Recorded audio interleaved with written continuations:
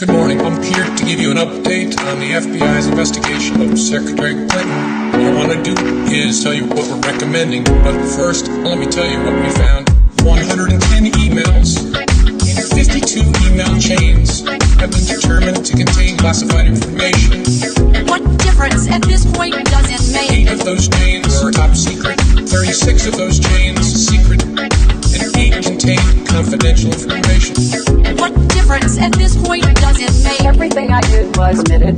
There was no law, no regulation. Secretary Clinton should have known that an unclassified system was no place for that conversation. I did not email any classified material to anyone on my email. None of these emails should have been on any kind of unclassified system, not even Gmail. But first of all, nothing was marked classified. To the contrary, Nothing was marked classified. there is evidence of a Nothing was tremendous amount. classified.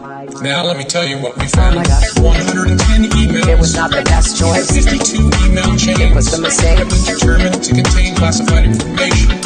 What difference at this point does it make? 8 of those chains are top It wasn't secret. the best choice. 6 of those chains I said it was a mistake. 8 contain confidential information. What difference at this point does it make? With respect to our recommendation, this is going to be an unusual statement in at least a couple of ways. Although there is evidence, our judgment is that no reasonable prosecutor would bring such a case. I know there will be intense public debate. I know there will be intense public debate. I know there will be intense public debate. What difference at this point does it make? 110 emails. It wasn't the best choice. 52 email chains I made a mistake. have been determined to contain classified information. What difference at this point does it 8 make? of those chains are It top was not a secret. good choice. 36 of those chains I said it was a mistake. and 8 contain confidential information. What difference at this point does it make? Honey, someone's going to the house. Someone's going to the house. What do we do? What do we do? What do we do? Who are you call the pops? I'm gonna call the pops. We're recording you. No. It's okay. I'm just your neighbor. Coming by to say howdy. Oh, sorry about that. Yeah, we're not used to people stopping by to say howdy without assaulting us first, robbing us, or defecating on our lawn. Sometimes all three. The trifecta. We're from Los Angeles. Just moved to Texas. I figured. Oh, the California plates? Well, yeah, and the masks. Inside your own house. No one else around. 2022. We just want to be extra safe. We feel naked without masks. We'll probably wear them for the rest of our lives. We'll be buried in them. Okay. Well, you seem like a lovely couple. Like I said, I just wanted to drop by and welcome you to the neighborhood. Why? Do you want something? Oh, no. They're, I think he's being friendly. People around here are friendly. Like we've seen in the movies, right? I thought that was just make-believe, like superheroes or families that go to church. No. That's a myth. This is real life. So, I live in that house over yonder. Name's Kevin. Hi, Kevin. I'm Tiffany. She, her. And I'm Steve. He, him. What are your pronouns? I don't believe in pronouns. I think they're reductive. In fact, just your asking about it is a microaggression. Oh my gosh, I am so sorry. I didn't mean to. No, it's okay. I'm just messing with you. I like all pronouns. My favorite is you. Yeah. I don't get it. Exactly. So, if you need anything, just holler. My wife and I'd be happy to help. Baby, he has a gun. I'm calling the cops. I'm recording you. No. All right, has anyone noticed this trend among some of our government experts lately? It starts off with them telling you a thing. If you question the thing, you will be mocked, ridiculed, and potentially censored. It then turns out later that the thing that they told you wasn't quite as true as they promised you it would be. And when you point this out, they revert to telling you that, well, they never told you the thing that they told you. And then when you show them incontrovertible proof that they did in fact tell you the thing that they told you, they just suggest that you should be mocked, ridiculed, and potentially censored. I can't imagine why we don't trust these guys. If you're so confused and disoriented that you don't know where you are or where you're going, There are predators of the spirit who are much worse than snakes that are waiting in wait for you. And the probability that you'll move from aimless, hopeless, joyless anxiety to nihilism, corrosive bitterness, and genocidal fantasy in the fundamental extreme is very high. And so that's possession by a predator of the spirit in the desert of the soul.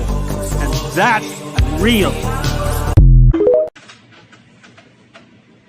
Heavenly Father, thank you so much for this food. Thank you so much for my beautiful girls. Let this food bless our bodies and keep us safe. In Son's name we pray. Amen. Amen. Hey y'all, how everybody doing tonight?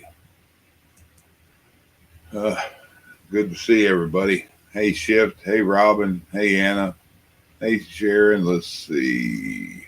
Hey Hick, hey Deb, hey Pamela, hey Nora, let's see, hey Stans, hey Ben, let's see, hey Frank, hey Alan, anybody I missed, let's see. And hello to everybody you just said hello to. Ragnar, Frank. Okay, that's it. Go ahead. Sorry about that. No, I'm just saying hello to everybody you just said hello to. So it's easy. Ditto, huh?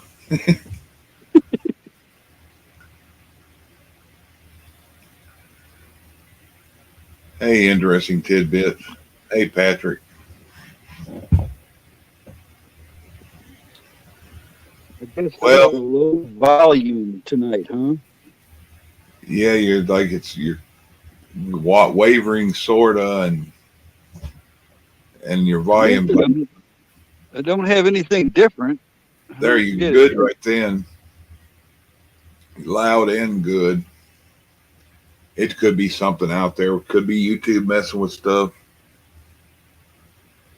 Oh, I hear it's not I'm not the only one. I'm hearing some people get on a panel and they bring an echo with them.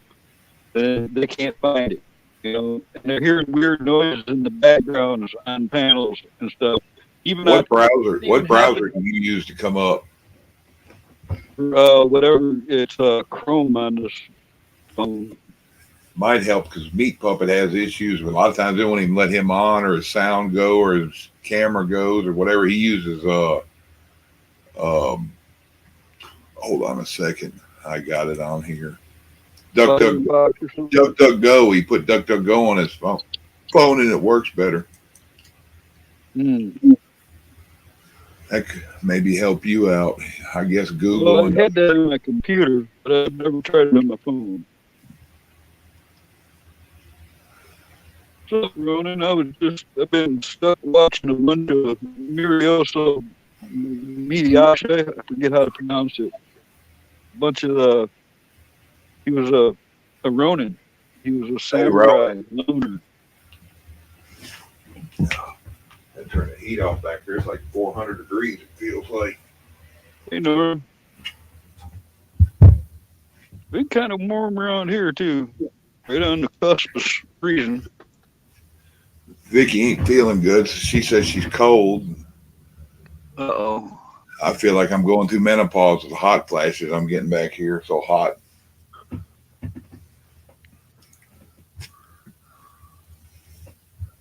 Going through menopause, I guess. Bonnie, a bunch of things I could say, but I'm just going to zip it right there. Oh. Goodbye. Hey, everybody. Love you too, babe. It's up to you. Bye. We love you. Bye, Chuck. Bye. It's up to you. Just leave it open then, because it's hot. She's going to have her own live streams in no time. Yeah. We were talking, I don't know if you were in here, we were talking about her told her to do a cooking show, and then she could go wherever from there, build a fan base and just do whatever. And she knows good and well that she can get people by posting her link on mine and her mom's show. So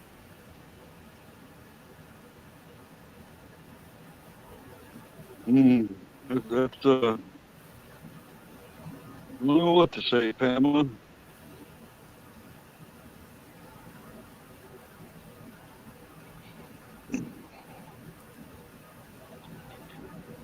Yeah.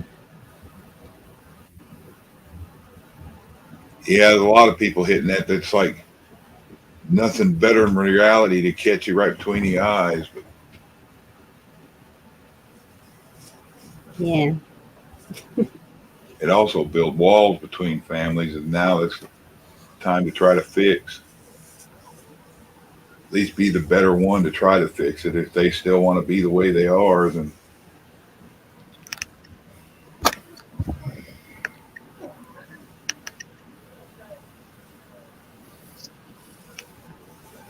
Yeah, I've been trying to. yeah, I try, but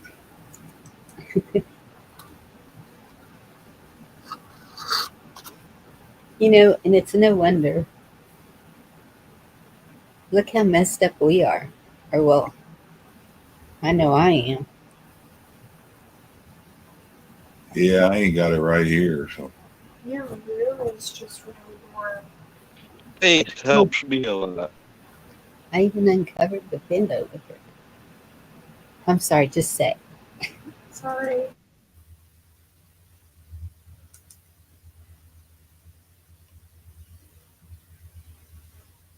Yeah, faith keeps me out of the darkness there, you know. Doesn't matter how bad it looks or how things seem, it could get worse. I appreciate what I have when I have it. And have faith that things will work out the way they're supposed to.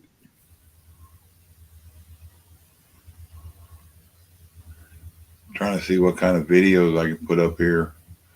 Here's one everybody might get a hoot out of. Here's an oddity for y'all.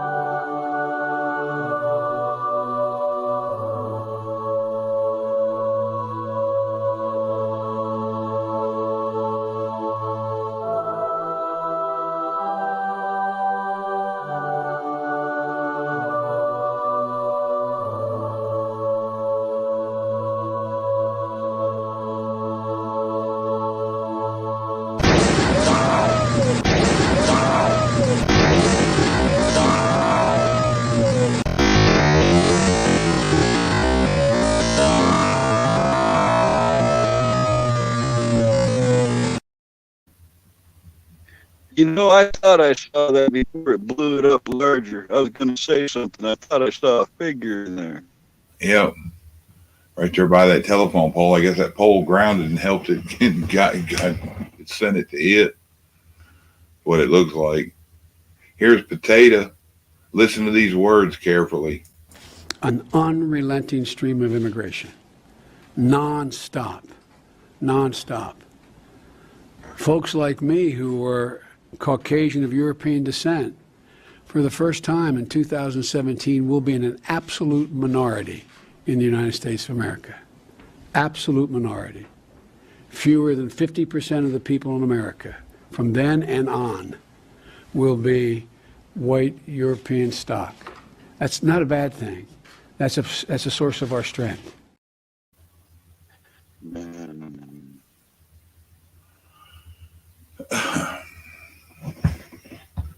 Yeah, everybody comes from immigrants, but he's like bragging because they're all going to be border flocking, I guess.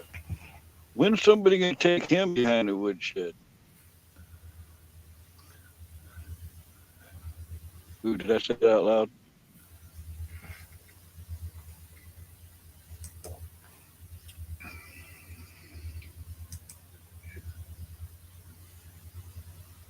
Hey, Tom.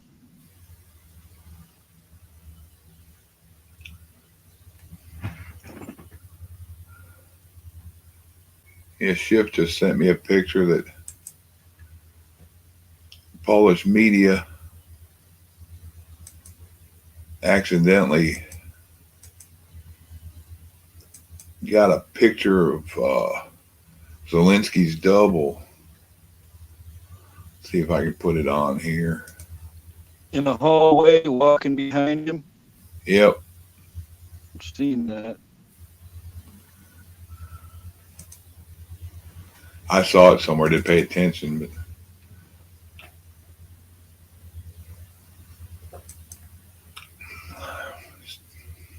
need to cut it out and blow it up. Hold on. Let me redo that.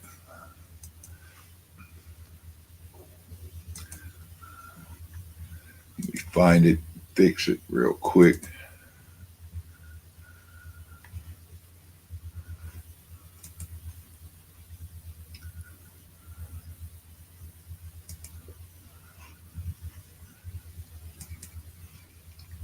Yeah, y'all continue talking, and I'm just. I was waiting for you to play something while I was jumping back and forth from chats, trying to watch both. Yeah, I'm trying to do this video or this picture, cut it out, and make it where you can see it. What's up, Shtf, Jerry, Echo, Lisa, NC, Broberg, Danny Broberg, Indy. Interesting tidbits. Mary Freeland. Let's see. I can scroll so far, apparently.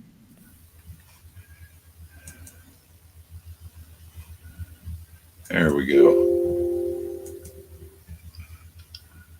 I always remember Dan Broberg's name because I grew up with a guy named Dan Boberg. Not Boberg. Here you go. I got it. It's good and big now. Echo.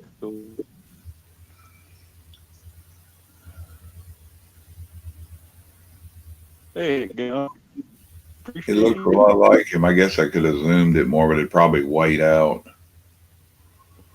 I'm not in any way, shape, or form shocked by this because I know that people have used doubles for a long time.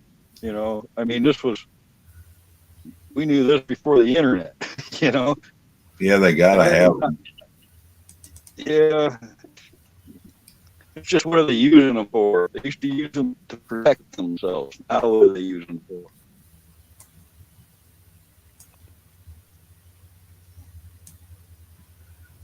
Okay, save it. Let's see if I can zoom it in. Oh, wow. I didn't know that. Dangerous Freedom's birthday.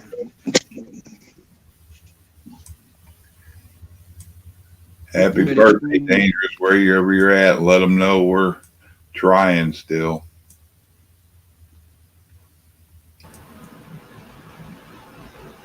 There you go. And it kind of pixelated, but let me put it up here. Yeah. I could probably refresh it out, but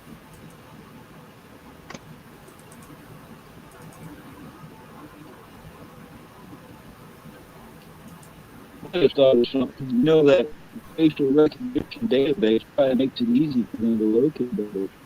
Wow. looks a lot like him, don't it? Yeah.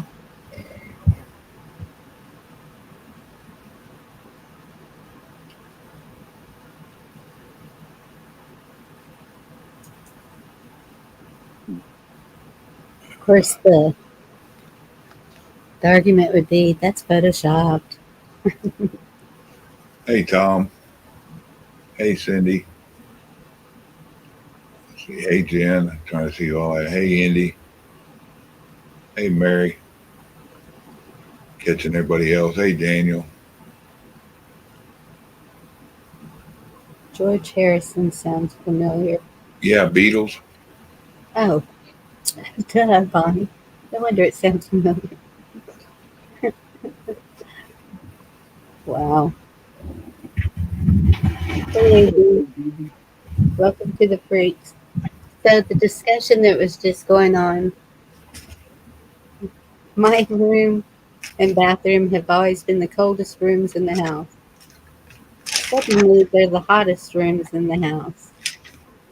My granddaughter said she feels a real negative energy in here. I said, So she's wanting to smudge the house and pray and Well, I get some sage and some bay leaves and burn them separate. But yeah. We've done it before to the whole house, but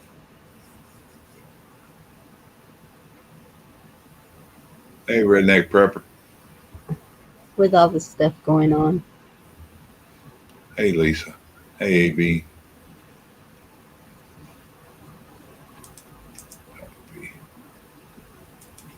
Yeah, I don't think I had the lean count, did I? No. Wasn't on purpose, but there's a link if anybody wants to jump up here with us. I thought the crane was not with NATO. They're not. So why would they threaten us? Where'd that go? Hey, Steph. Why would who threaten us, Bonnie? This is Alan Martz at 11:19. Z said if the U.S. doesn't keep sending more dollars, we would lose NATO. That's not a bad thing. Yeah, that solar stuff could be why Vicky don't feel good. She's real perceptive to that shit. And that's what I'm wondering too, but it seems like the whole house would be.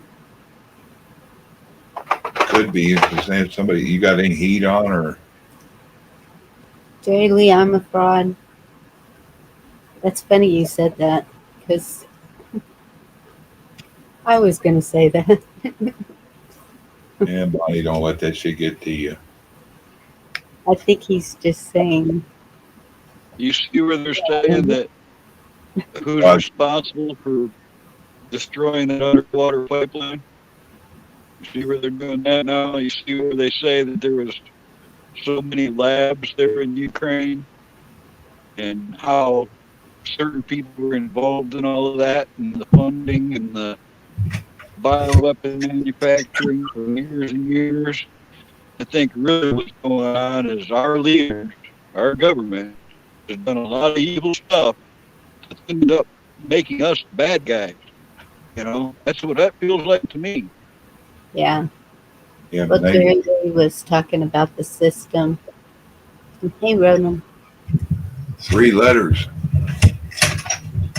Yeah, you know, probably been doing it for all of our lives and we just weren't aware of it. They have. Hey, 208.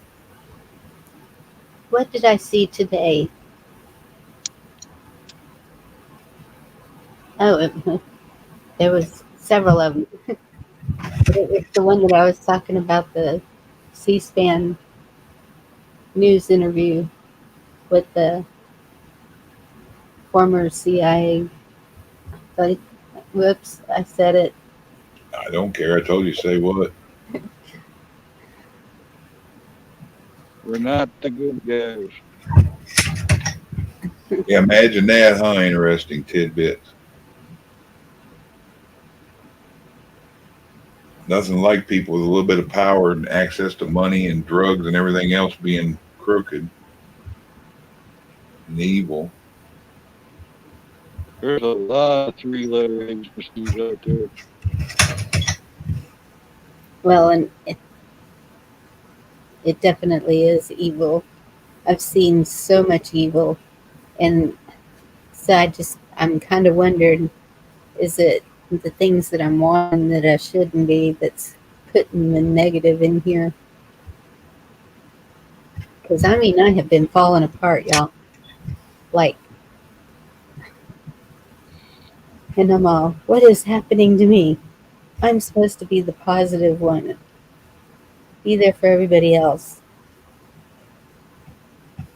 Yeah, even the captain of the ship has to tolerate some things, Bonnie. It ain't you're doing wrong. It's just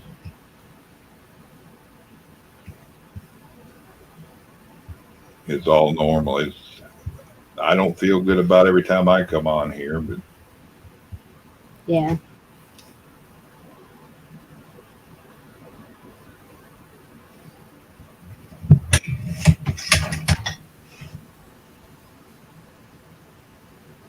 That's true too. Interesting thing. Boy, your name sure fits you. So Right?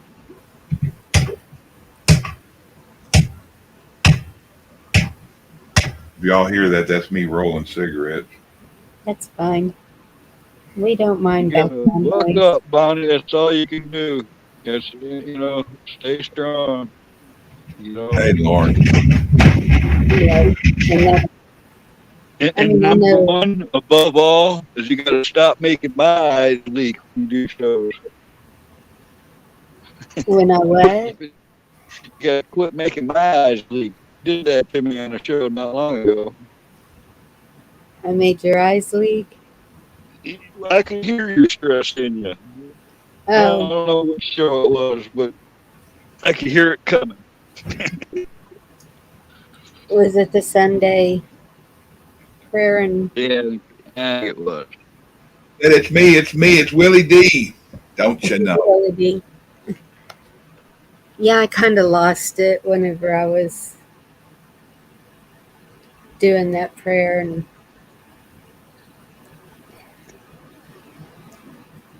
Yeah, Willie, jump on up here and just spread some Willie scasms.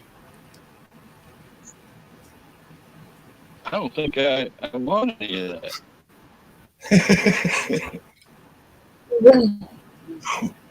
Willie D's okay. It's kind of like corned beef hash, but it don't taste so good. That's true. But it Shit, is it's a tough battle, and maybe I'm not getting that across as much as I should. I don't know. hey, no, Sound like somebody just turned on one of those wall blowers in the bathroom to dry your hands. I just turned the air on back here. I'm hot. It's not that loud. It's okay. Do you have a headset on, Carl? No, Oh, okay. It's not that loud to me. I just moved it. It's still loud. It wasn't that loud. It just sounded just like one of those hand blowers. Oh, okay. Yeah, it's not loud, Chet. Minnesota. Isn't that something that we're having our air conditioners running and they're knee deep in snow? Yep. It's Big had that heater on back here, and it's probably what 60 out there, 55 maybe. I don't know. Yeah, it's 60 here. Let's see. It says 53. Feels like 53, but still. Oh, Willie's going to come up. Woohoo. A little over a week ago, it was 50 degrees here. I was teacher.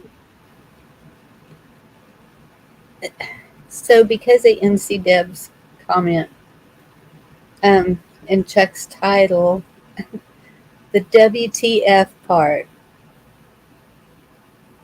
since our train, the boxes didn't break open, so they have to haul the stuff down from Ohio to here?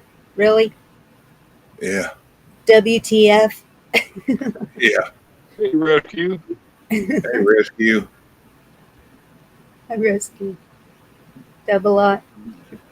Links out there, y'all. If you need me to drop it, I'll drop the link again.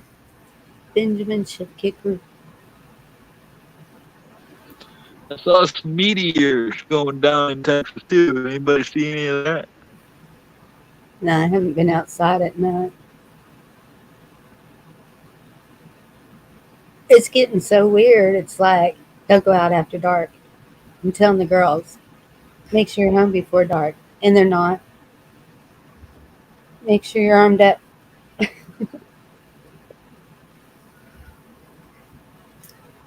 Jerry Lee, I have been seeing so many videos of them doing the snowballs and burning them. Have y'all seen that? Hey, Anna. Hey, I may have everything all settled down here, so I may be able to stay up here for a while.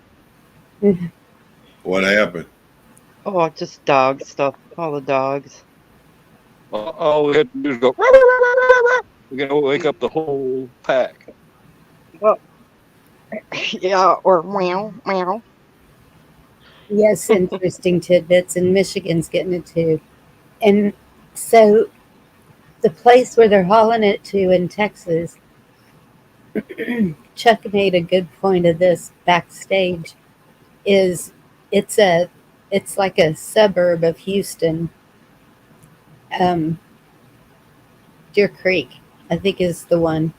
And so then if they do that, what happens is the government can take that land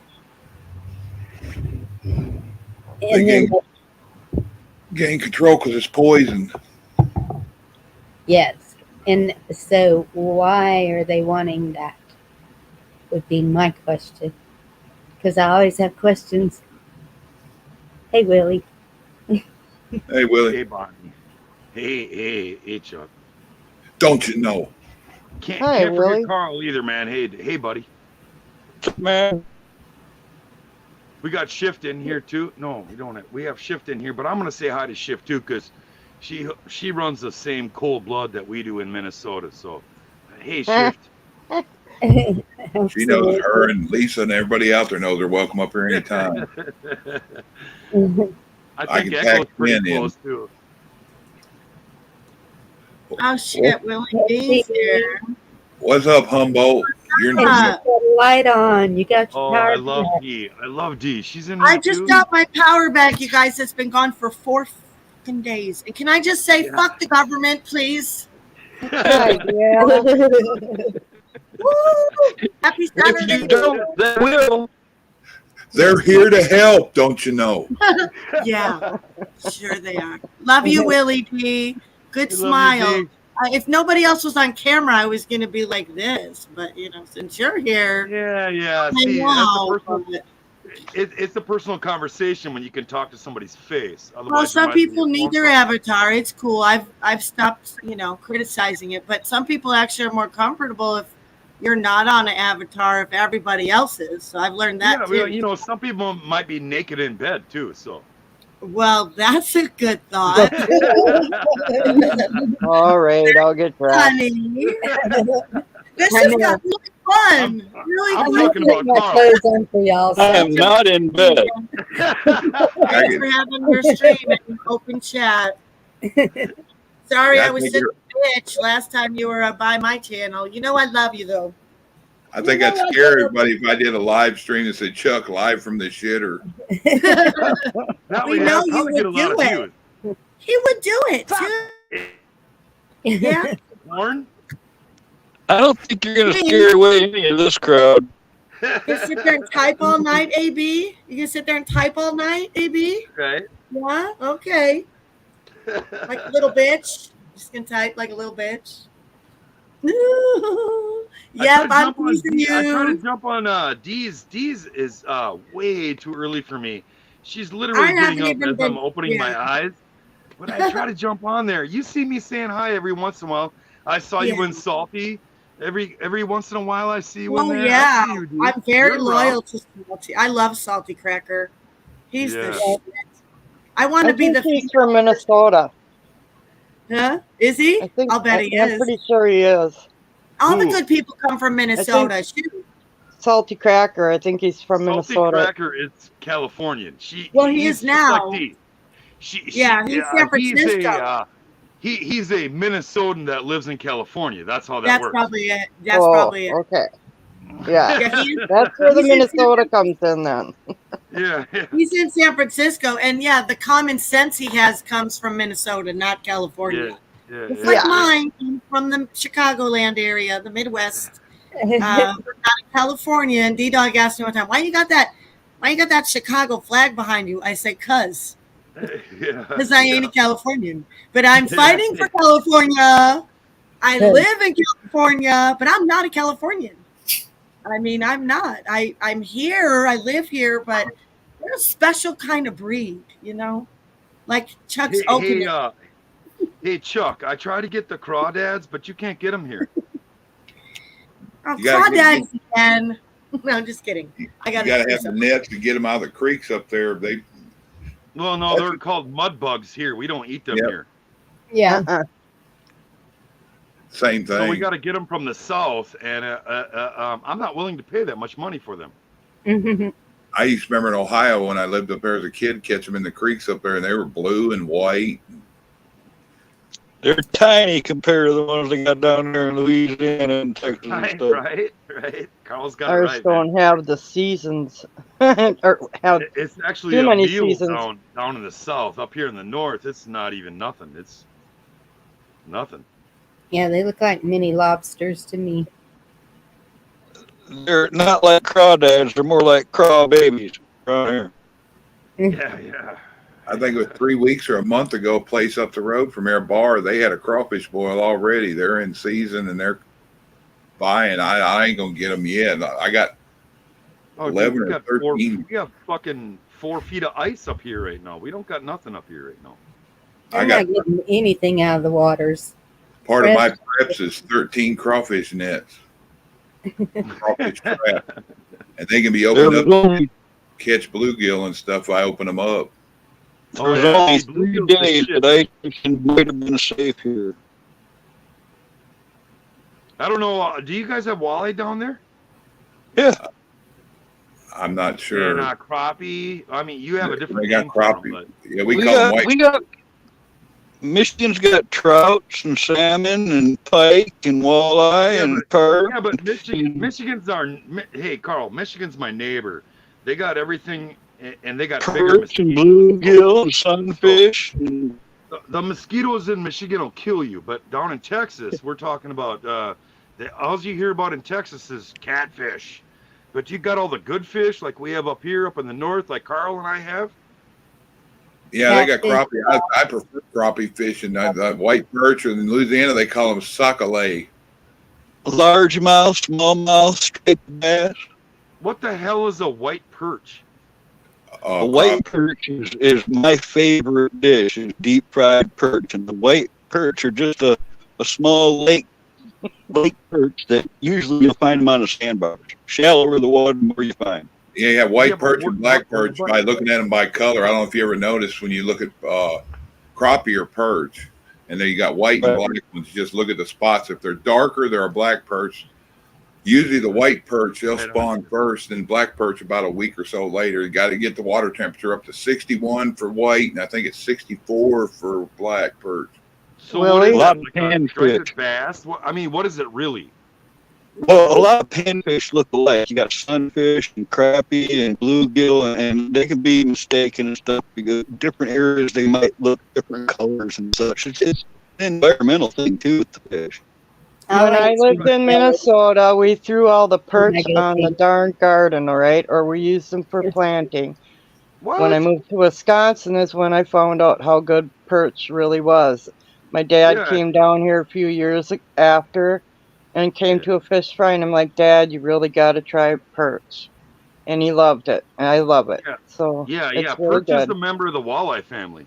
Yeah, they're real delicate and awesome. So is walleye. I remember my uncle in Ohio, he'd go up to Canada and Alaska, and they go walleye fishing, and the indigenous people there would do them and salmon and all that. And he'd come back with all these wrapped up smoked coho salmon and perch and walleye. And Yeah, 'cause they keep fish that up there. They keep fish that are diseased down here. We won't eat them, but up there they're not diseased. So like the rock bass, oh my goodness, those are good up there.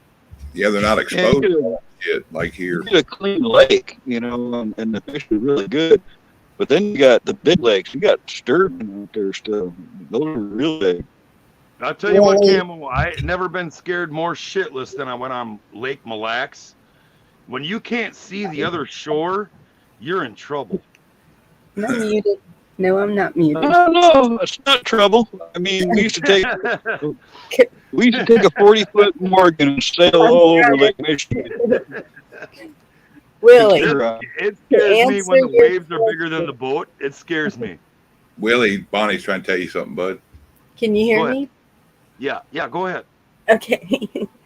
We use the perch for bait when we go down to the coast sea fishing.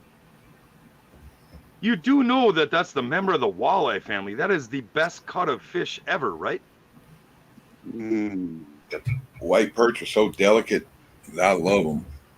You use it as bait. That is so sad. That's my dad used to. My dad used to say we use crawfish for bait as a kid. Hell, I said we cut out the middleman. We catch the crawfish and eat them. Yeah. So, Chuck, this one time, I love perch, deep fried with beer batter. I had a perch fry, and I had a lot of perch. And in the camper, regular, like little, trailer camper deal for camping, I put I had a full platter of perch, like the biggest dish platter you can find, heaped as tall as it could get with the foil on it. And my puppy, which is only a few months old, I just got her. Good night, when I fell asleep, I went to sleep.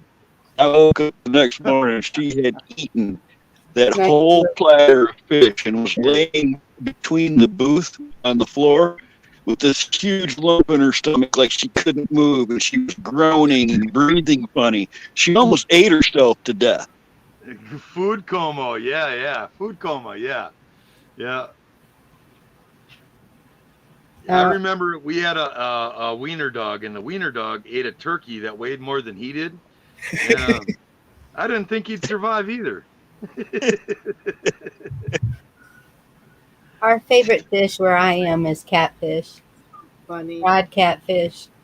Hush puppies. Yeah, but y'all know how to cook it, though. Up north here, catfish, the only way we eat it up north here is smoked it. It's not any good up here. You like cooking, don't you? Willie, you like to cook, right? Look up Coubillon, spelled Coobbeeyon, Coubillon, or court bouillon. That's a Louisiana dish. It's like almost like gumbo, but you use catfish in it. Oh, yeah. Benjamin, you don't like fish? Benjamin's funny. Typical white boy, Midwest white boy. I love Benjamin. He's a cool a lot of fish. Hey, Benjamin, though. Hey, Benjamin, we can survive sub-freezing weather, though. And see, that's what I keep saying.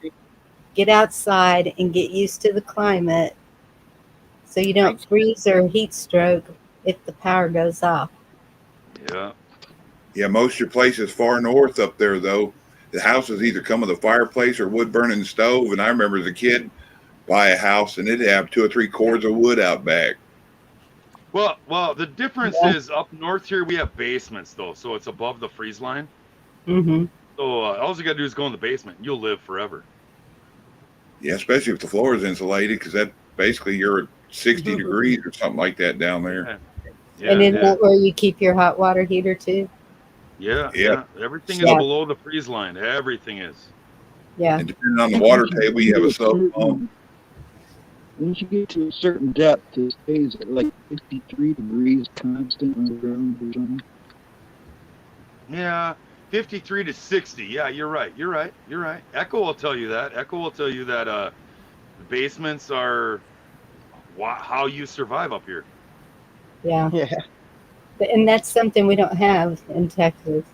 And we really should with the tornadoes we get. Yeah. The NRA is woke? What the hell? I like this hat. Damn it. I do I wanted it just to get this hat. Who's playing with D? Who's messing with D? Redneck said that the NRA's gone woke. You know, they all go woke. All these they do. So I'm not surprised. And the truth hurts. Thanks a lot, Redneck. My Carhartt hat, I had to take because it was a cool purple Carhartt, and they were mandating this on their employees, and I was like, fuck them. Fuck this hat too, you know, and I was all mad about it because it was a cool dark. And my friends were like, just put a circle around it with the thing. So that's what I'll do with this hat. It'll get a big circle with a. Where's my black? Put a thing with a thing on it. Yeah. Do it in white. That did a whole skit on Buck. Saying Buck. Who's that Scottish actor that did that whole thing on there? Oh, is that comedian guy? Yes, the Scottish comedian. You define that. Yeah, I know what you're talking about. Who was he? I can't think of his name. Oh God, he was in Boondock Saints. I don't know his name though, but he was in that movie. Billy something. He's English, right? The one you're talking about? Yeah, Billy something. You're right. Yep. Okay, Ghost. Okay.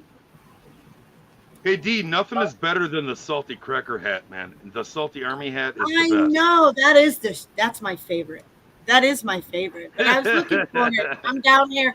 And man, it's been hard when you get a foot of snow and then you don't have no power.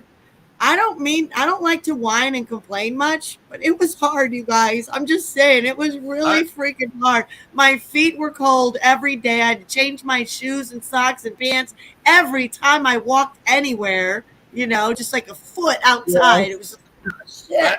I saw your pictures of your Did you? your little tiny bit of snow. I saw them, and I kind of felt sorry for you a little bit because you California people are whiners, And I know we're close, Texas.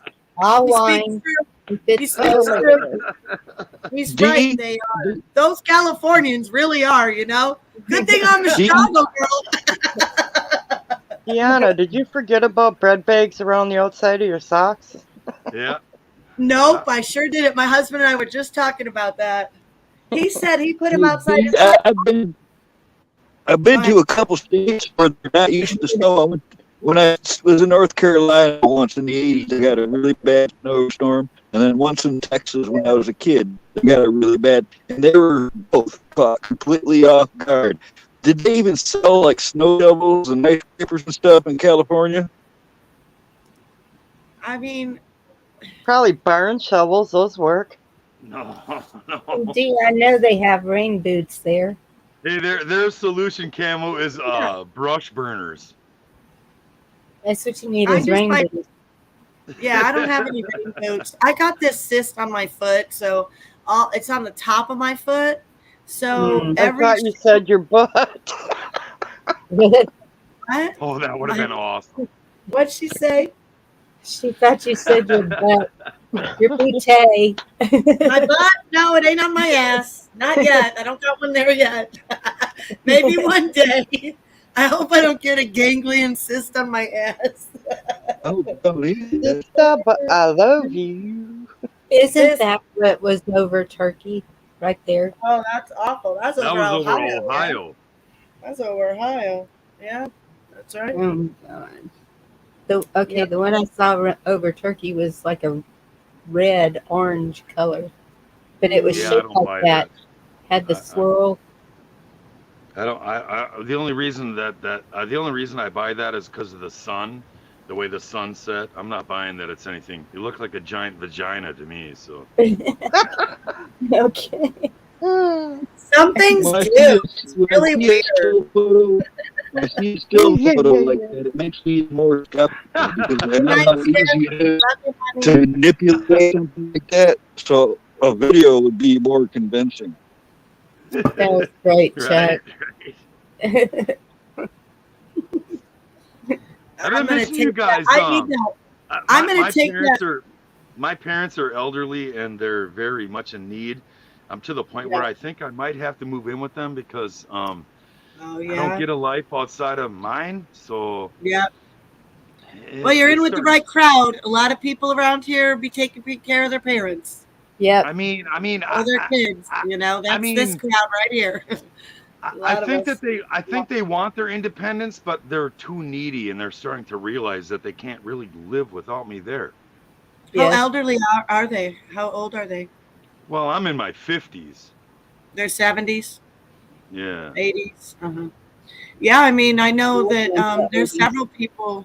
Yep, Bonnie and Eric. A couple other people I know. Yeah, Eric and Tin. I mean, their dad's in the 90s and mom's in the late 80s. That is, and even in 70s. It just depends with their mind and their strength. A 70-year-old, a 90-year-old, it just all depends. You know? I mean, literally, D, they stopped driving last month. So, Oh. and I live across town, so that's like a half an hour away from me.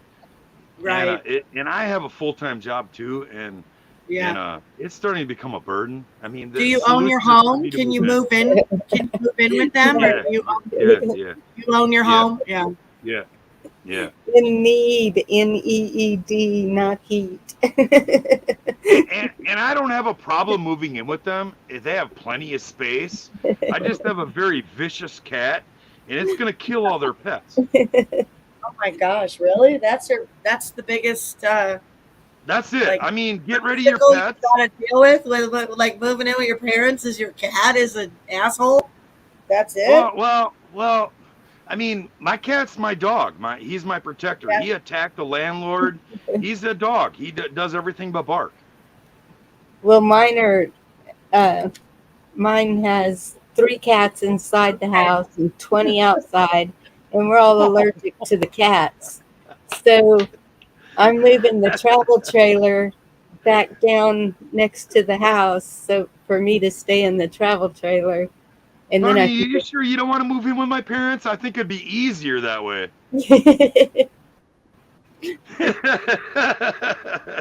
What kind of animals do they? No, they live up there in Foldland. They just have a dog and a cat. See, Mom's an animal trainer, so she's got to fix every animal that ever exists. These horses would be sitting, and it's just crazy, nice. You know how moms are. You know how moms are. Yeah. Yes. You know how mine was. Oh, sorry. Go ahead, Kimball. I was just going to say, I took care of my mom years after she had her first stroke. And she was a very mule-minded, independent person. So it was, there was a lot of things that went down in those years that it's hard to explain, but she checked herself out of the hospitals and stuff. You know, when they took her, she was like, "No, I'm out of here. I'm going home." And I'd have to go and get her real quick. And then, you know, she wouldn't give up driving for a while. And I can remember, okay, she always backs into her driveway and into the garage. Has all my life done it. Well, I repaired a dozen garage doors and now a couple dozen mailboxes that she took out. And finally one day she just hands me the keys and says, "I'm done." I said, "Wait, I'm done. You know, you have to fix the garage door again, but I'm done." You know, and it was several things like this where she just gets the idea to go for a walk out to the garden by herself, and I'd find her laying on her back. The worst time ever. This was it's hard to describe unless you went through this. I've never seen my mom naked. That'd be weird, all right? All my life. I don't remember, you know, any of that, even if it happened as a kid. Anyways, she fell in her shower, and I had to go in there. I blindfolded myself, turned the lights off, and I had to go in there, and the door to the shower was one of those glass ones, and it scissored open to the inside. So when she was laying in the bottom of the shower, the door wouldn't open. So I had to, in the dark, take the whole shower apart, wrap her in a towel, lift her up, and she wasn't light by these years, and put her in her chair and set her there in the dark, and then get out of there and let her do her thing until I could come back in with the lights. It was quite an operation. Yeah. Could you repeat that again? No, just kidding. No. Interestingly, could you make out a word he said? Because I barely got that. I caught it. Interestingly, the answer to your question is, my parents don't need any money. They're very well set. Right. They need a body, a mind, and a license in their home. Yes. And I don't know if you guys know what Lyft is. Lyft is a free cab ride for elderly. And what's happening is they're fucking with my parents, and I'm losing work because of Lyft. And the solution is literally for me to move in with them and taxi them around. It's starting to become very irritating. My right parents when you said solution, I read it. Isn't that weird when that happens? Right when you said solution, I read it. Yeah. Isn't that weird? It's so Yeah, weird when yeah. that happens. I'm sorry to interrupt you, but you do need a solution, and you probably do need to move in with them. You know that. I mean, you and, know and, it. and I don't have a problem with it. I just, Yeah. I want them to ask me to do it. Yeah. They may Oh, never. boy. They may never ask you. Well, I think we're to the point now where they're going to. All I have to do is present it, and they'll ask me. Good. Well, good. And see, the problem is, like, my mom's asked me, so we've been in the works for a year now trying to get it done. But they like, if certain things happen, and she does have the button if she falls. We made her get that because of the calling it elderly abuse if nobody's there taking care of them when they know they need taken care of. And so we made her get the button, and I've been trying to get her to get cameras up in the house so I can see, because when she goes down, well, I mean, she can't even get out of her bed whenever it hits her. She'll be fine as can be. She has been for quite a while now, but the last time she had a brain seizure from antibiotics, and she couldn't even get out of the bed. She couldn't talk. She couldn't do nothing. And I thought She was in a bad way. Yeah, I know that was scary. She had a stroke. Yeah, and so then she popped out of it for 2 days, and then she went back into it for 4 days, and it was so we weird. thought we were losing her then, and she popped out of that, and she has been. But one thing she refuses, she will not give up driving her truck. They just bought it. It's a 22 truck. They just bought it. It's got a dent in the front. It's got a scratch down the side. And she keeps saying, somebody keeps hitting my truck. And I know it's her. Oopsie. Sure, Mama. Whatever you Has say. to be something to do with those Texan ladies. When I drank, we called them whiskey dings. Well, one of them was, she admitted to it, was the jogger in the jogging shorts. Oh my gosh, what? She hit him? No, she didn't hit him. She hit the pole. She was watching him. She was all. She was Googling. Look at that body. Girl, look at that body. Girl, look at that body. Yes. Mom was like, oh my gosh, what a little pervert.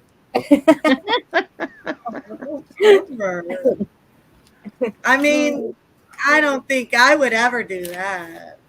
Yeah, what do you do when your elderly mom's a cougar? Not much. Yeah. You know what? Even my grandmother always said all her life, and she was married all her life until my grandfather passed away. But she always said, I can look. I'm not dead.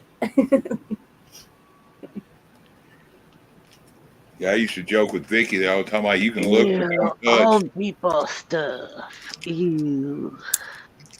I used to mess with Vicky. She'd say you can look but not touch. I said, how about if you touch and not look? She's like, it don't work like that. Wait, Try that, in chat. Wait, 1 second. In chat, you cannot type all caps because YouTube will capture your message, and this channel will be under investigation. You cannot type in all caps. Really? Come on. Yeah, it's already been proven that Now they we don't capture care. everything. We don't care. No. I let him do it. No, even I though don't want the it's bad. channel under We don't care. investigation. This guy's already been through enough. No, shit. we don't care. We're not. No, we don't care. I don't care. Chuck in all caps. Play I Chuck. always do Play. it. No. Chuck is Okay, the king of all cats. He's already changed his Yep. name like 16 He'll never times. stop. He'll For never. fuck's sake, you can't find He him is a half pain the in the time. ass. He is a pain in the ass. Nobody said he wasn't. Okay. Changing that name is totally a pain. But okay, I got 2 solutions I can offer. So that's my mama, and she's right down there, right, like 100, not very far from me. She's sleeping in her bed. I could see her. My cousin, they had my uncle. Yeah, that's the Ring camera. And my cousin, my auntie that just passed, uncured pastrami. Yummy. No nitrates. Right on. That's my kind of meat right there. Amen, Cindy. No bread, so it's friendly. It's keto. So my uncle, his wife just passed, and a few months back, you guys know. Remember, I was all upset about my Aunt Renate who passed. Well, this is my uncle, my mom's brother, and they had him in a facility. It was $6,500 a month. Yes. Okay, a month. That's what it is and With he's 6 super staff. fancy. And yeah, they're like, and they can't even, keep the toilet clean. Yeah. Well, so they got my uncle, what they did is they rented him a house here. And now my cousin's boyfriend, who doesn't work, he's like always been Mr. Mom. She's the nurse. She works. He stays home, does the kid, does the housework and all that. He goes there and stays with him during the day, but at night he's alone. And I don't like that. I'm in the country. Yeah, but nobody's keeping up on my mom. 8 hours they're sleeping anyway, though. Right. I know it. But Eureka's just dangerous with the crime right now. In the neighborhood they have him in, it's tucked back in a nice cul-de-sac, but not far from it. It's some real meth central. You know what I mean? And if they, it just makes me a little nervous. But God's got him. I get it, and they really. They're trying to do everything. But my cousin was just here from North Carolina, and he's annoyed because his sister who lives right here doesn't spend enough time with him. So I need to try to go spend time with him. I liked him at Timber Ridge because they had a big, beautiful piano there, and I'd go play the piano. I'm like, what am I going to do? Go sit in my uncle's house with him, I know, I'll bring a guitar, And I guess he likes to play. Is there a piano in his house? Maybe that should be something you should do. No, but he used to play a lot. He used to play the violin, the banjo. He's just inactive. He doesn't really do anything. He's just kind of there. Yeah, but if you bring that back into his life, will he revive if you bring that back into his life? No, he has I mean, he was wearing his wife down before she passed with his doesn't even take the garbage out anymore kind of shit. Oh, the negativity? Yeah. My grandpa was like that too. No, he's just stopped. He just stopped doing anything. He's pissing. Yeah. So they were complaining about they don't clean up the piss, at Timber Ridge. Then to find out he's at the house, my cousin's like, yeah, he just pisses all over the freaking. I finally told him to sit your ass down, Dad. You ain't even making the rim, dude. And he's finding out he's pissed all over the floor. So this is the stuff everyone's dealing with, who's taking care of parents. This is life. This is what we do. And I've tried to hire people, and they're so far out in the boonies. Not to interrupt you, Bonnie, but those of us that care do that, though. Yes, you got it. That's what we're supposed to do. Y'all saw the scripture up there, but they're so far out in the boonies, I can't hire anybody to go and do it. And you were saying 8 hours they're sleeping. Well, they get up and go use the restroom in the middle of the night, and they could fall, whatever. So I can see the concern during the night too. We do have where I'm at, there's people who will go, of course it's like $20 an hour.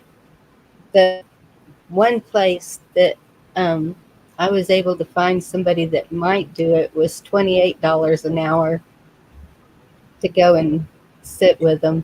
But yeah, Bonnie, I get it though. There are people that'll do it for free that care though. Well, I haven't found them. Well, not really. I mean, not much. I mean, you can't hardly get people to work right now. Every business owner I know. You know, that's I would say it's Generation Z, but it's not, because my children are Generation Z and they're not like that. So I would Well, say see, it's the millennials. and the kids would do that though. I mean, whenever they've had to go to the hospital, when it was an emergency situation, they were there. But they have to work too. And Yeah. I think if my kid had a chance to live with my parents, he would do it. yeah. Yeah, if you get, I think it's good for high school kids, early college kids. You know, if there can be a mutual benefit for both parties. If you have, like when I was that age, I cared about my seniors. I worked in a care home. I wiped ass. I didn't care. You know. Oh, well, Later see, on, I went back and I wanted to be a cook. I was I like, you hear, know, I'm getting a little closer to this. I'm going to be here. So I think I just rather cook right now Instead and of wipe the ass. ass, you took the mouth. I get it.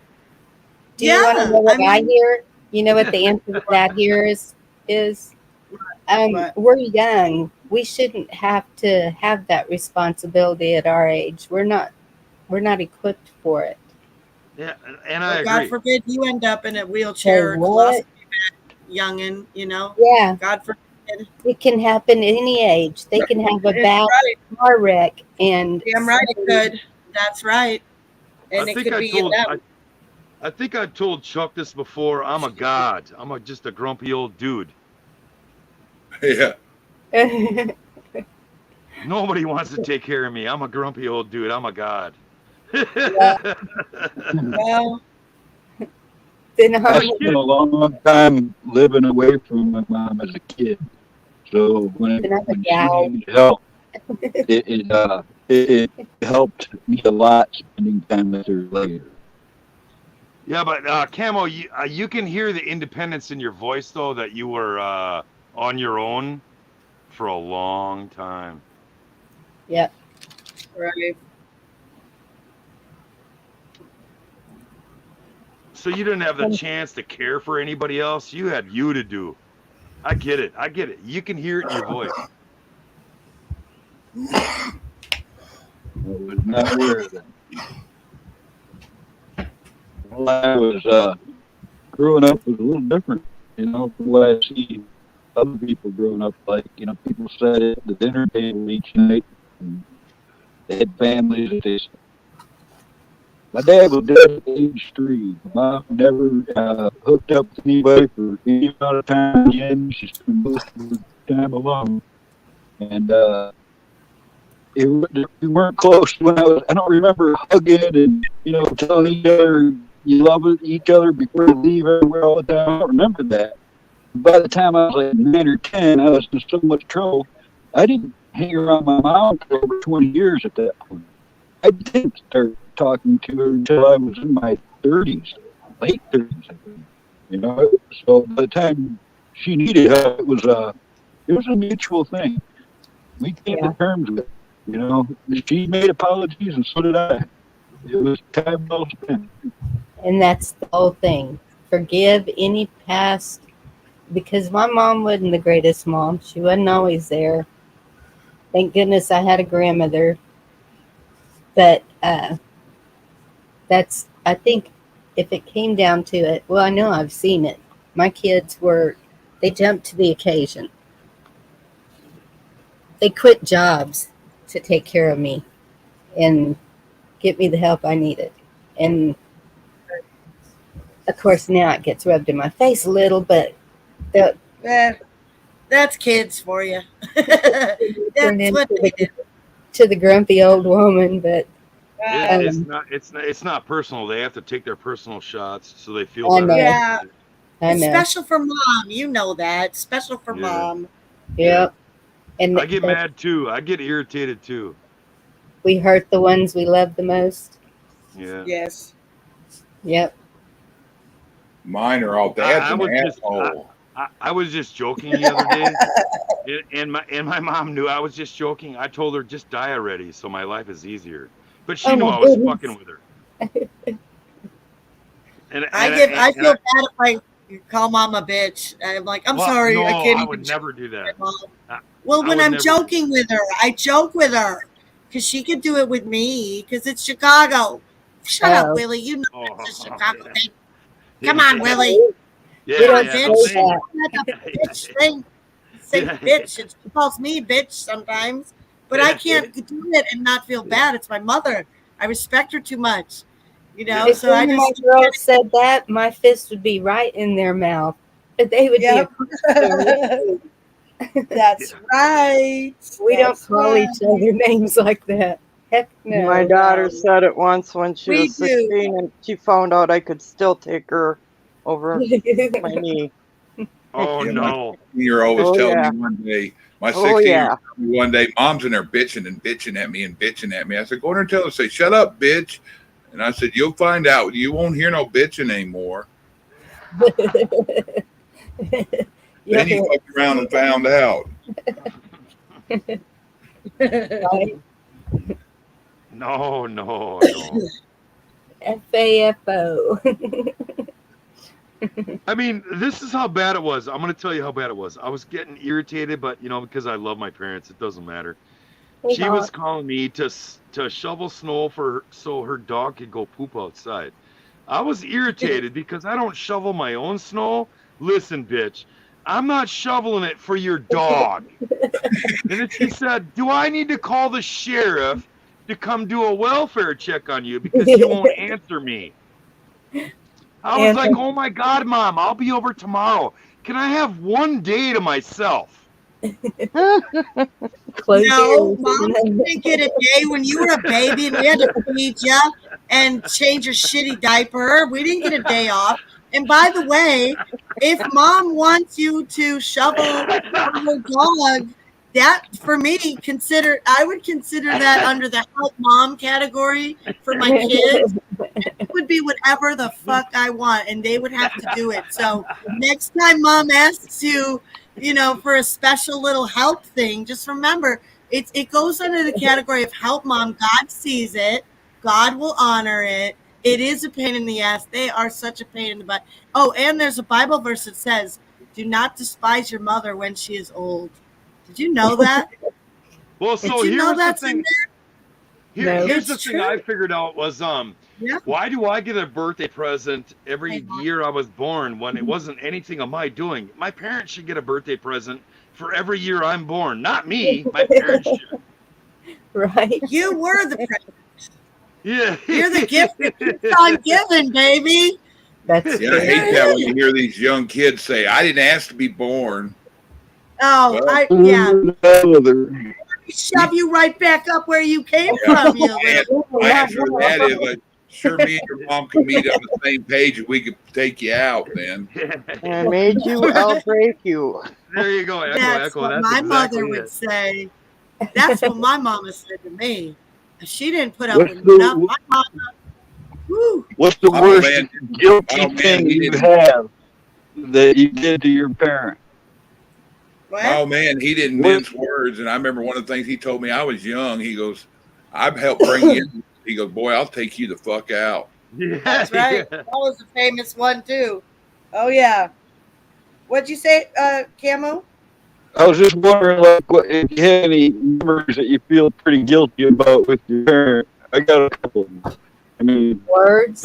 I apologize later for them, but some pretty bad stuff when I was a kid. I was a little asshole. I don't know about words, but one time my No, mom no bucked up to words. me and I knocked her teeth out of her mouth. I kind of felt bad about that. Were they her real teeth? No. I'm just sitting here going, ow, shut up, mom. I just No, Bad I mean, I felt bad about it. After that moment, you'll protect your mother with your life. Yep.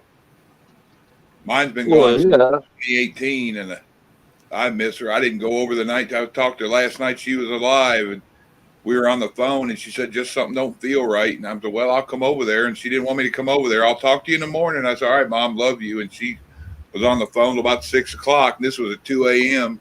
with her friend. And at 8 o'clock, the home health care nurse showed up. She spent a few hours with her, come over and play cards and whatever. She called me at like 8:05 that Mom was unresponsive. And I was like, yeah, I'll never live that down that I didn't go over that night. But she told me it's all right. But And Hey, Chuck, Hawk. Good to see you, buddy. I haven't seen you in a while. Hi, Hawk. that's the main thing is forgiving yourself. Yes. You know, Oh, if yeah, you're, yeah, if your yeah. parents, Realizing your sin, right, Bonnie? yes, and Well, it's, I if don't know you're, if it was sin, but just a missed opportunity, and you always feel regretful. You know, yep, it's regretful. anything that was makes you feel guilt. it wasn't really Yeah. necessary for me to hit her in the mouth. It wasn't necessary. I have never hit my Since mom. since that day, no one will ever become between me and my mom. Ever. No one will. No one can. No one can. Yeah. I've never raised a hand to any woman. Yeah, I mean, sometimes, you know, it's good that you made a turn, because I'm sure a lot of people would hear that and be appalled, but it's like, yeah, there's a lot of guys that do that and never repent, though, and just Yeah. keep beating and just keep Yeah. hitting women, and, you know, and it changed you. You let it, you know, so My I'd mom say probably yay. shot me. Yeah, that was a very sad moment in my life. Yeah. But that made the relationship very strong. You can't come Broke between you, me and Mom. too. You Yeah, broke. yeah. Yeah. Well, it's very I personal. imagine there would be a real state of shock doing something like that and realizing, what did I just do? Well, for both of us, it was a revelation for both of us. What the hell did I do? And she said, "What the hell did I do?" Well, maybe we shouldn't approach each other like that. Approach each other like humans, with respect, and there'll always be love there. hey, Silver Girl. Hi, honey. Good to Hey, see Hawk. you.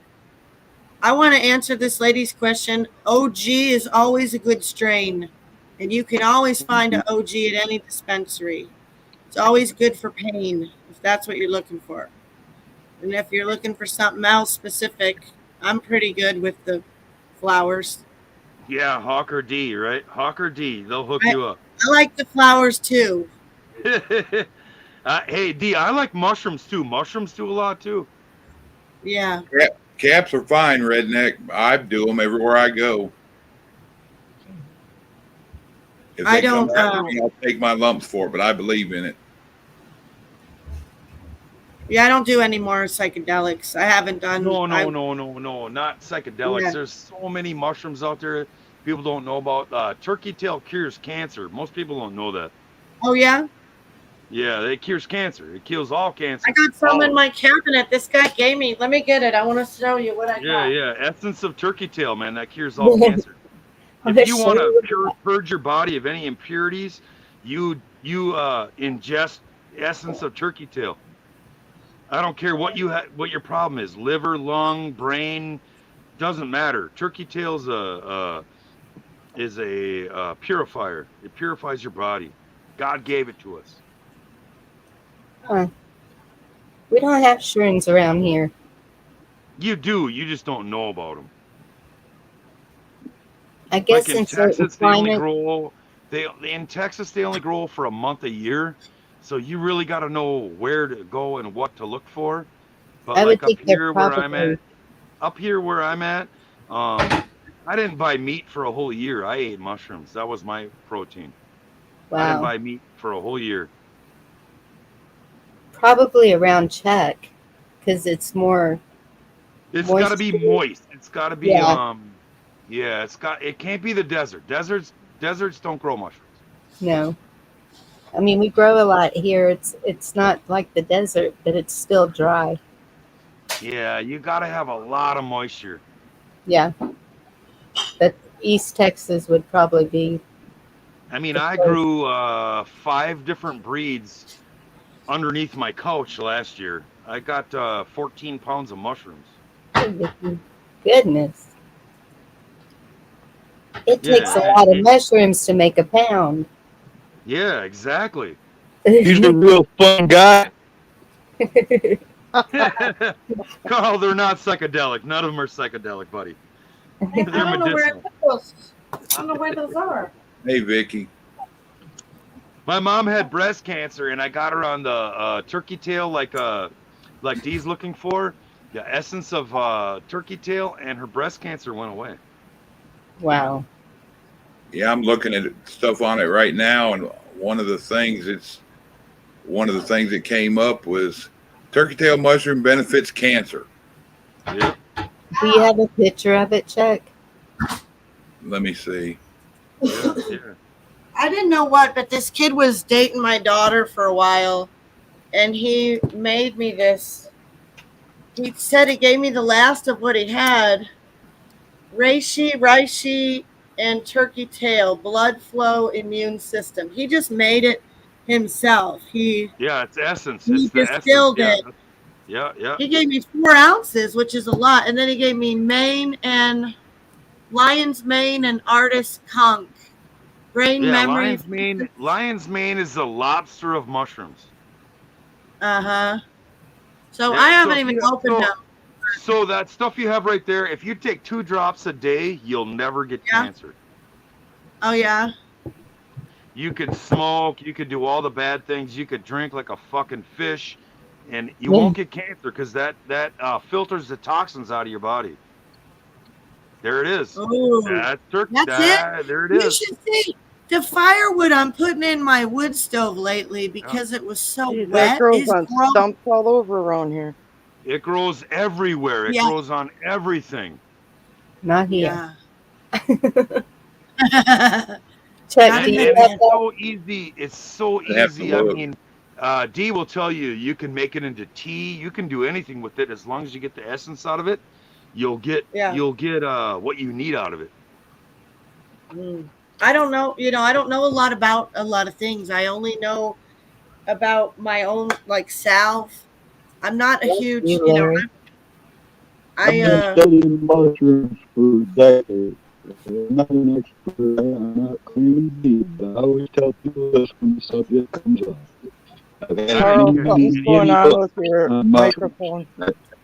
I'll be right back. I've had a lot of books on mushrooms. I've done a whole lot of, testing mushrooms and stuff. And all I can say is, if you get into mushrooming, make darn sure you know what you're doing, because you can pick 5 books and go to one mushroom, and those 5 books will say a different thing about the same mushroom. They're different. People can handle different You're tolerances. absolutely right, Carl. There's fake morels that are poisonous. That if somebody That's the that hell doesn't of know a what they're species. doing, That's the hell of a species, and some people do prefer those over the normal morels. But other people, it can give them gut aches, and in some books it says they're fatal.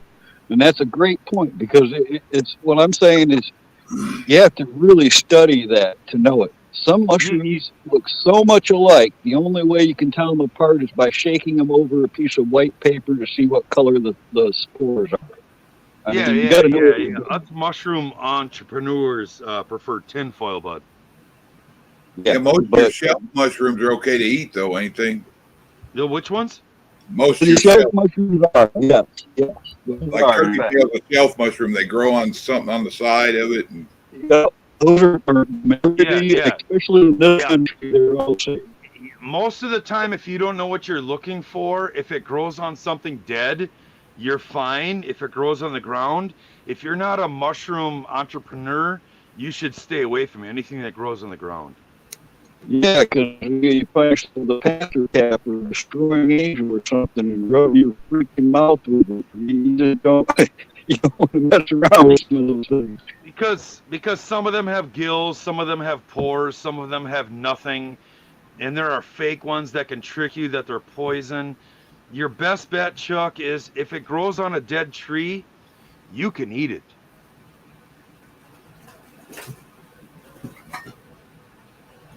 I remember that from Cub Scouts, that shelf mushrooms you can eat.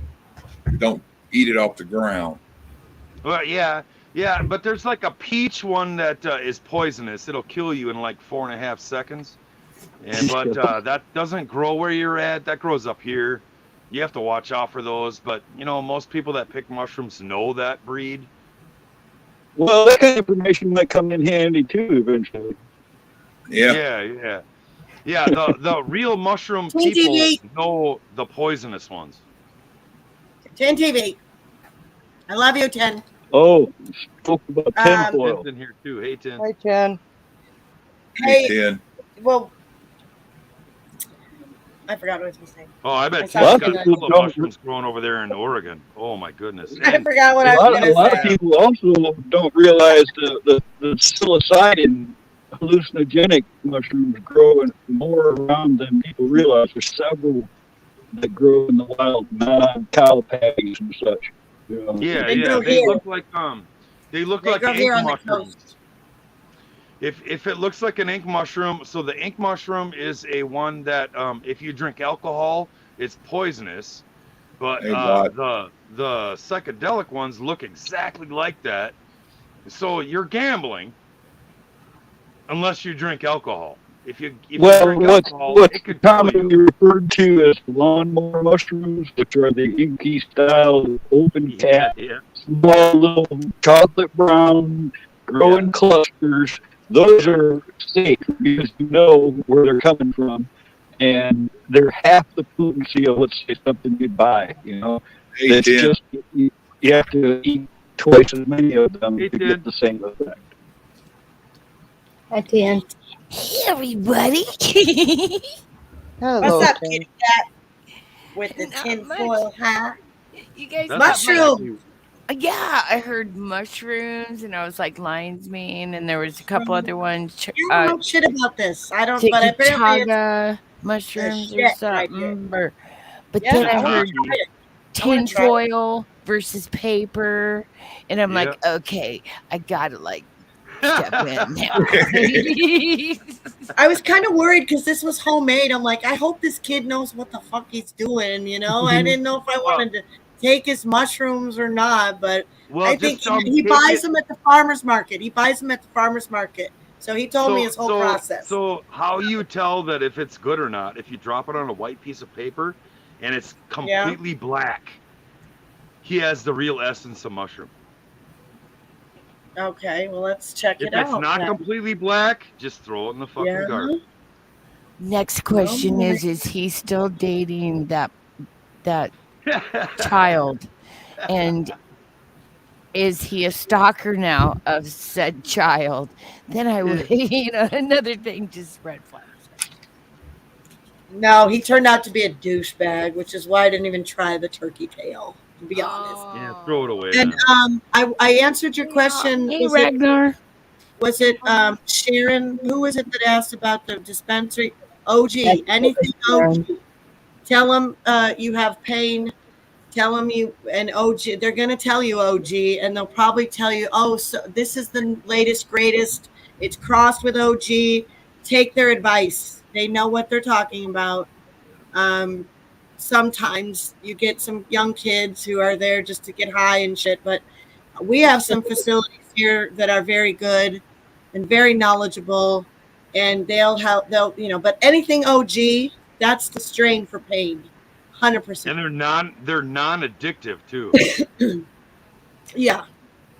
Yeah, and that's at our health food store. Welcome, honey.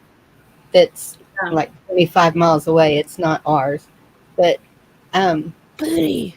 He's a homeopathic also. Yeah. MD, and so he's really good at, and he trains his employees too. They have to know it all, and each shelf in there is labeled with what is good for what ailment, lungs, kidneys, whatever. I know So- Chuck because of Chuck and Shane. I got my old man on Cinechrome, so I need to thank you guys, man. Is it helping? Are you noticing any difference? Absolutely, the medication has now dropped in half. My son had it, and when he went in with his kidney issues, they was trying to tell him he's diabetic. He tried to tell him that, but he'd been taking that, and they said, your sugar's fine. They watched him for a while. He even had them bring him a pizza, and he ate like all but 2 pieces of a large, and his sugar never spiked. Yeah. Yeah, that shit, you guys were not wrong on that. You guys were absolutely right on that. And that man's been a diabetic for 30 years, and he's starting to become non-diabetic. Yeah. Hey, how long does it take before it gets black? Because it's not black yet. Immediately. No, if it's not It should immediately be black, it's not any red. good. You Yeah. using an oil or you use oil? You shake the actual mushroom over it, I think, don't you? No, if you drip it No. on there and the No. liquid is black. And I forgot to say that all those shelf mushrooms, you want to get them when they're fresh. The older they get, the harder they are. You want them when they're young and soft. Well, the Hawk- essence of the mushroom will never age. So if she Hawk drops says a it's supposed to be brown. teardrop Hawk- on there and the yeah. liquid is black. Mm. No, Well, I'm talking Hawk- about those shelf mushrooms. Hey, Booty. Well, It Hawk was said- golden color. Oh, I It's wouldn't golden trust it. color. I wouldn't Well, trust it. Why? If Because it's you don't not know black, how it's he not made the it. essence. The essence of any fungus is black. All fungus is black. Okay, When but you how? dropped it on there, was it black? But how are you talking? Okay, about check. I'll be back. I gotta go talk to Agent D. I'll see you guys When in a you little bit. when you Okay, took a drop love of you, that baby. and dropped it on there on your white piece of paper, was it as Yeah. black as your T-shirt? Was the liquid as black as your T-shirt? No, it's not. It's very golden brown. Yeah, no. But what I'm saying is, but you don't. I don't know how you're saying it should have been processed. This is a tincture. It's processed with iodine and chemicals. Well, this isn't. This is processed with oil. So, I think. so it's not You guys essence. ever had a giant puffball? Or he's distilling it. I can't remember how he makes it. Oh, I've recorded him telling me. I recorded him telling me how he made it. So I can watch it and I'll tell you later. Because I don't know, but I think it has to matter how yours is processed with the black, thing than this. Because it could be different too. But you know how many mushrooms are wild in Humboldt County? You know how many mushrooms we have here? 78, dude. This is like mushroom capital of the world, I think, out here. Oh yeah, I would love to live there if it weren't for the politics. Well, you got to be tough. That's all.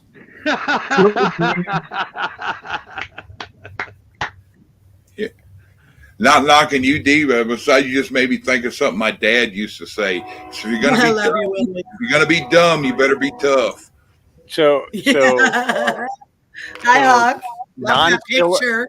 non-psilocybin mushrooms, when made for tinctures, will always be golden in color. Mm-hmm. If they come out bright yellow or they come out dark brown, you want to get rid of them. Now, Okay.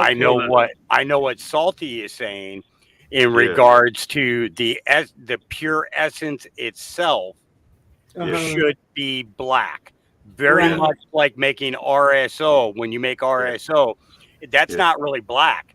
That's just dark green. Right. So if you take a drop of RSO, put it on your finger, and then take and run it across the paper, what you'll notice is that it's not really black. It's actually green, and it's just layers. Nice. Of green. Looking good, Mr. Kata. Oh yeah, that's Looking looking. bad. Now, you've been shaking it every day, a couple of times a day? Chug.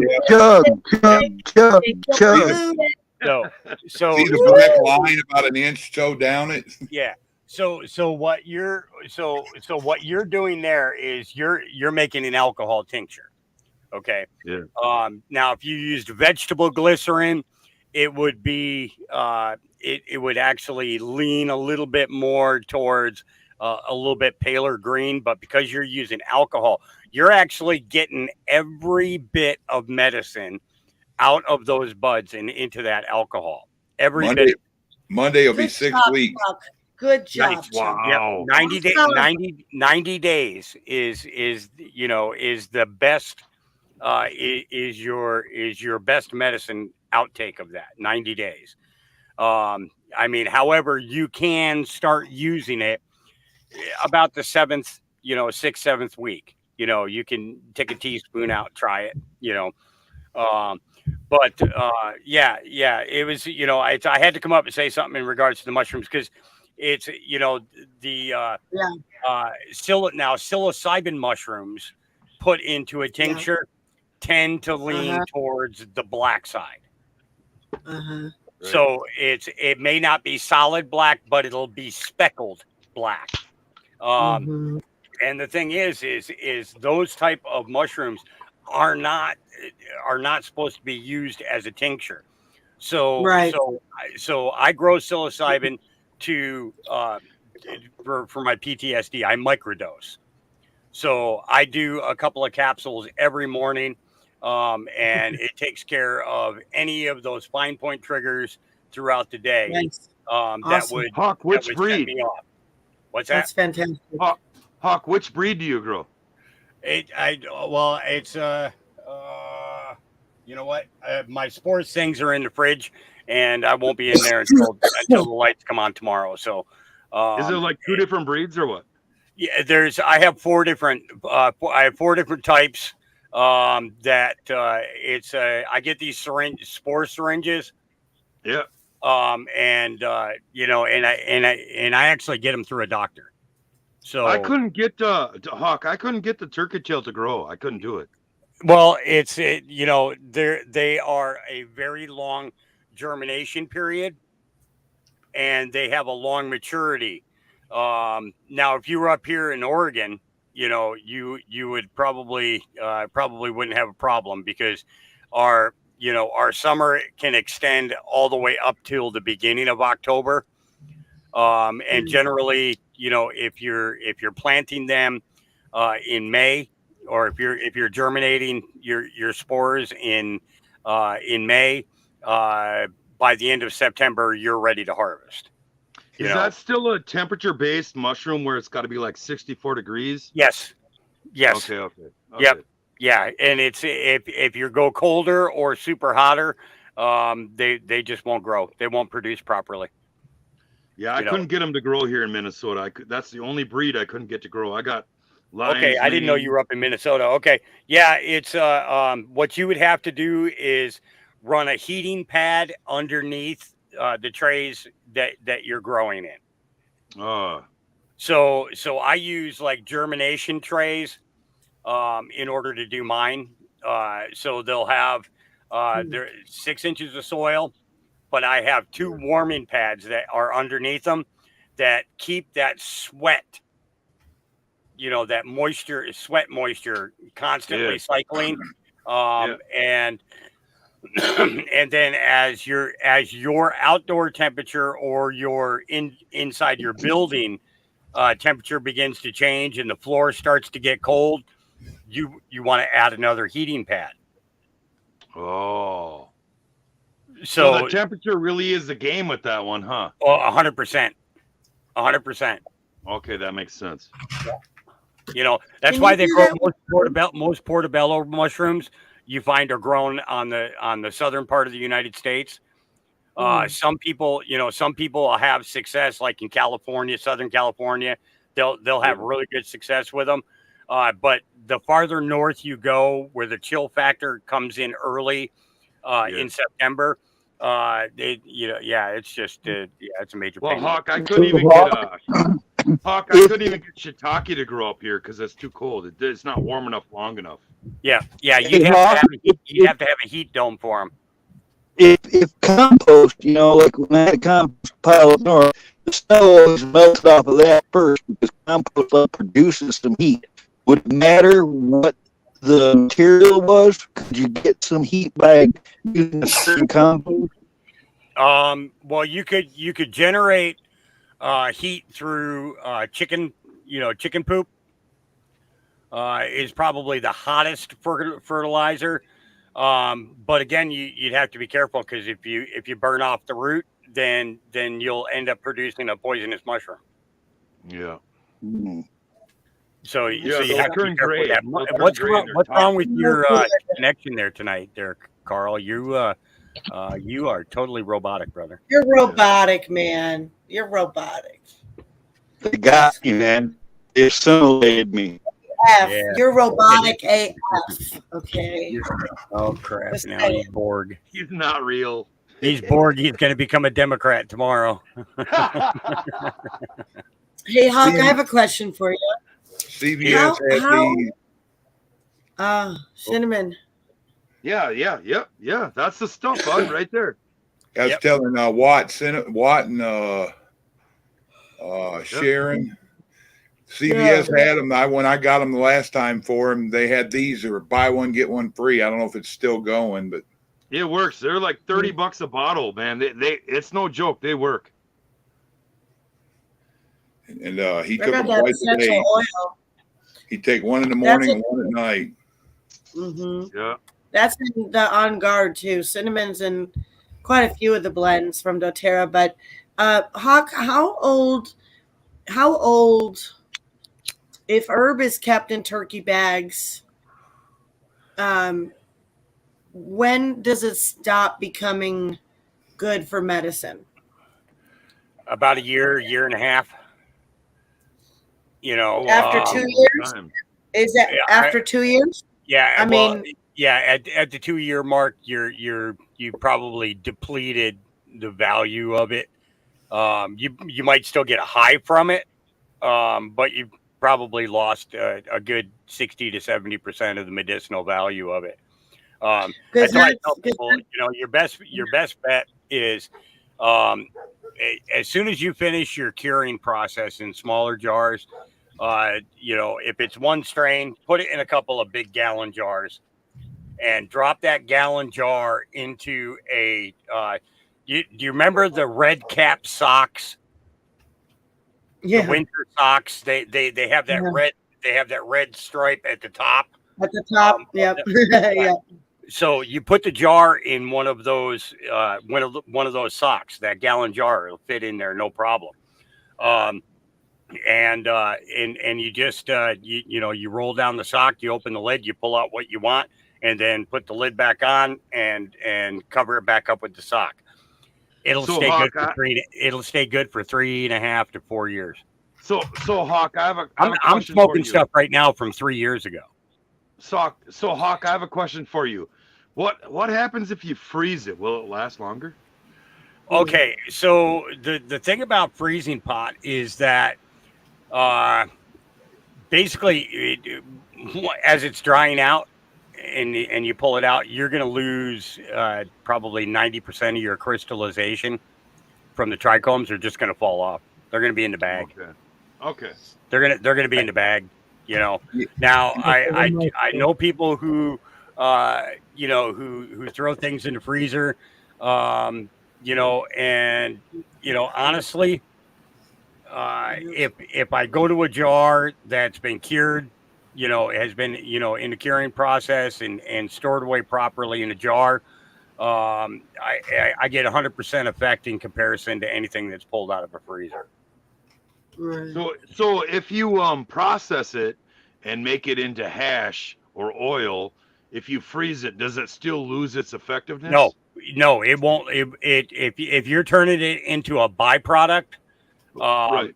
Whether you're making a tincture or RSO or hash, no, you won't lose anything from there. Because like when I make RSO here for the patients, it goes into the chilliest part of the fridge, where like if I stuck a gallon of milk in that part of the fridge, I'd go in the morning and there'd be a coat of ice over the top of the milk, and that's kind of like where you want it.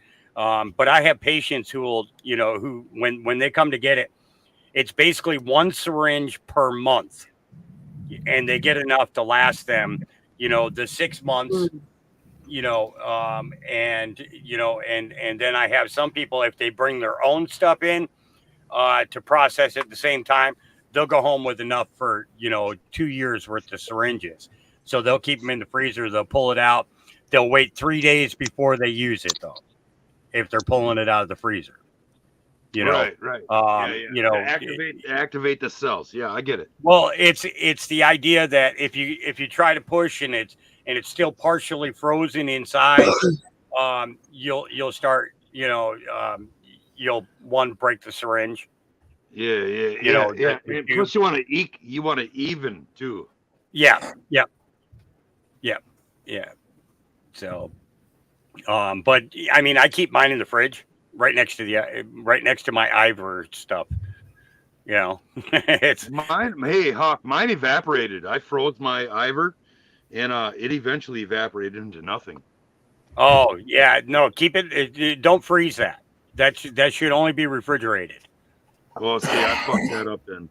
Yeah, you should never put it in temperatures below 42 degrees. No colder than 42 degrees for that. If you take it beyond 36, it's gone, dude. It evaporated completely. Yeah. I didn't know that. That didn't come with instructions, Hawk. I didn't know that. Yeah. Okay, my turn. Okay, Hawk. So, so I have an abundance of flour in turkey bags, and from my daughter who got it from a friend. You know, multiple pounds. It's already 2 years old.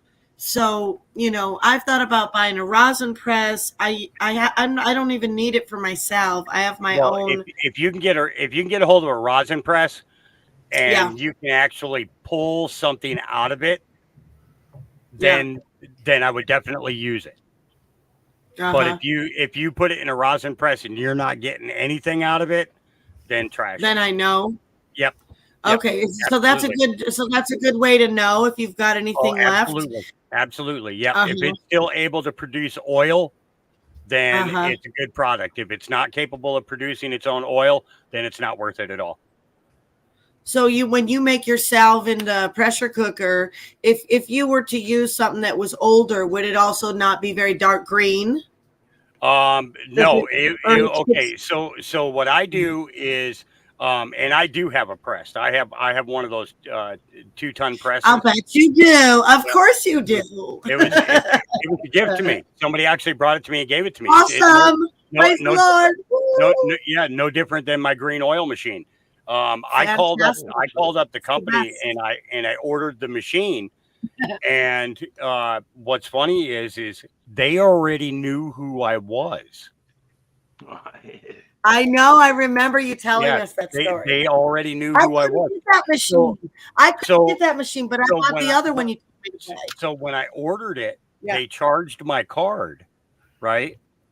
But then as soon as they got off the phone with me, they called them right back and said, cancel that charge. They credited and they gave me the machine for free. Yeah. You bought 2 of them. Yeah. Yeah. I remember that story. It was, you know, and I wanted that damn machine, and they've been out of it because all the fucking parts were on the ships out on the ocean. Yeah. I know a couple of people who've actually gotten their machines in the last week and a half. So I would get in contact with them and I got another one. You hooked me up with another brand that's a good distiller too. So you did. I bought it. Okay. Yeah. And it's, you know, and the idea of it is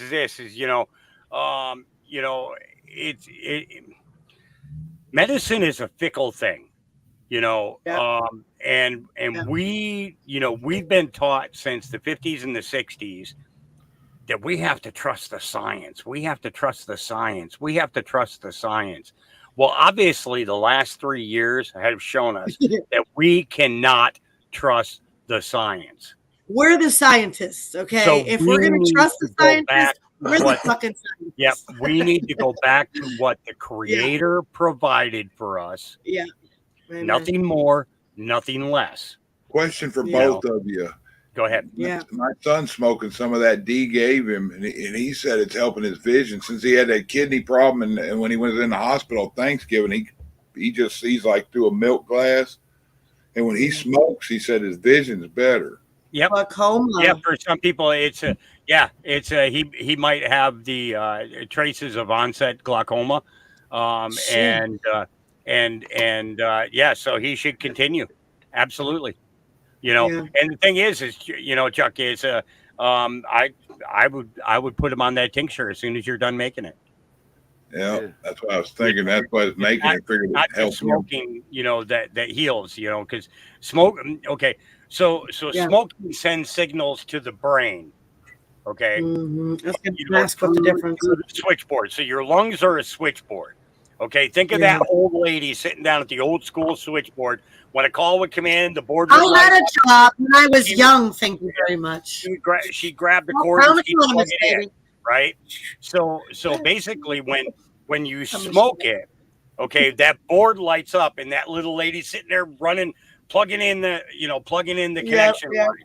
Okay, so the idea of it is that, but when you ingest it, then it's getting to the where it gets to spread throughout the entirety of the body.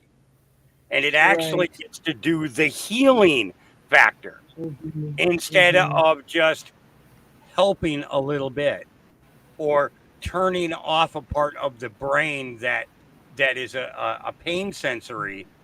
When you eat it, not only are you turning off that pain sensory, but you're also sending healing to where the pain originated from. You've got to identify and go after the natural source of where the problem is. So if it's the knee, I tell people, my salve, unfortunately, because of the fact that I won't make a salve without THC in it, because I need you to have long-term relief. I need you to have so much better. long-term inflammation relief. I need you to have healing constituted at the same time. And there are people in this chat right now who've gotten my salve, that have been to my farm and actually gotten my salve. And I'm telling you, one lady came down and she used it on her breast. She had a lump. Yeah. Days later, no lump. The lump's gone. Right. Hawk, would it do any better if I took this stuff and used an immersion blender and ground that all up to fine? No. You want to be able to extract the vegetable matter out of that. Yeah. You're there. You're at the black stage. You're there. You're almost there. Yep. So and it's not really black. Once again, that's actually going to be super dark green. Well, some of us are colorblind and we're blind.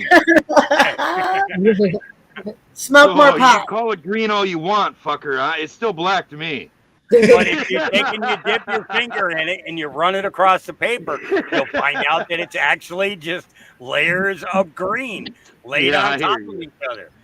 I hear you, bud. But you want to get rid of that vegetable matter. That's no different than making pot brownies. When you make pot brownies, you're getting the medicine out of the pot and into your butter in order to make your brownies. You're not cooking the vegetable matter. You're getting the roughage. You're getting the roughage out of the green. I have been known to blend up mine when it's been with oil, but I wouldn't do it with alcohol. Yeah, I won't serve anybody vegetable matter like that. No, I've done my my own brownies and shit, and my own cocoa energy balls and stuff, my own edibles. But I'm curious, do you know how much milligrams you have in your salve? Yeah, that's the real question.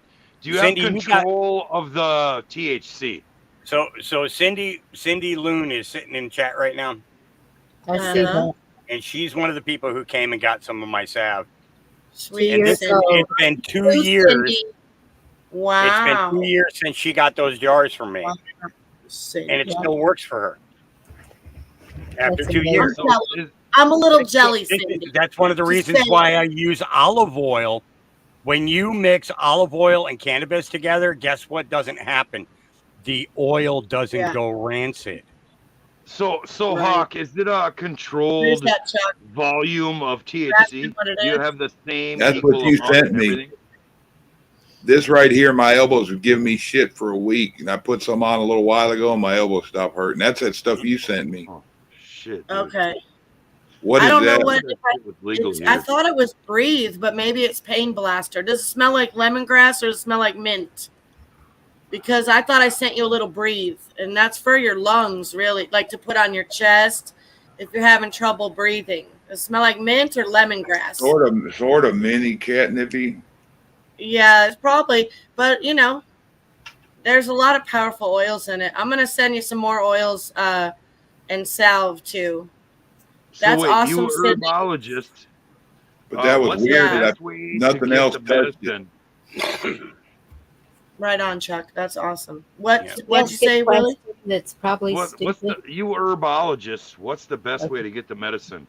Eat it, smoke it, or rub it on you? Well, it depends on what's going on.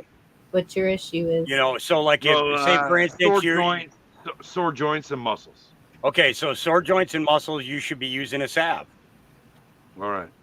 Yeah, you should be absolutely. You should be using a salve, and if the salve is made with olive oil, you're going to penetrate all the layers of the skin. If you're using canola oil or coconut oil or any of these other oils, they're all surface oils. They'll only go through a couple of layers of the skin. Okay, you want it to penetrate through all of it, so it's not only getting through the skin, it's hitting the nerve endings. Okay, it's getting through the muscle tissue and getting into the bone. That's what I was going to say, Hawk. Yeah. Okay, so then what's the benefit of eating it then? So because my parents are elderly. So say for instance you had if you have cancer like in your liver or your kidney or something that, or even in your lungs, okay, through ingesting it, you know, through eating it, basically what you're doing is you're getting it in direct contact to the bloodstream, you know, because as that whatever you ate is processing, it's getting mixed with what is going to be part of your blood. Okay. And through the blood transformation throughout the body, it's actually delivering that medicine to all points necessary. You know, and it's going to attack. I need to mix my parents so they don't die young. Well, yeah, slip a Mickey. Yeah. Hey guys, Bonnie had a question. Bonnie was trying to get in there. I know Campbell. But okay, that stuff that Chuck is making, once he strains it, what's left that's not liquid, can it be used for anything, or is it just trash? No, you want to trash it. It's garbage. Yep. And it's best to actually do it through dumping it down your toilet. Don't put it in your garbage. Don't dump it in your yard. Dump it down your toilet. Okay. Why? Well, because he lives in a state where it's not appreciated. Yes. Oh, gotcha. Right. Yeah. Come back through the For me, California, that's Yeah. You leave absolutely no trace in your home. Yes. Yeah. None whatsoever. I get it. You know, Get it. I used to tell people, you know, I had a friend who lived down in Austin, Texas for quite a few years. And he was a bouncer at one of the bars down there. And he used to tell me, you know, stories about, you know, people coming into the club and you know, they sneak out back and go burn one and everything else. And he just really told me the horror stories. And he called me up one day and he says, you know, one of my best friends, he says, somebody gave him a cigar last night. One of those Tiparillos, I think they're called, or something like that. Yeah. Mm-hmm. And it was completely laced with pot. Sheriff smelled it. They arrested him. He got 35 years. Oh, shit. They for are one freaking joint. He needs to get out of that. He should be able to get out of it. Yeah. He won't be able to until Texas does something on a medical level. When they do something on a medical level, then, you know, and I don't know. The guy had suffered from brain damage. The guy who got put in prison was he was a boxer, and they called him Punch Drunk. That was his nickname. Yep. Because he had taken so many punches to the brain, his brain had rattled. So when the cigar was offered to him, he didn't even think about it. He lit it right there at the entry to the bar. Oh my gosh. And the cop just happened to be going by at that time. Yeah. And the cop not only smelled the cigar, but he smelled the pot. Well, that is one thing that I saw about. It's been a few months ago. Y'all are going to be shocked, but Biden said that he was going to get it to where the punishment was not so strict for marijuana. Do y'all remember seeing that? There shouldn't be any. There should be no punishment for marijuana unless you're a kid. Unless you're a teenager or a kid. Okay. Right. And that punishment should only be Even then. enough to teach you that you're not old enough. Or maybe an adult supplying it to a kid. They should have CBD. They got kids sitting in school like it's fucking prison, and they prescribe them Ritalin, and we all know it's bullshit. Yep. And if they should, and they could be if using CBD instead. they could be, but they shouldn't even. It's all bullshit. It all aggravates me. But And that's what surprises me because Austin is so hippie. I'm just really surprised that it hasn't been legalized yet here. That's But- our governor. So think about it like this: Ritalin, taken from the age of 7, to 11. So say the kid took it for 4 years. Do you know that the effects of that medicine won't show until they're in their 30s? Yep. Yep. Oh my goodness. Yeah. I'm seriously not kidding. The effects of the medicine, Ritalin. Let's see, there was Ritalin and what was the other one? There was another one. Adderall? No, Yeah, Adderall is like 10 years old, 12 years old, something like that. But Oh, no, I this know was, what this you're was talking back about. in the 70s. I know. Same They time that put you were my doing the son on Ritalin. Ritalin. Yeah, can't but there remember what the was other- another one that's like Ritalin, Duh, and that one there develop- shows up when it's in their 20s. So it's got like a developmental, 10-year delay. Efficiencies. Yep. Yeah, it creates it very much so. It also leads, Ritalin also leads to early onset Alzheimer's. Oh shit. They can start developing it anywhere between the age of 35 to 45 years old. By the time they're 50 years old, their brains are scrambled. But he just turned 46, and But weed fixes that though. If you smoke weed, that'll Absolutely. correct that. Well, it's not just smoking it. It's doing things like making brownies and stuff like that. Yeah, Getting yeah. it inside your system allows that medicine to literally travel everywhere. When you smoke, your lungs get it, and then the switchboard turns off switches throughout your body. You know what I mean? So, like, if you're smoking it, my knee hurts, and I take a hit of it. Well, that little light that's connected to my knee lights up, and the operator plugs the phone into it, the cord into it. Remember that little old lady who used to run that big switchboard? Think about that little lady sitting in your I chest. was young, okay? I was young when I worked the switchboard at Southtown Economy. Hey, darn I it. did Yeah, I that was gonna say, I have a friend, I gave him a tincture one time, and he said it really didn't help his pain, but the smoking did. And I, was so surprised by that, but the That's a smoking mental thing. back today a lot because It's it a was lot my of times college- it is. Yeah, a lot of times that's kind of like phantom pain. Yeah. The injury is gone, but there's a long attached residue of that pain that can spur up. And sometimes it only requires taking a couple of hits off of a joint to eliminate that. But again, if you want to get to the heart of the problem, then a rub, like a salve or eating it is going to give you long-term relief. I wish that shit was legal here, man. God damn it, you don't get it. Oh, okay. Two things. One thing about that, PMAs in Texas. If I was in a state where you guys are, you can sign up and get an EIN, IRS.gov. Instantly get an EIN number, but Devil Dog told me he even has some PMAs that he doesn't have EIN numbers for. But if I was in that state, I'd get me one, and I just got myself one. I got myself a PMA for my wellness company, right? And so I can't take credit cards because none of them will let me. Well, I could. They want me to test my product and jump through all their bullshit, and I don't want to do that.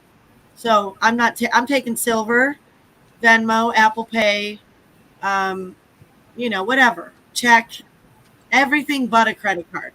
Fuck them, Fuck them all.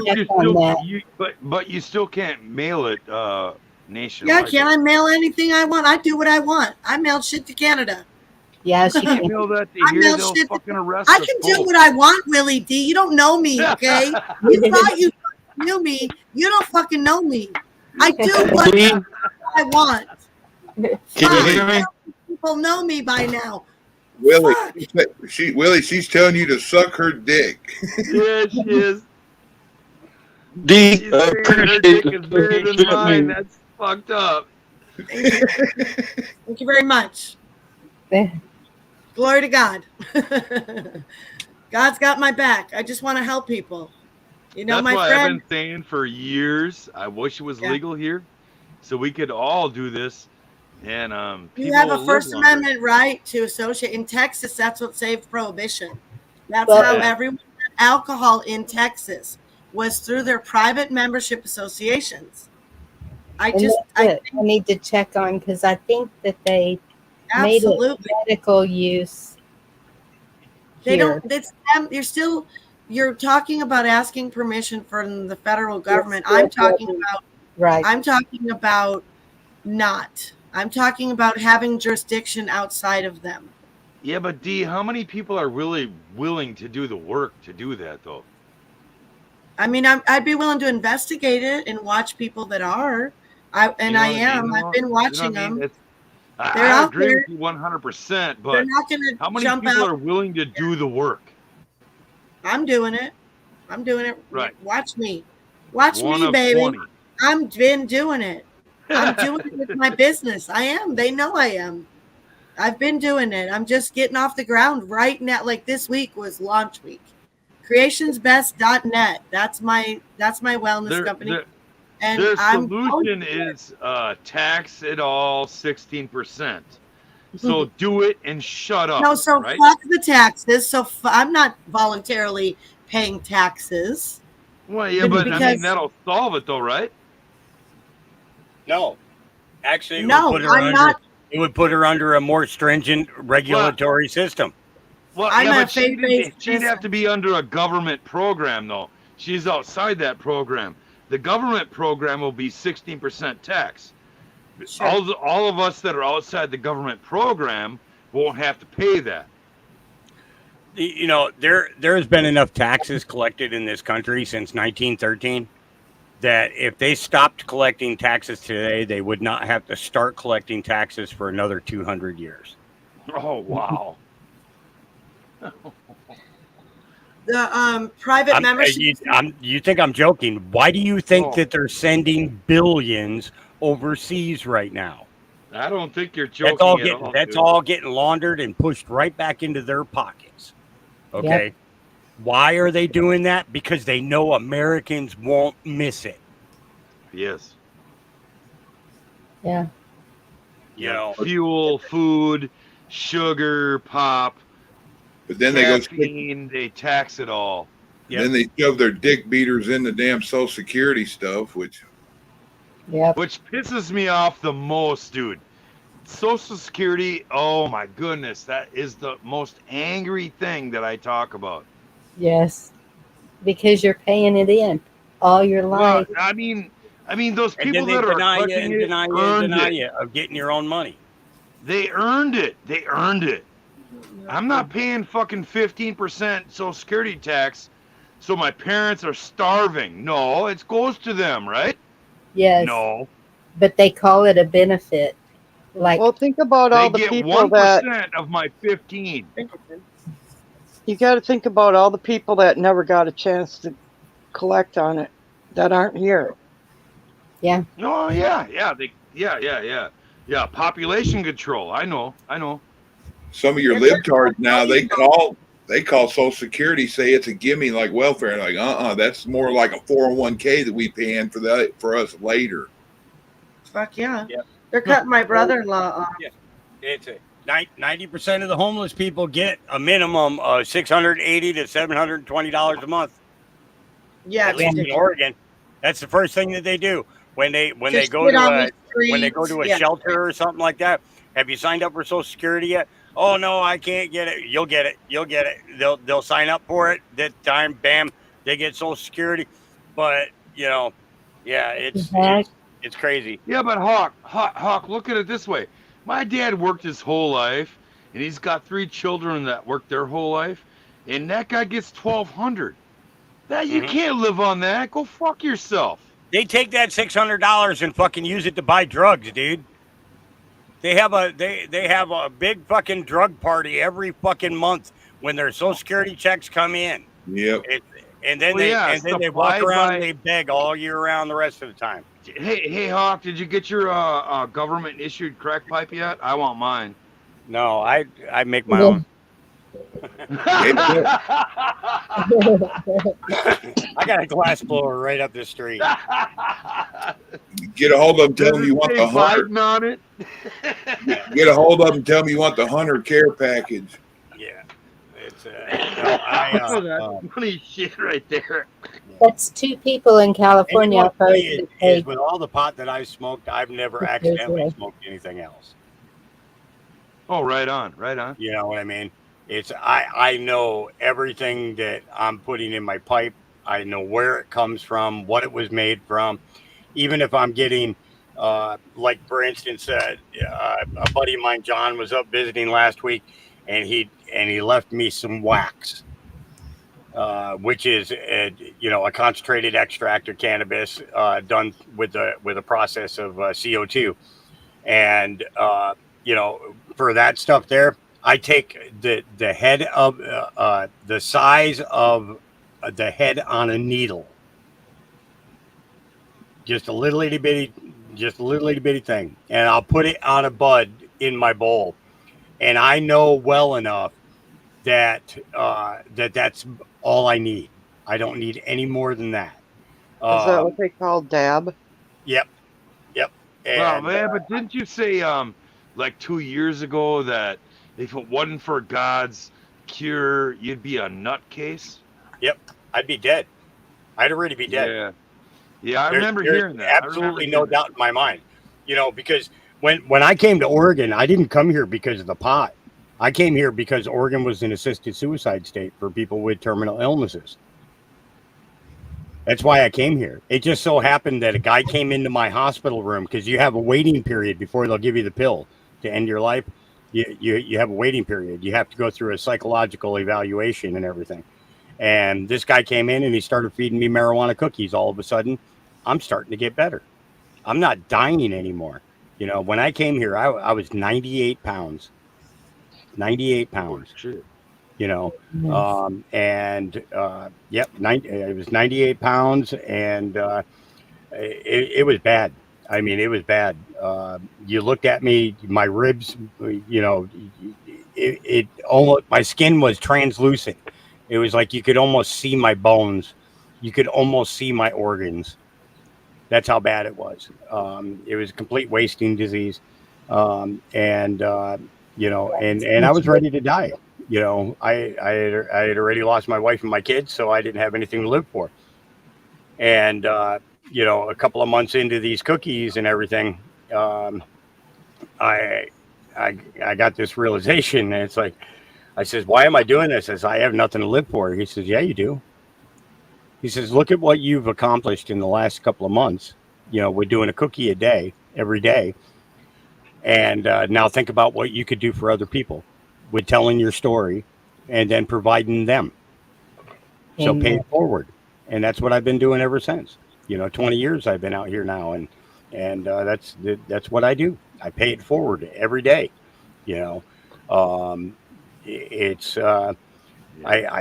didn't think my life was worth it anymore because of the fact that the most important things in my life were no longer there. But the thing was that the most important thing in my life was still there, and that was God. Yep. And I had forgotten all about God because I was so buried in my selfishness of wanting to end everything. It was. Hawk, would you call it a hatred? It is selfish. That is selfish. Yeah. So, but when you're sick, you could see why people feel that way. It's also, I could see both sides of it, but it is selfish to commit suicide. It is. There's always, it's just, but I call it anger though. It's not selfish. It's anger. It's so you're so angry. Well, you can give back too. All you're doing is transferring your pain to people that care for you. That's it. Yeah. That's. I mean, there's not a day that goes by that I don't think about them. Yeah. There's not. That's it's just it just doesn't happen. I'll be outside and I'll see something amazing going on, and I'll look around for Thomas to be there to see it with me. And that was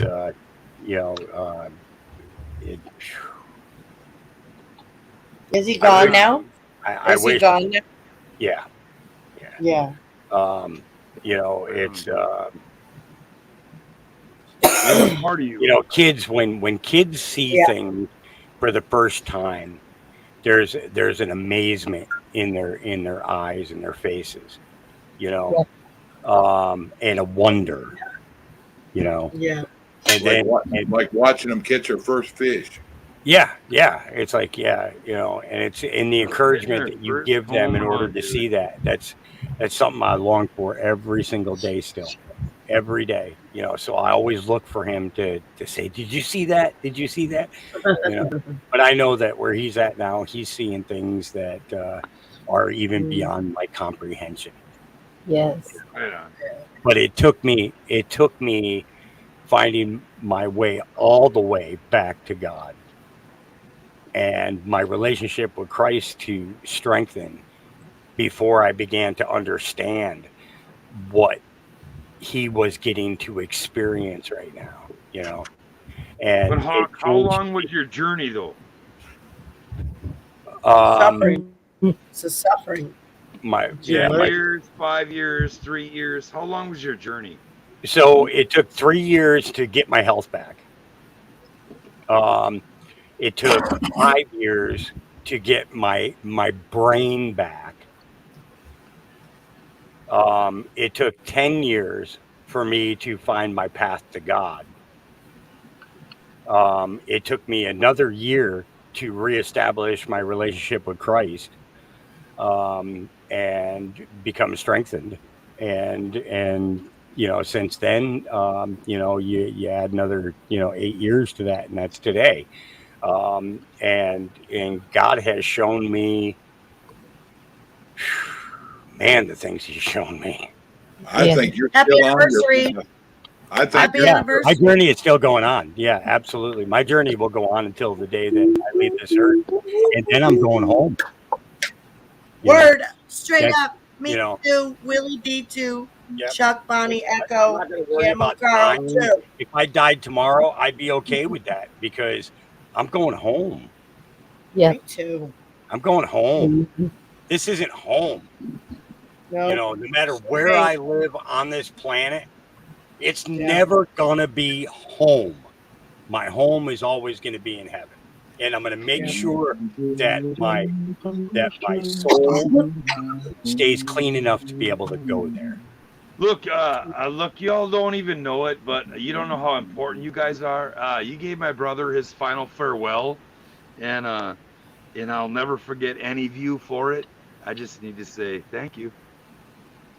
Hey, look at it like this. It's not. He didn't say goodbye, and neither did you. You're just. See you later. Yep, I'm gonna see you later. I'm gonna see you later. That's what you have to remember is I'm gonna see you later. Yeah. You don't have to go home, but you can't stay here. And when you have a day in your life where the fear of death creeps up on you, then you look and say, "Hey, my brother's already at home waiting for me, so I'm all right. I'm good to go." Y'all help the grieving process more than you'll ever Yeah, I think. hear you. It You know the song "Closer to Home," Hawk? You were there the whole journey. You guys were all there. Guys got to see it. Prayers, and then you gave him the farewell. So I love you guys forever, man. Love you, Willie. God bless you, Willie. You're good. You know that song "Closer to Home" by Grand Funk Hawk? Yes. Yep. Yes, I do. You just reminded me of that one. Yeah. There's another one called Temporary Home. You know, and you know what's funny? You know what's funny is a lot of those artists actually wrote Christian music too. Yep. But people weren't ready for it. You know, and when I die. And when I die. When I'm dead, gone. Gammo had us play that one. Spirit in the sky. Carry on. I'm not scared of dying, and I don't really care. Yeah, like Creedence and the Eagles. Well, then let the time be. Creedence and the Eagles are just as spiritual as they are dark. Yep, absolutely. Right. That's my favorite song on the planet. You were just singing. Yep, I remember you requested it. Time or two. I was Our there. journey never end. Even when we go home, that's just the beginning of a whole new journey. Yeah. That was 1969 when my father died. So that song stood right out to me. Yep, it's and the thing is if you looked at it in its entirety, and I mean you really looked at it, you would understand that was 100% Christian song, but nobody got it. Nobody got it. Nobody caught it. Just like they had the other one, God Bless the Child. Yep. You know, that was another one that they did. You know, and it's like, you know, people just didn't catch it. They didn't catch it. They didn't catch the message that was behind it. You know, there was a black gospel group out of Detroit at the time, Andre Crouch and the 12 Disciples. Okay. And now if my dad, okay, understand this. I got a Ray Charles album when I was 7 years old. The same day I got a Charlie Pride 45 album, 45 record. The same day. Okay, my grandmother had taken me to this store and we got them. Okay, and it was Ray Charles, I Can't Stop Loving You, and it was Charlie Pride's Kalijah. Okay. I don't know Charlie Pride. I don't know Charlie Pride. Oh, my goodness. I grew up with him. Next to me, an old friend on the street. They stopped me and asked, "Oh, you got to kiss an angel good morning and love her like the devil when she gets back home." Yeah, my dad, I think I got his 8 tracks as one of them with that on it. So I had this Charlie Pride album. Okay.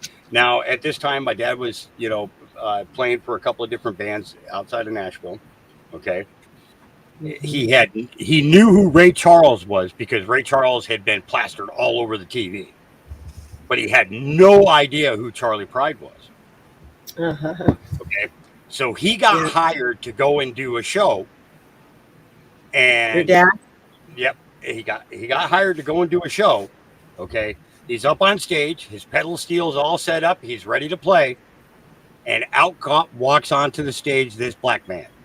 Oh my gosh. Okay. It was, my dad had no idea what Charlie Pride looked like. He didn't know that. I thought it was Ray Charles. And it was Charlie Pride. Okay. Yeah. So after that show, he played, but my dad was blown away. It was he came in the house. he was fickle. So I turned on Kalijah on my 45 record, and my dad came and broke the record player, broke the record, and then found my Ray Charles record, and he smashed that too. Oh no! Yep. Oh yeah. He had, Okay, so he was a full-time police officer, part-time musician. He was in Detroit during the riots. During the the riots in the 60s there, right after coming home from Vietnam, and he and another gentleman were set upon at a construction site by 30 of them, and they hurt him bad. So he had a hatred that boiled really, really deep, even though he had friends that were also black. It was. I remember those riots. Yep, he would talk to them on the phone, but they couldn't come to the house no more. They couldn't knock on the door. It was pretty bad. But a couple of years later, a couple of years after that, let me tell you, his attitude towards Charlie Pride, towards Ray Charles, and everything, because they were keeping their music clean. But then I got Andre Crouch and the 12 Disciples. Okay.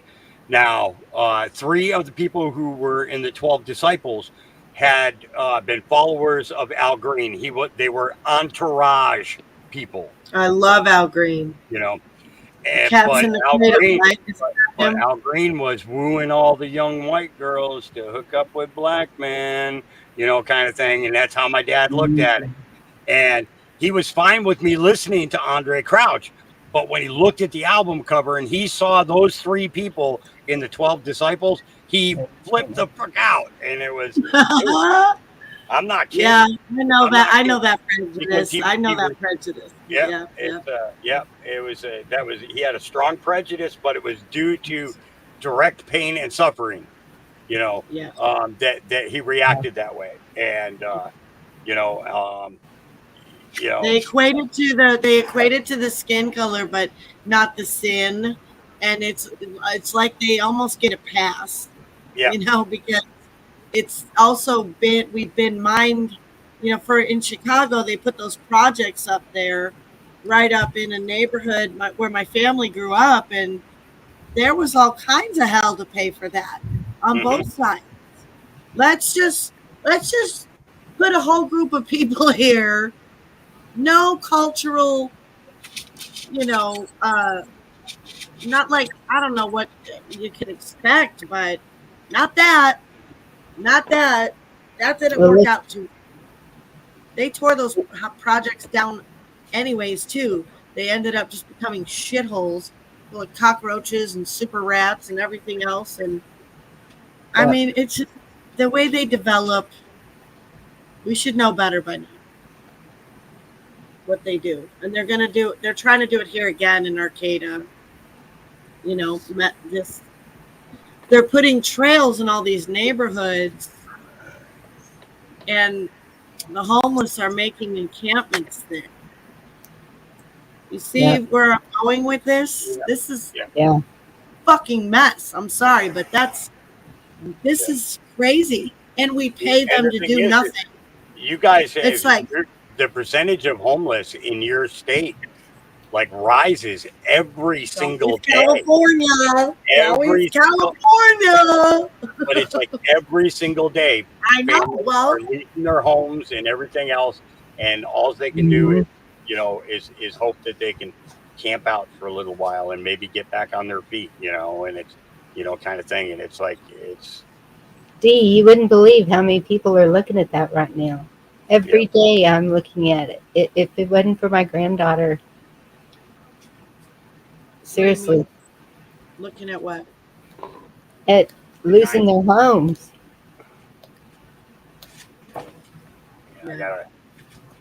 I got a female here getting ready to have pups. You do? Oh, what happened? Huh?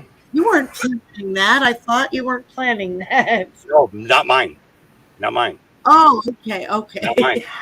No, only here for 5 days. Only here for 5 Nice. days. Yep.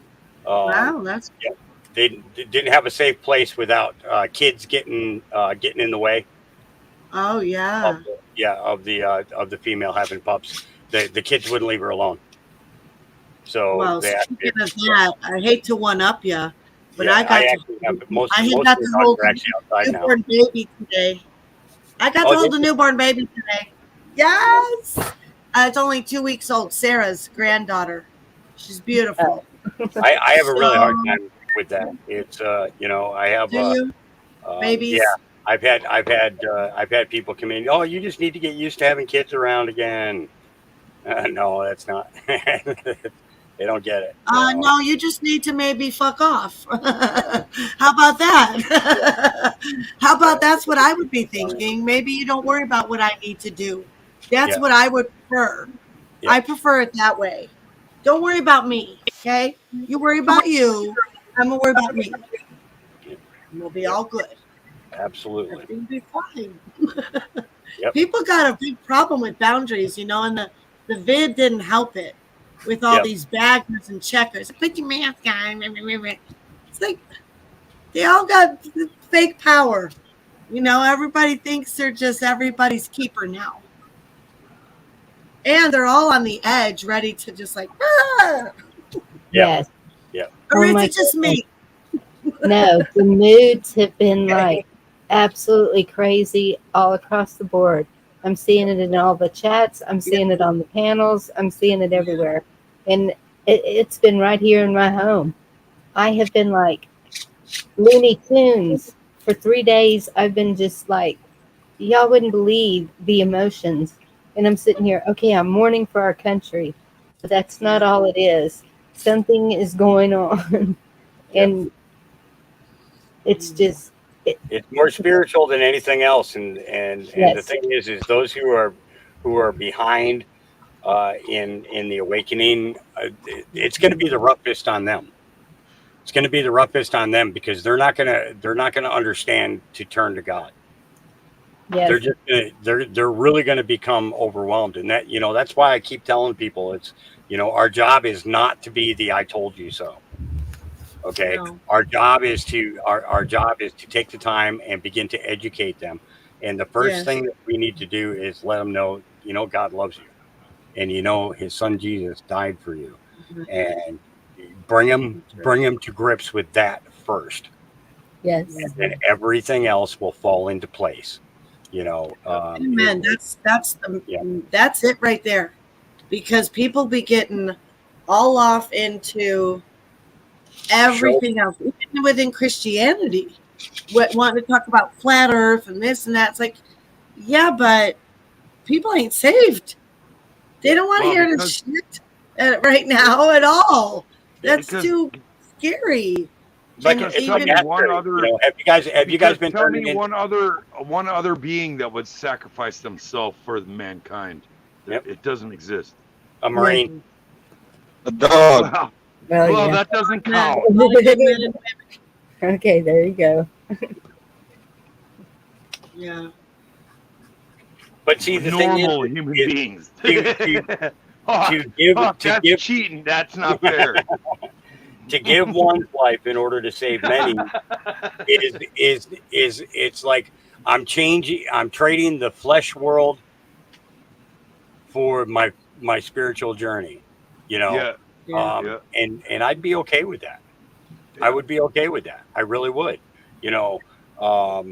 It's the idea of understanding that in its entirety, and understanding the connection you get to have. That's huge. That's huge. That's not just like meeting a girl at the ice cream parlor.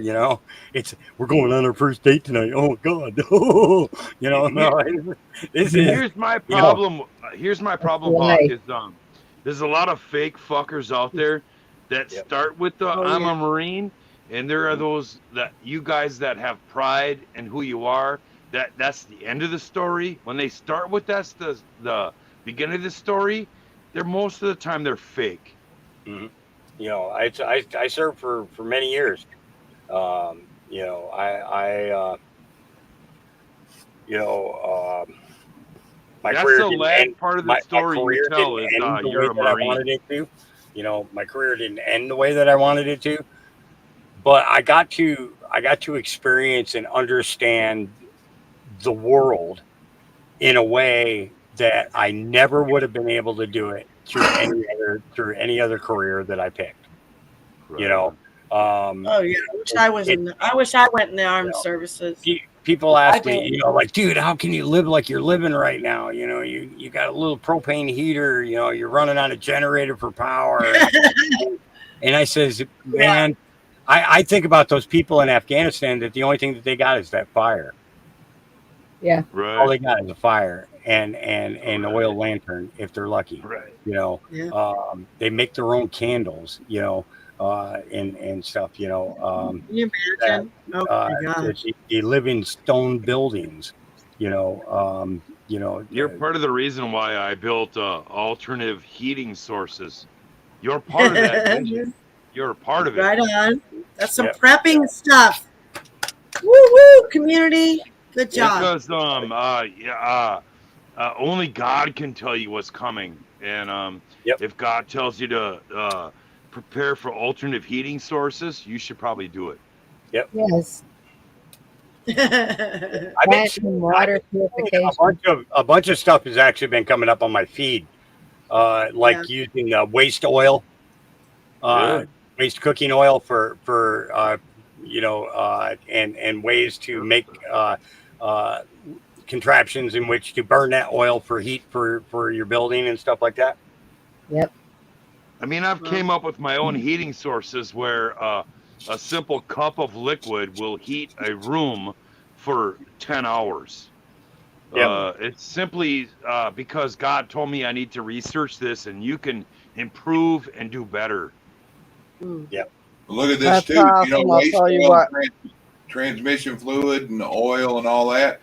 You can take that. It's 4 parts of that oil, 1 part gasoline, and you could make black diesel, which will run a heater or it'll run something off diesel. Yeah. That's what I'm telling Right. you, man. God told me to research it and go and do it and research it. There are simple things like a pair of fucking jeans that will change your life. You won't freeze to death because you had a pair of jeans. Yeah, this tent heater that I have, it's a multi-fuel burning system. You can burn fuel oil, you can burn gasoline, you can burn, but it has a great, you can put coal or firewood in it too. But when it comes to cooking oils and stuff, I just save my empty cans and I pour the oils in the can, roll up a little cardboard, put it in there with it, and when I stock the stove, I put those cans in there. It will make your stove burns for another extra hour or more, just from doing that. Yep. Willie D, I'm gonna have to find a way to get one of those types of stoves you're talking about. I haven't had a furnace for 2 months. Look, Echo. Most of this shit cost me about $3.15, and you can heat an entire house for 8 hours for $3.15. I don't know, babe. I don't know. You need help with that. I'm telling You can you, swing that, it's out there. It's out there. Yeah. And they won't let you find it. Heat. It's nice to have more than one type of heat too. They won't let you find it because it's intentional. Hawk will tell you they'll fuck you over on purpose. Yep. If they don't kill you and take your idea. I mean, look at all these guys who've designed cars that run on water. Yeah. It's out there. You just got to Every one of research them it. are It's dead. simply They're all dead. It's simply as simple as buying a red container of what's that one fuel treatment heat. You can heat a goddamn house for 8 hours with 1 bottle of heat. But they're not going to tell you that because they don't want you to know that. They I got a buddy that tried to get put an additive in it so that it would make it toxic. Well, no, it's about the wick. It's about the wick. And if you do a little bit of research, you can find out the wick that changes that simple fucking alcohol burn into a 8-hour heating source. You can cook on it. You can heat a room. Yeah, you're fine. Once you learn it, you'll never go back. Did you see firewood? Yeah. Salty? Did you see my little lamp that I put on there? I haven't finished my series of how to make them yet, but they're made using a fiberglass whip and paraffin oil.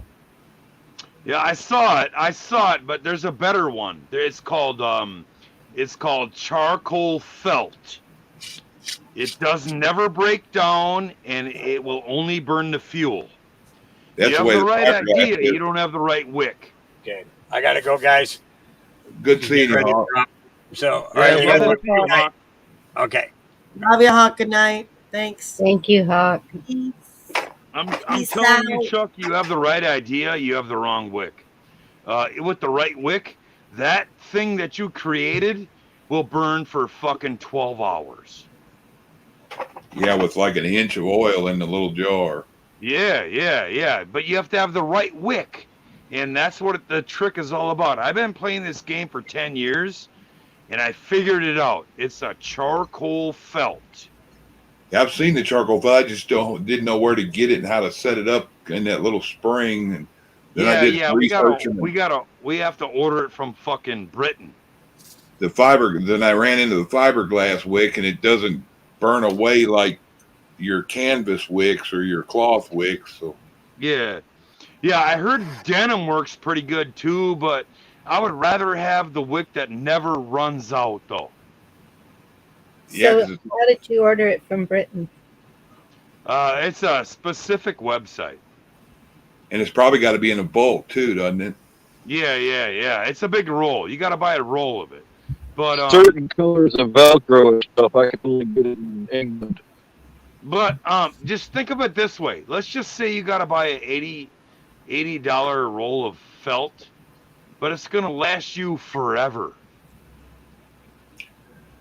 Yeah, I watched one guy. He did one. He took a small bit of it. Them little what's that stuff called? Potted meat. He took a potted meat can and he put that stuff. It looked like a fruit roll up and put it in that can and put oil on it. And he said that thing burns forever. He goes, when it goes out, I put a little more in it, light it, and he goes, it might be 2 or 3 days later. He goes, it'll go out.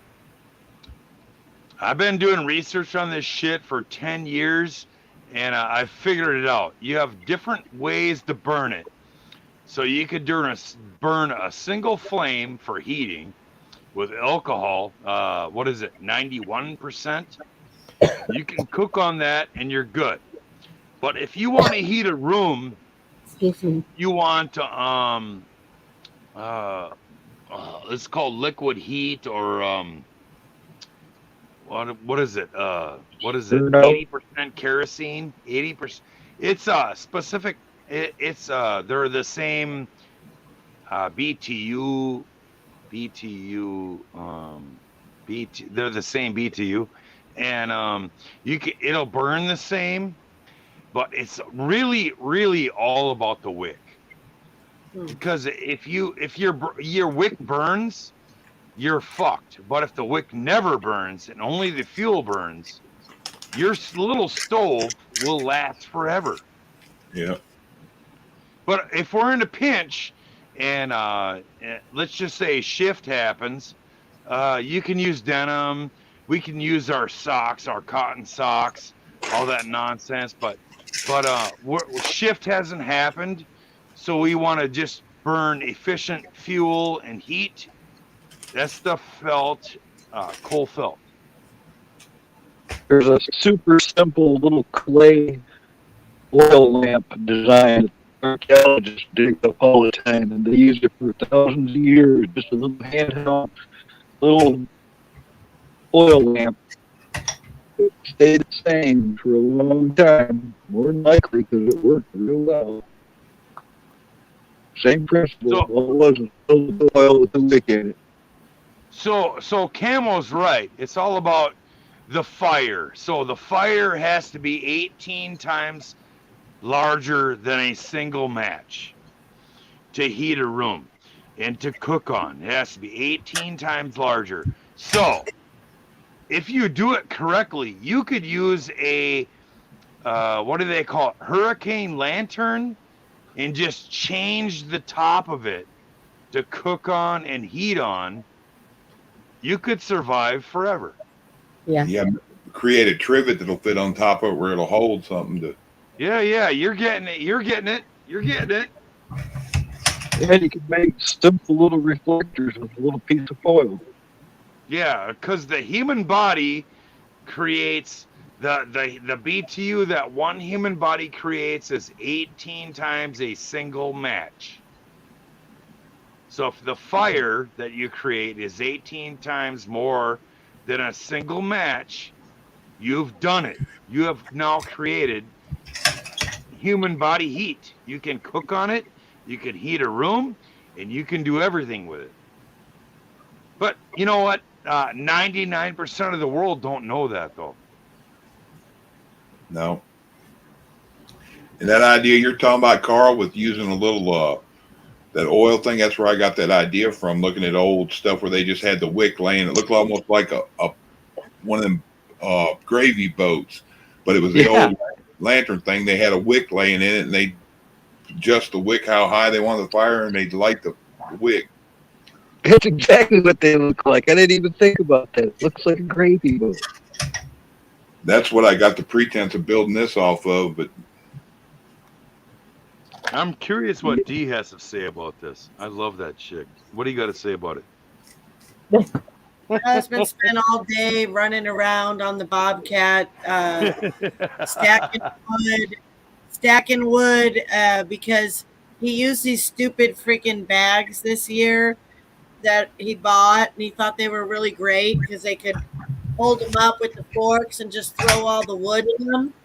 And I hated them, and I stopped stacking wood and stuff in the fire yesterday because I went to go get it, and there's a foot of snow on them, and I built some really nice firewood boxes, but they all fell apart. But we also have some metal ones. We burn wood. I've burned wood for 17 years. It was my sole source of heat. I was just without power for 9 days. Most people couldn't live like I live. It's not as primitive as Hawk, but I'm not. I can get down with what he's saying, and I wouldn't die. Look, that's every day. It's every day here. You're not primitive or nothing. Look. I am too, Willie D. I'm special. I love you. Hey, so Dee, I want to give you a little secret to fire and heat. The secret is Arizona redwood. Arizona redwood burns so hot by itself without oxygen assistance, it will melt steel. So if you want to really heat a place, you put 1% of Arizona redwood in with your firewood, and you'll never be cold. We got a ban on transporting wood. Redwood burns hot. It does. We have redwood too, but it's we don't. the only I don't usually burn it. It's the only wood on the planet that will melt steel on its own, unassisted. Yeah. It burns quick though. Redwood burns. It's the fastest burning wood I've ever burned up. Yeah, but when you got fucking 4,000 degrees, you'll appreciate it when you're cool. No, y'all see that? You're talking to somebody who's solely heated with wood for 17 years. All them shitty ass problems you've been bitching about, let's make them birds. Yeah, they're motherfucking birds now. There we go. Motherfucking birds. That's right. I like that. I gotta go, you guys. I gotta get. Thanks for coming up, Dee. Good to see you, girl. I love y'all so much. Bonnie, mwah. Guys, Love chat. you. Oh, thank you for having me, Chuck. You're welcome. See you later. Love to the family. Later. Bye. Bye. Okay, now the chatterbox is gone.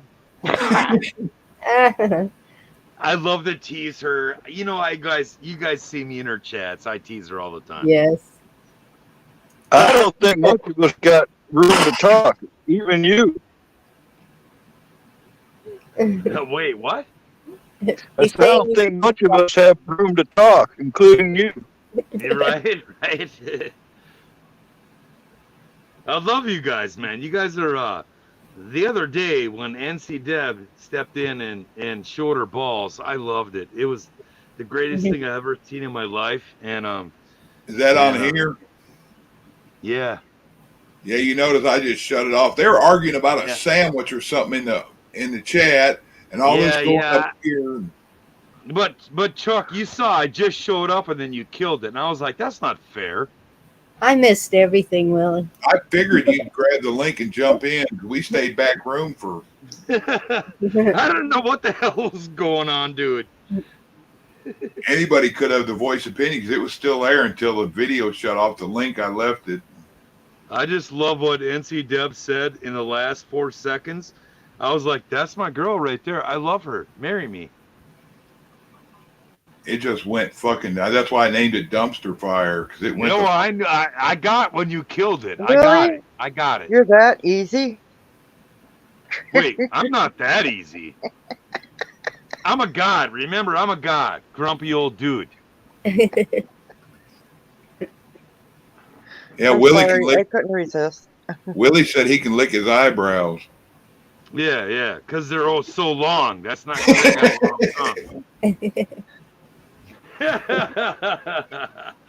Deb will take you up on that. I love you guys, man. I missed you guys. I've been gone a long time.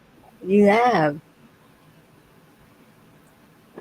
Everybody's so needy. You got work and my parents, and nobody seems to think I need to sleep anymore. So I'm getting very irritated.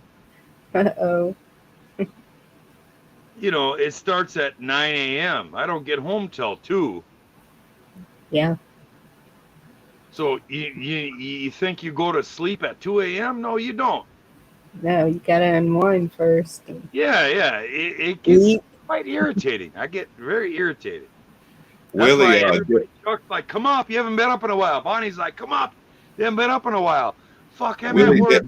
Willie Deb said she can touch. Willie read chat, Chuck. Don't let Willie read the chat. Wait. I love her. I love NC. I love NC Deb. And I don't mean to make you feel guilty when I'm just inviting you up if you want to come up, you're welcome anytime. Oh, honey, I know you are well-meaning, but you know I have a night job. Yeah, I know you all know. Yes. I mean, once in a while I come up when there's no one in the house and there's just 2 of us there. I come up and we broadcast from our illegal plant. But you know, that's not very often. Yeah. Because we're legally not allowed to do that. But you know, because I'm a rule breaker, I still do it anyway. That's why y'all have seen my buddy Brett and my buddy Haas, and y'all know, and they just get it. You know, go fuck yourself. Wait a minute, what are you talking about, redneck prepper? What are you talking about in here? You're telling me Camo Carl right now. Print or hard copy while you can. You're talking about print anything you need off the internet. Research whatever you need and get it now, meaning I guess soon they'll probably kill the internet. Or start killing websites. Yep. EMP. Hey Willie, did I ever give you my email and phone number? No, dude, I'm really bad at all that stuff. Rescue tried to, but I'm so bad at that. I just got 752 emails on my phone yesterday because you know, no one gives a fuck.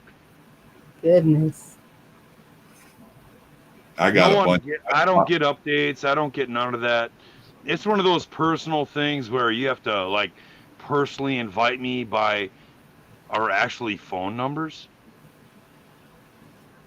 Yeah. Because my network is too retarded. They don't get it. Bonnie and them was like, well, did you see it? Stuff I sent you in different ones. Was like, no, I keep forgetting I got an email. Well, yeah, it comes fucking 2 days later, dude. That or I don't get stuff, so I just quit paying attention to Yeah, it. yeah.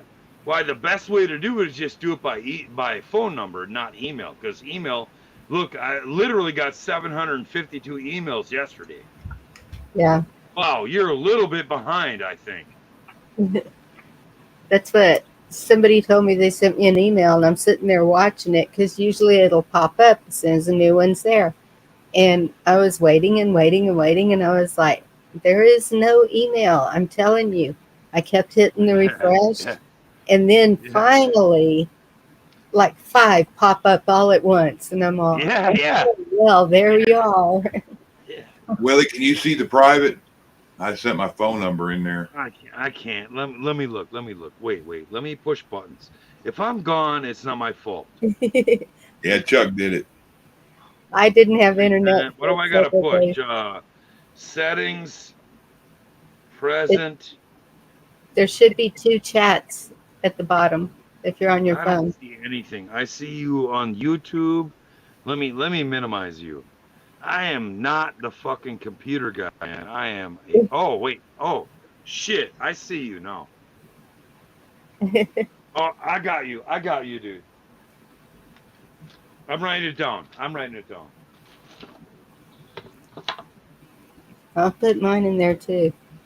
547-318-6113. You guys need to call that guy.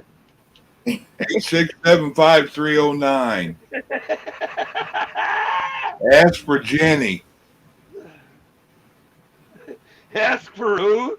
Jenny. You remember that song? 8675309. Yeah, I remember that song. Jenny. That's the Forrest Gump song. Oh, that's awesome. Oh, there's my girls right there. There she is. I think I could become proficient at smoke signals. All right, Carl, drop it, fucker. Redneck Preppers send What you talking about? to you. I got you guys. I got you. That's awesome. Drop it. What am I dropping? You know, I like to fuck with you, Camo. You know, me Your and phone NC number. Deb like to mess with Who you. doesn't? Love you. Who doesn't like to screw with me? Anyways? Who doesn't? Wait, Nikki doesn't. I heard that.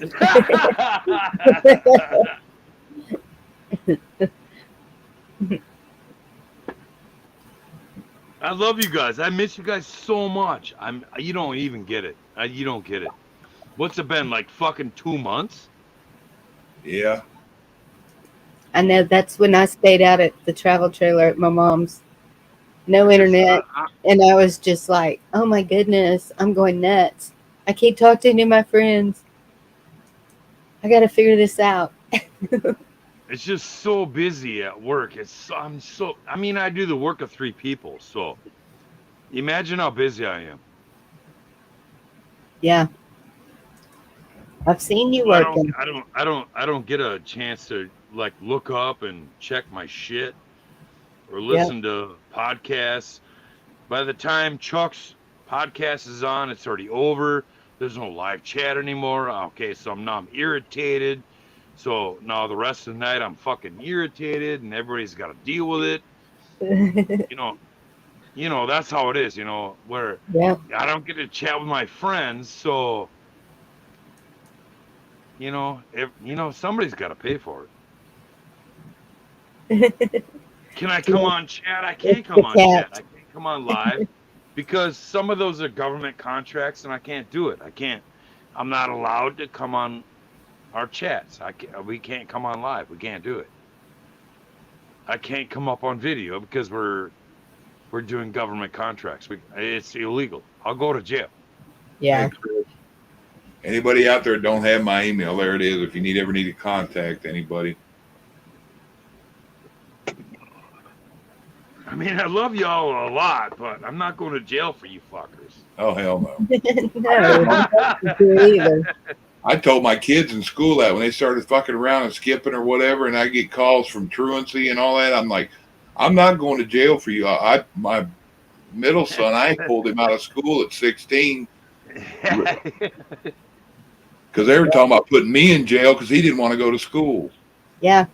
I even called the sheriff's office and I said, okay, she won't get out of bed. What are y'all going to do about it? Because I'm not going to jail. My mom called the sheriff on me today. Seriously? Well, because she was concerned I didn't answer her goddamn text message. Oh, a welfare check. So they answered the door with a fucking pistol in their face. And they went, wait, you're fine.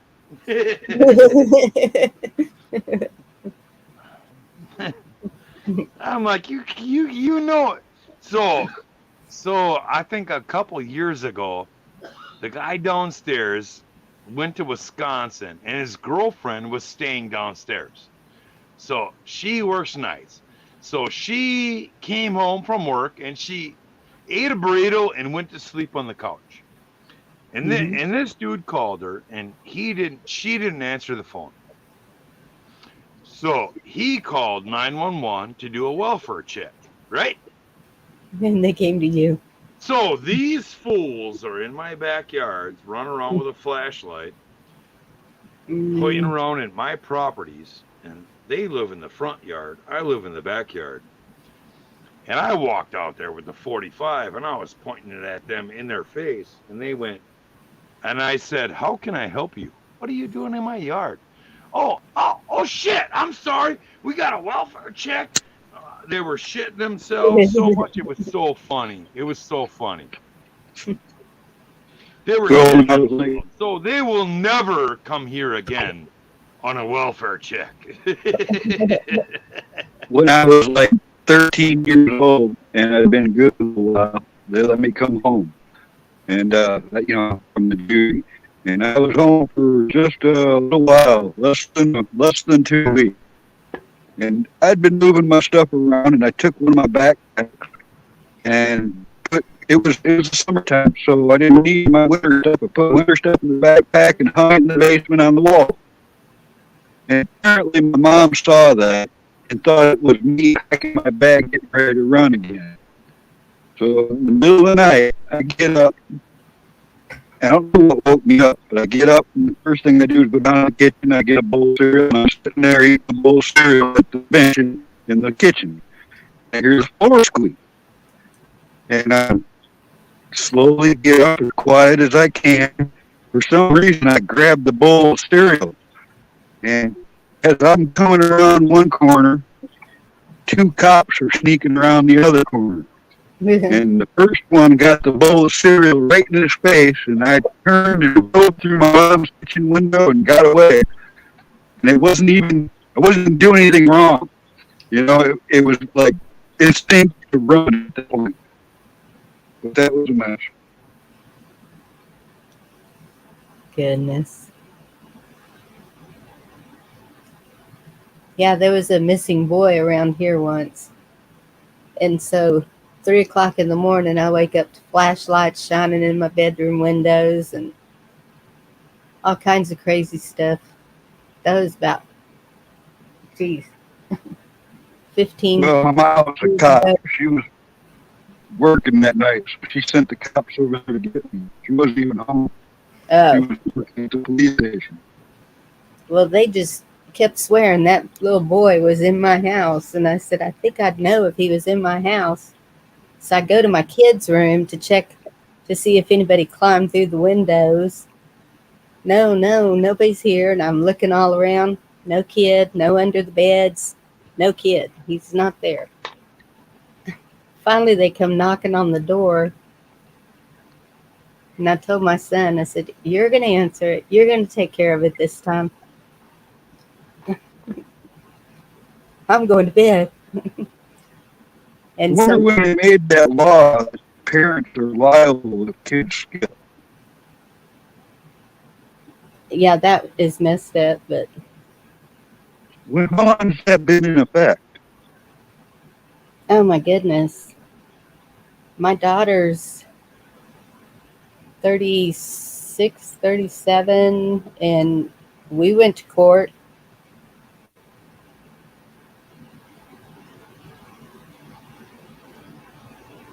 So it's been a long time. So when I was 2, we had a 911 call to the sheriff's department and the fire department that my ass disappeared. Well, what happened was the whole goddamn county was searching for me, but I was laying under the bed against the wall and nobody could see me because there was a blanket and a pillow in front of me, and the whole goddamn town was upset. But I wasn't 5 feet from where I was sleeping. Oh my goodness.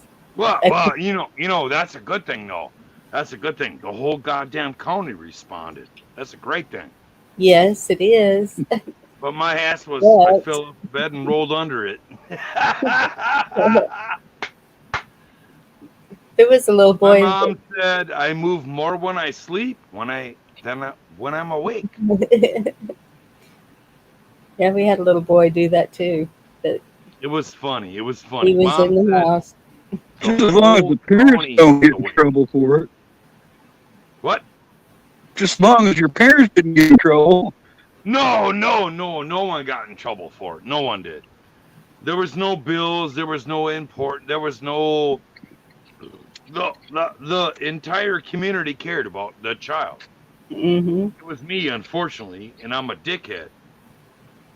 I just saw where they found that 2-year-old in Florida that he had been missing for 24 hours. And they found him? Yes, and he was okay.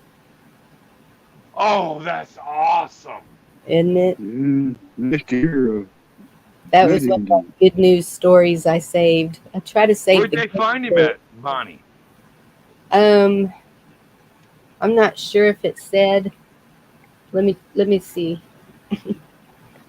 In the woods. Most likely. That's so awesome. Oh my God, I've been following that case. Years ago, I lived by a wildlife area, and one of my neighbors, I was over visiting them, and then left with my kids, and I got a phone call if I would please come back and help them look for their little boy. Their little boy had been playing hide and seek with a whole bunch of the kids because we had a big get-together, and all of a sudden she's like, when everybody left, I can't find my son. So all of a sudden we're all looking all over because she's hollering for him and couldn't find him. He wouldn't come. She's in a big panic. We're all looking and looking. At a couple hours we were looking for the little boy, and all of a sudden he shows up, and Mom goes, where were you? And then he goes and shows that he had crawled into one of those closing end tables that has the doors on it. He was hiding in there or fell asleep when he was playing hide and seek. He fell asleep in there. He has been found alive in the woods about 24 hours after he went missing. I interrupted you. I'm sorry. It's okay. I was looking for it. Found Friday morning by a volunteer searcher. JJ's condition was not immediately clear, but the sheriff's office said he is doing well, considering he has been out in the elements all night. Oh, but he was found. That's all that matters, though. Yeah. He's a cutie. Oh, my goodness. Oh. Kids can be independent, too. You know, when I was in grade school, missed the bus and just decided to walk through the woods 5-6 miles home. Didn't get home till, after dark. Everybody was acting like I should have been dead or something. It scared the bejeebers out of everybody. It didn't bother me at all. I was completely comfortable with the walk, you know, but it blew it down. Also, when I was a kid, I decided to swim across the East Bay of Grand Traverse Bay up north. And they were waiting in a Oh car shit. for me on the other side. Yeah, you can't play with water where I'm from, man, dude. You die. I didn't die. I mean, I was used to swimming across lakes, but I didn't. You know, that's a pretty big lake. It took a lot longer than I thought it was going to take. Yeah, yeah. I don't think at your age you realized what a pipe could do to you. Yeah. Yeah. Fans, I mean, I agree. I agree. And my youngest daughter with autism, she's a wanderer, and so I had to have the chain on top of the door where she couldn't reach it, and because she would just take off. Well, I got a little story for you. Yeah, Echo, I hear you. I want to hear your stories because we've all lived them. Come on, honey. Let's see Well- it. Let's hear it. As a kid, real tiny little kid, I was quite the little escape artist. My brother's 11 months younger than me. He wasn't always the bad boy. I thought I was being a good big girl. I would stack furniture and boxes and everything as a little kid, still in a diaper, and climb up and unlatch the door way up high. Dad kept having to put the latch up higher and higher because my brother would be found blocks and blocks away from home in our diapers. And there was a big old cop that we called him Mr. Clean because he looked like Mr. Clean on Mr. Clean bottle. And he happened to know who my dad was. And I wasn't old enough to be able to tell him what our last name was or anything like that. And he asked me, "Who is your daddy?" And I say, "Jakey." He's like, "Well, is your dad, what does your dad look like?" And I would imitate how my dad sat and everything else, and brought up that he raced motorcycles, things like that. And this guy goes, "Oh, I think I know who your dad is." Well, meanwhile, he gets a hold of my dad.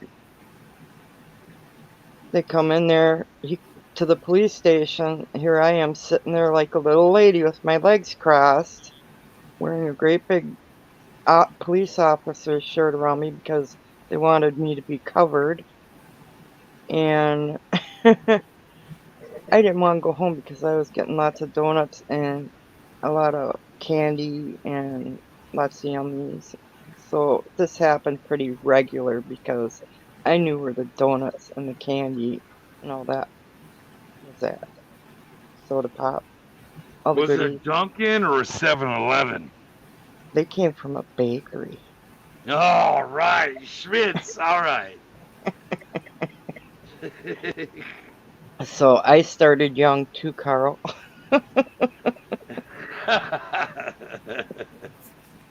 I wonder where you're going. I'll tell you, I think I was hell on my parents.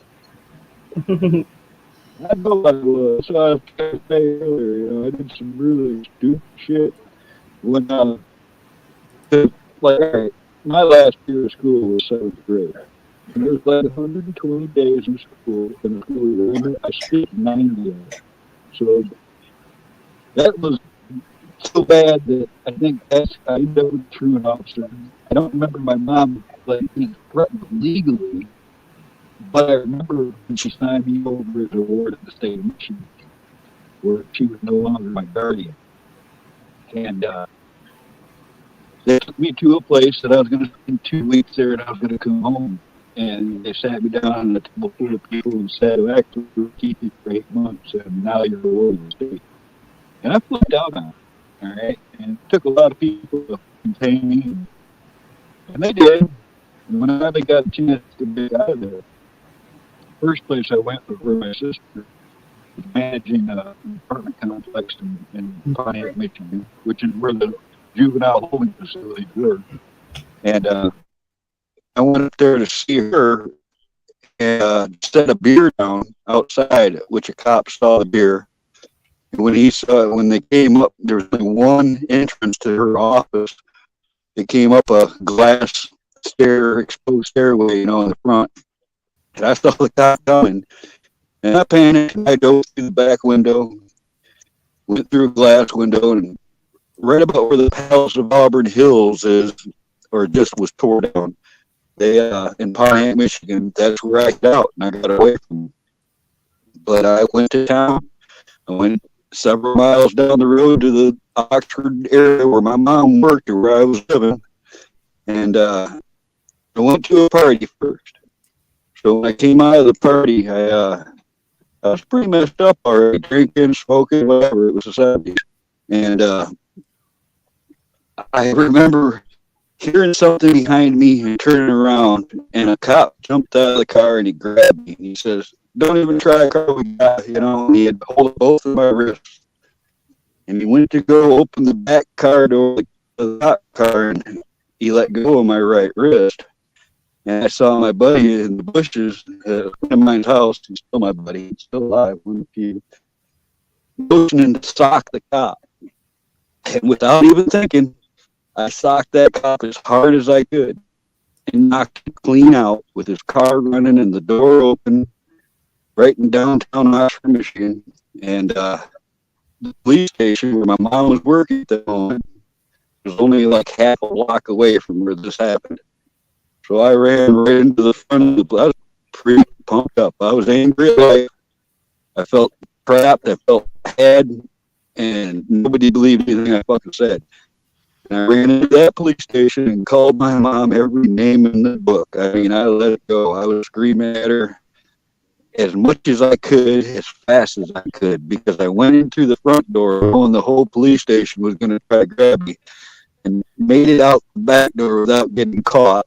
I remember jumping the fences in the back parking lot while the cops were right on my heels.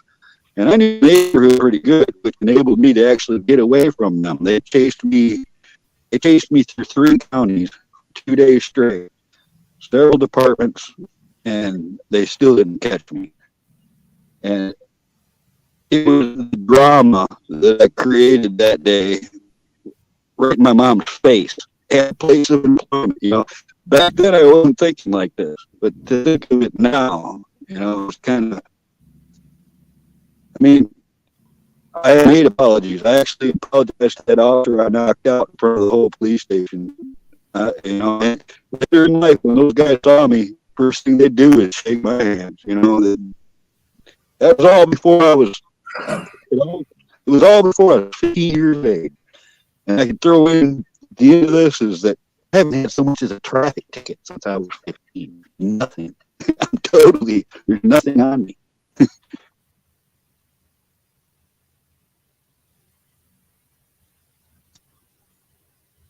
Did I lose you guys?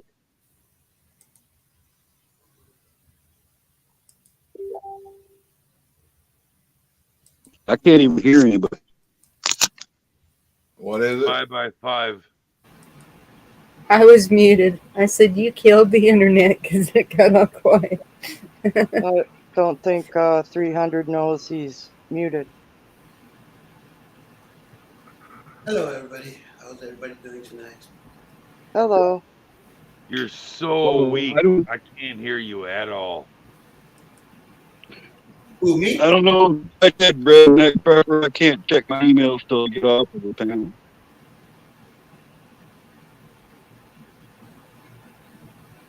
Did I just talk a whole bunch and nobody heard it? Yeah, we heard you. No, What's going on, 300? Campbell, you're good. 300 is so soft. We can barely hear him. Can you hear me better now? A little bit. Oh, okay.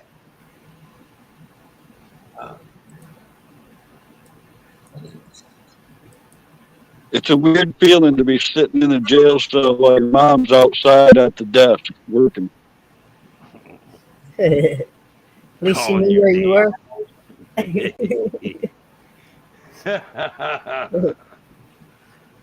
All right, 300. What do you got? Well, I have a big issue. I actually want to ask you people for a question. Okay, so I have land. Okay, and I was told people should be very careful of me because I'm offering my land for free for no charge because I am just nice to help other people.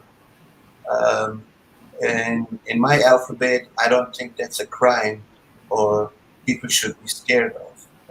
I don't know, maybe because I have a different culture. I don't know. What's your opinion about that? Since COVID, people are afraid of everybody. A lot of them, anyway. Powers that be got people not trusting anybody. They're trying to keep everybody at each other's throat, and they're trying to keep everybody away from each other.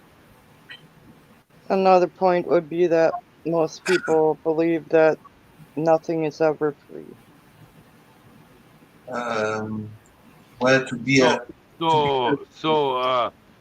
as an American, a cold-blooded, dirty American, we don't give a fuck what anybody thinks. So you can do what you want, and we don't care.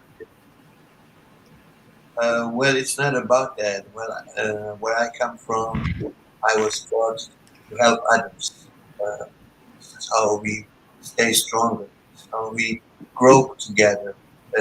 Pushing others down is not gonna do anything for me.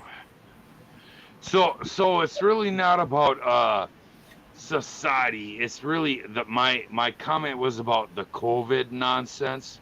Oh, You do what you want to do, and none of us in the free world give a fuck what anybody else does, because we still have laws here, and they don't rule over us like a king. So we really don't care what anybody else does.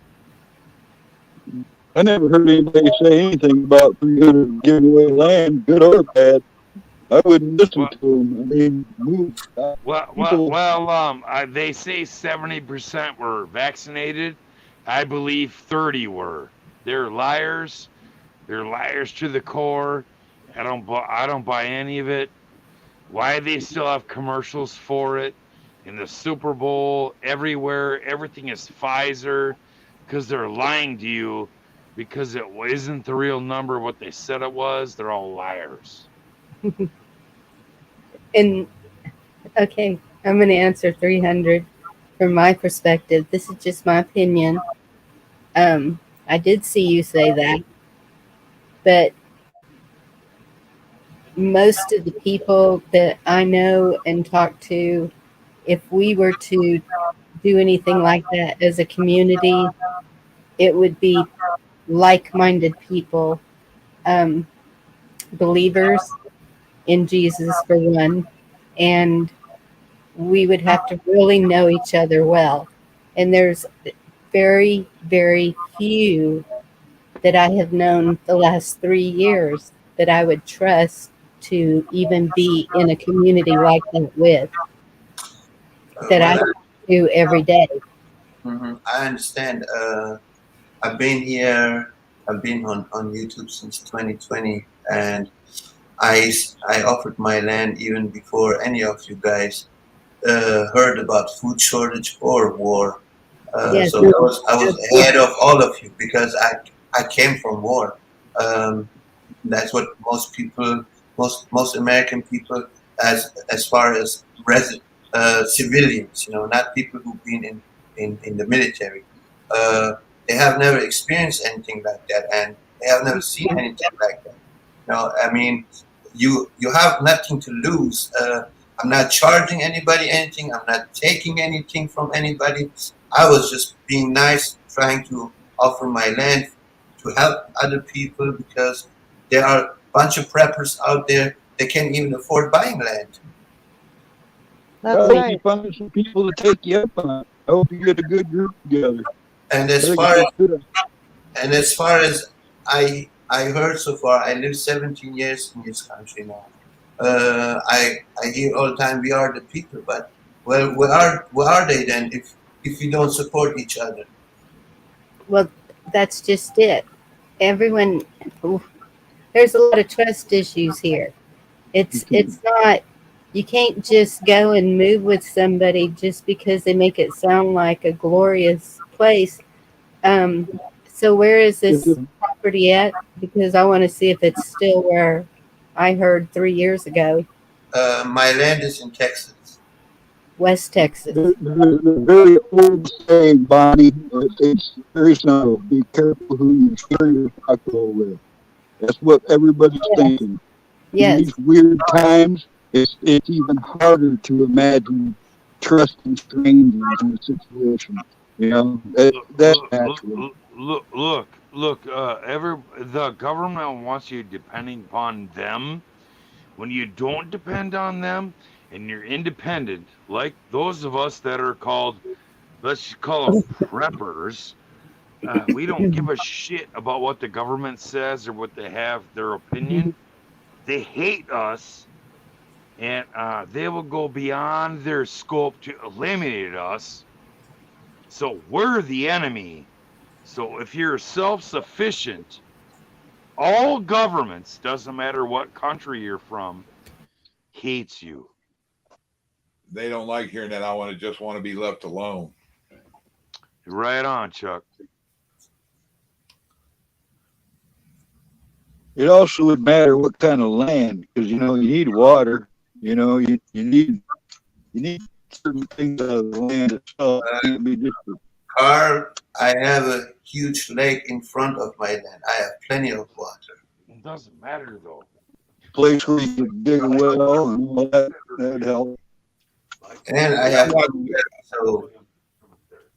I watched a video the other day, 300. This guy was standing out in front of a McDonald's or somewhere, and he had a coupon for a free Big Mac or a 5-ounce bar of silver. And everybody would take the Big Mac, but didn't take the silver because they didn't know what to do with it. My goddamn. With the candy bar, same effect.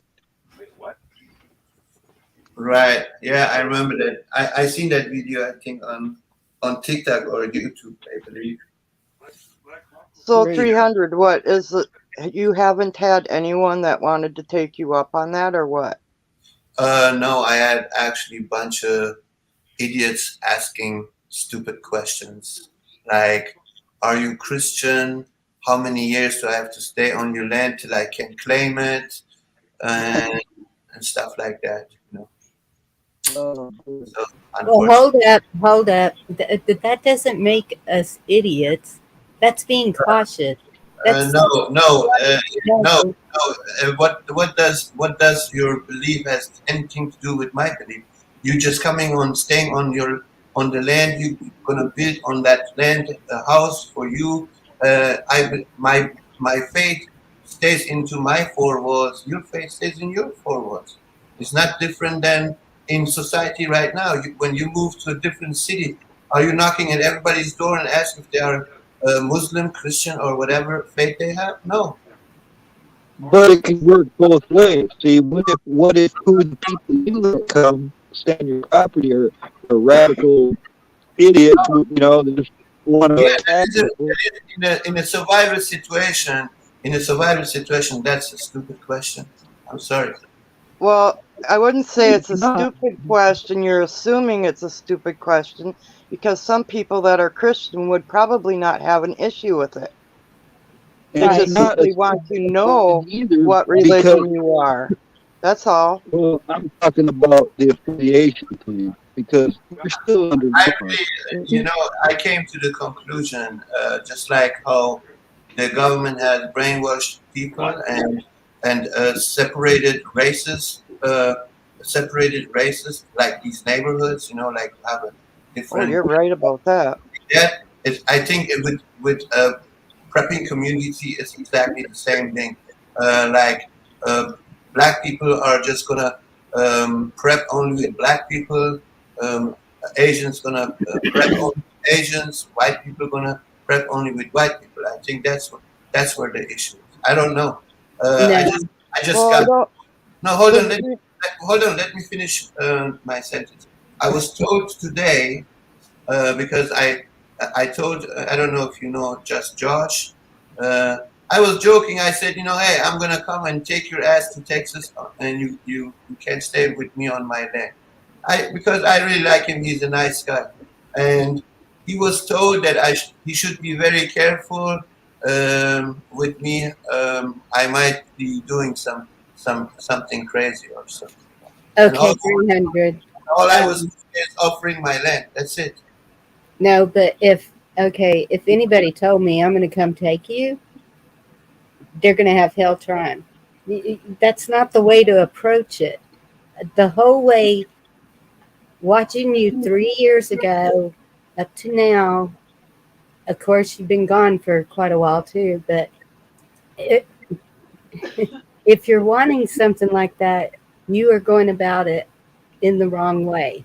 With the way you're talking to people and the way you're presenting yourself, it's not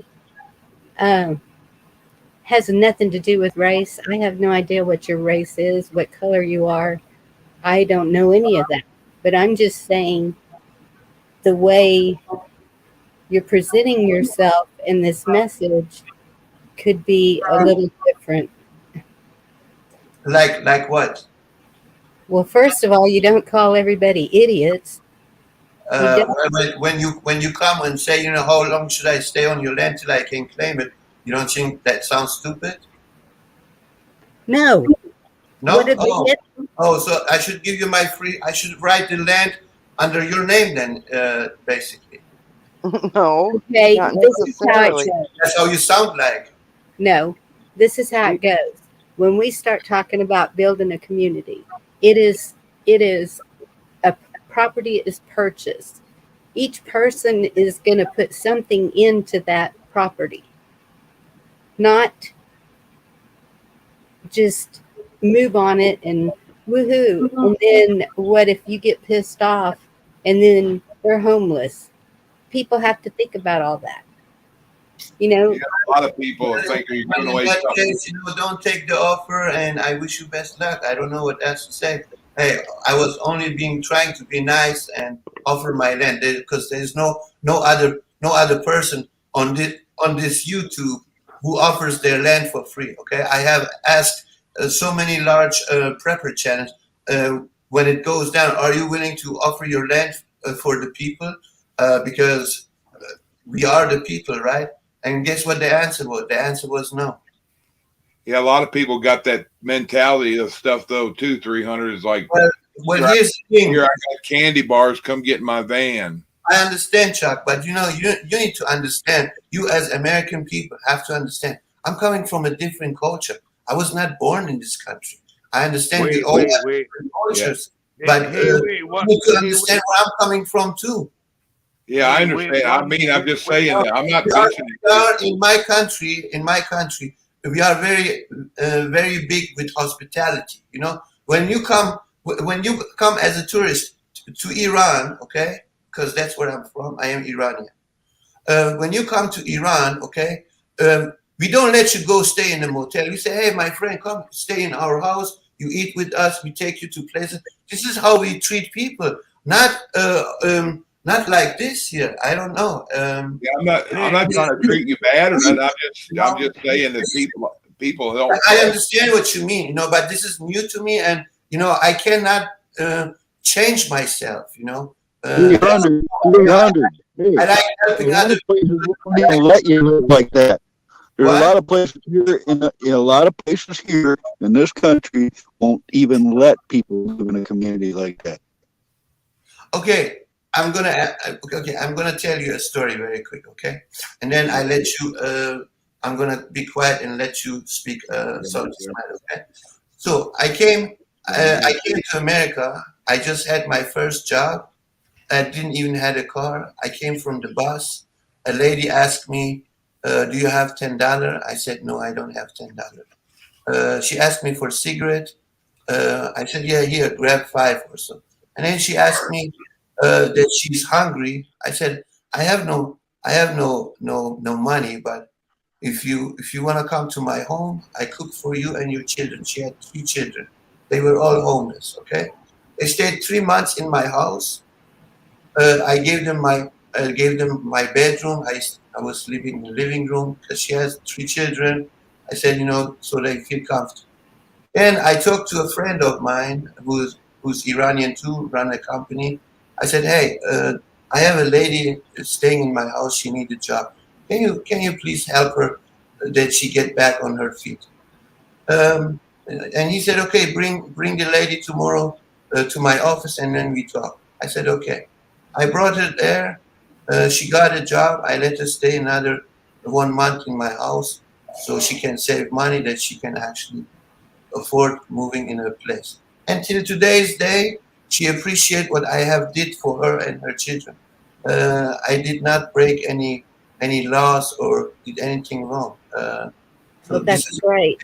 I this is think this is Salty the type trying of to. people we are, and this is the type I am. And I don't know why people should be scared of my action. I don't think I have done anything wrong in this case. Salty would like to ask you a question, I think. Hey, so I worked my whole life to create who I am, my properties and where I'm from or where I got or my future is, and I should just give it up to you. Say that again, please.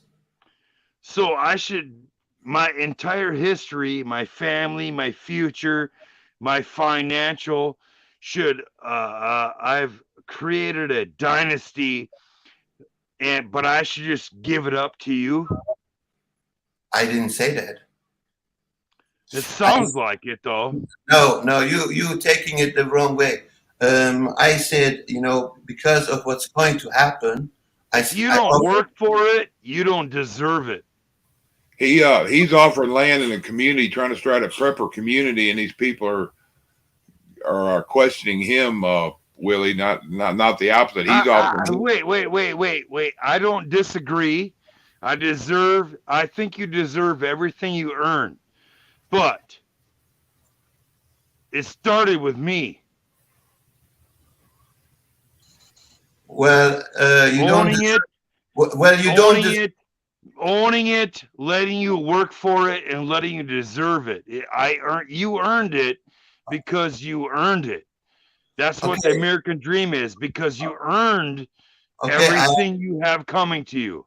I understand that, Salty, but we as human beings, okay, we need to lift each other up instead of pushing each other down.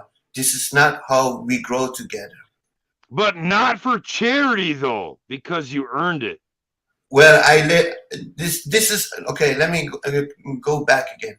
I said I offer you my land. If you can come stay on my land for free, I'm not charging you anything, and we can together build a garden. Together, we can build. That'll never work. Homes.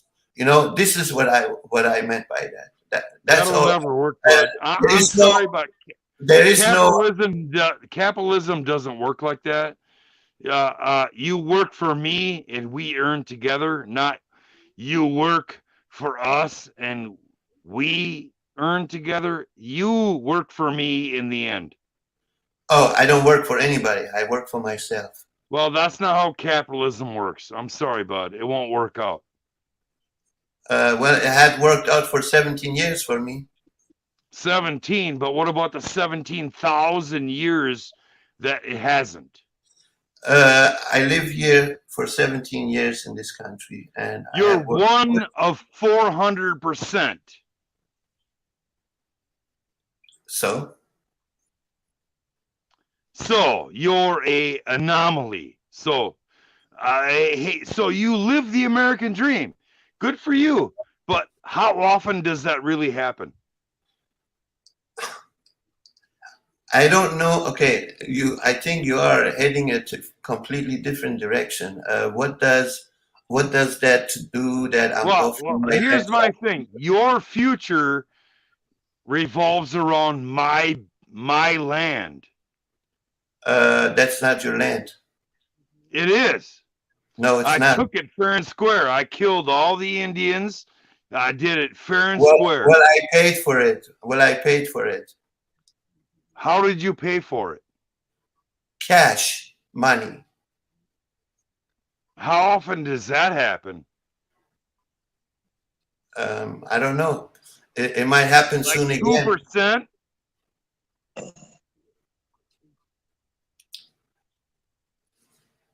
I'm just saying, I agree with you 100%. Look, we're just beating the same dead horse, but my stick is bigger than yours. Look, we need to all have opportunities. Yes. If I can't make the property produce money, you should do it. So I'm selling it you cheap, so you provide for society, and so in the end, everyone advances in the race. Okay, I'm not offering my land to It's benefit. not your land; it's mine. Okay, whatever. I'm not. I want to try. Oh, can I speak for a minute? Go ahead, Camel. I want to try to help through it out real quick.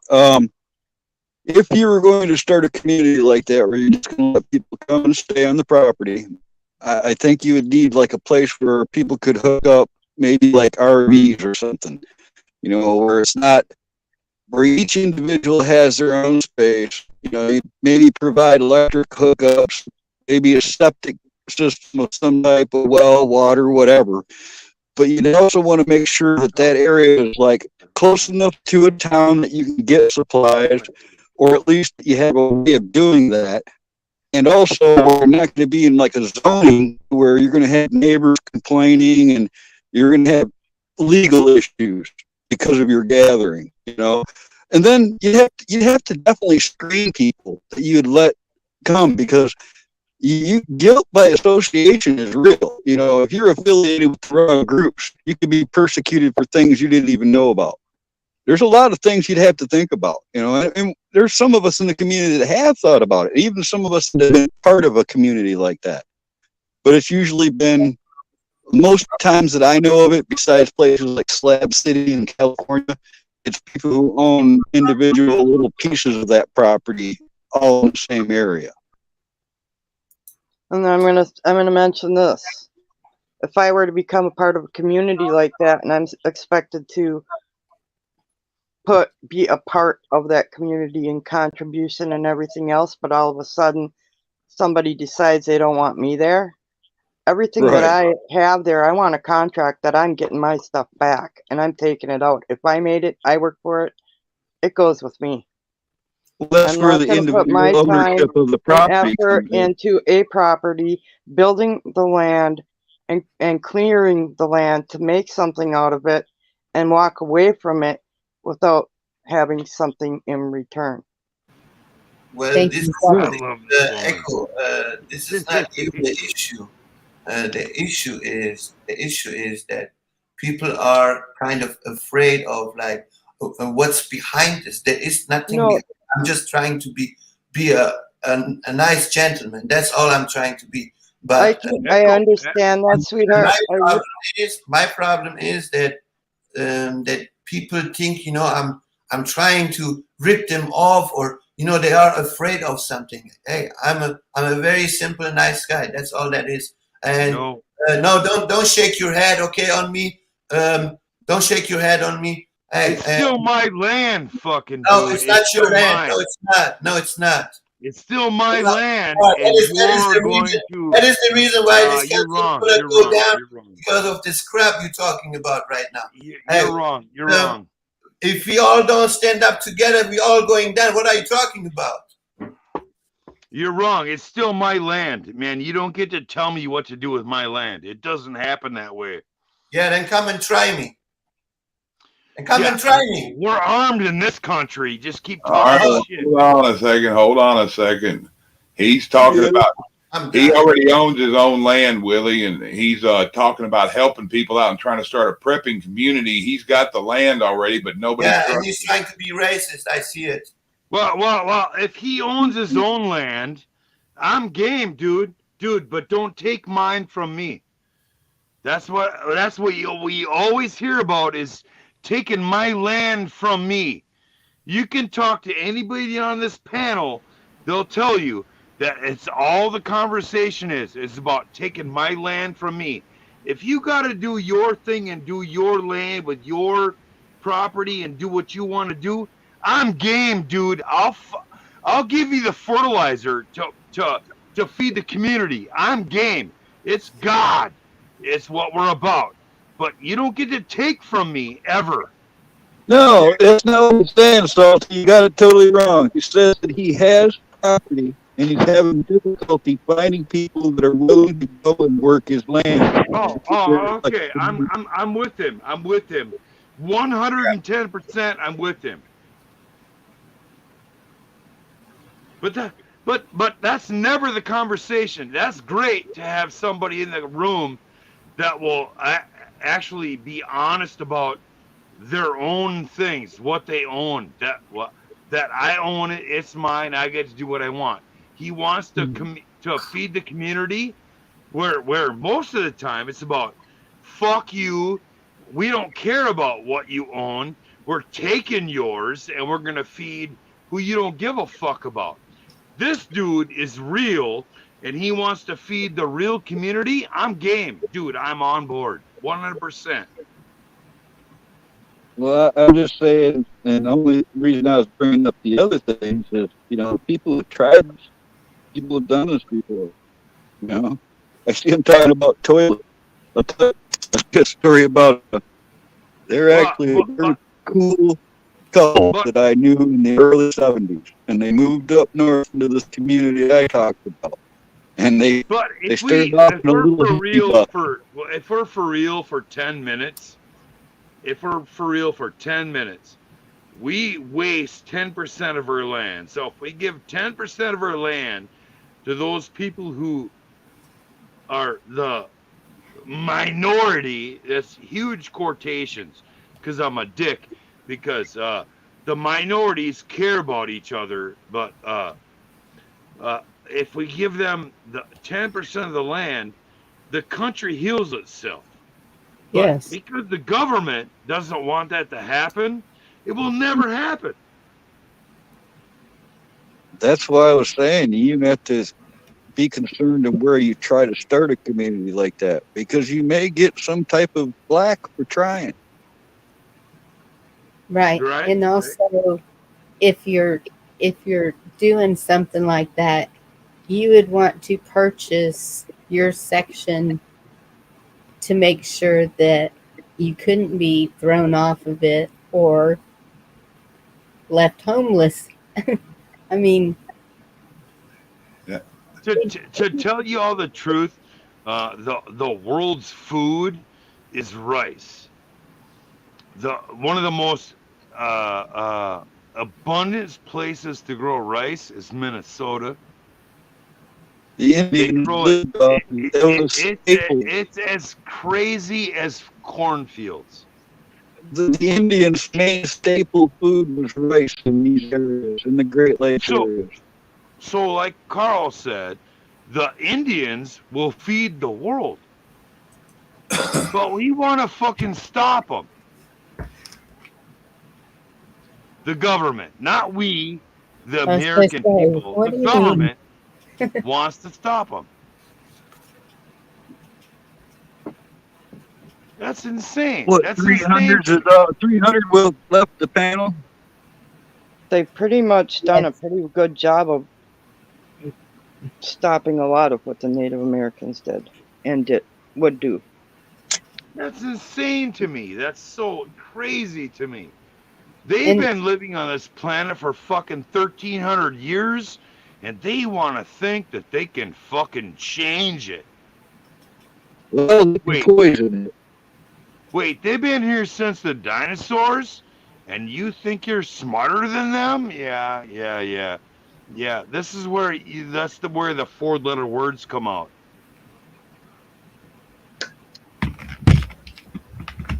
Yeah, that was a misunderstanding, but also, most of the people that are in this community, like me, where I'm at, is I've been in my community where I am located in this county since I was 13 years old. That's like, okay, since the 70s. Anyway, and so I know the people. I know we are, and so that's what we're doing is making where we have already stronger. Bonnie, are you buying rice tomorrow?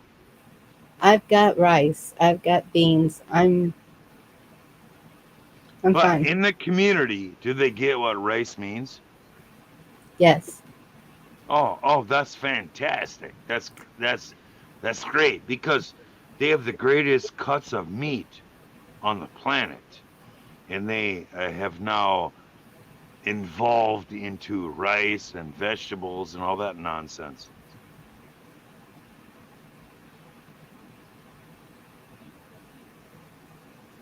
Right. There's Well, there's like nothing better than broccoli and beef. That's the greatest thing ever. You can live on that for the rest of your life. right. And that's why I've made sure I know where the people who are raising that beef is. And I know that I can buy cuts of beef from them. I know that I can buy feed if I decide to raise my own that is not full of all the crap that they're putting in it now. I know where I can get eggs and chickens. I know where I can get milk. And that's what I've been trying to tell people to do is look around you where you're at to get the things that you're going to need if it's cut off, because we know it's going to be. And so that's what I was trying to explain to 300. He's got it set in his head that we're all against what he's saying, but most of the people in the in this community are looking at their local communities and states and what they have. We're not going to eat the dadgum bugs, Huckleberry. I'm not.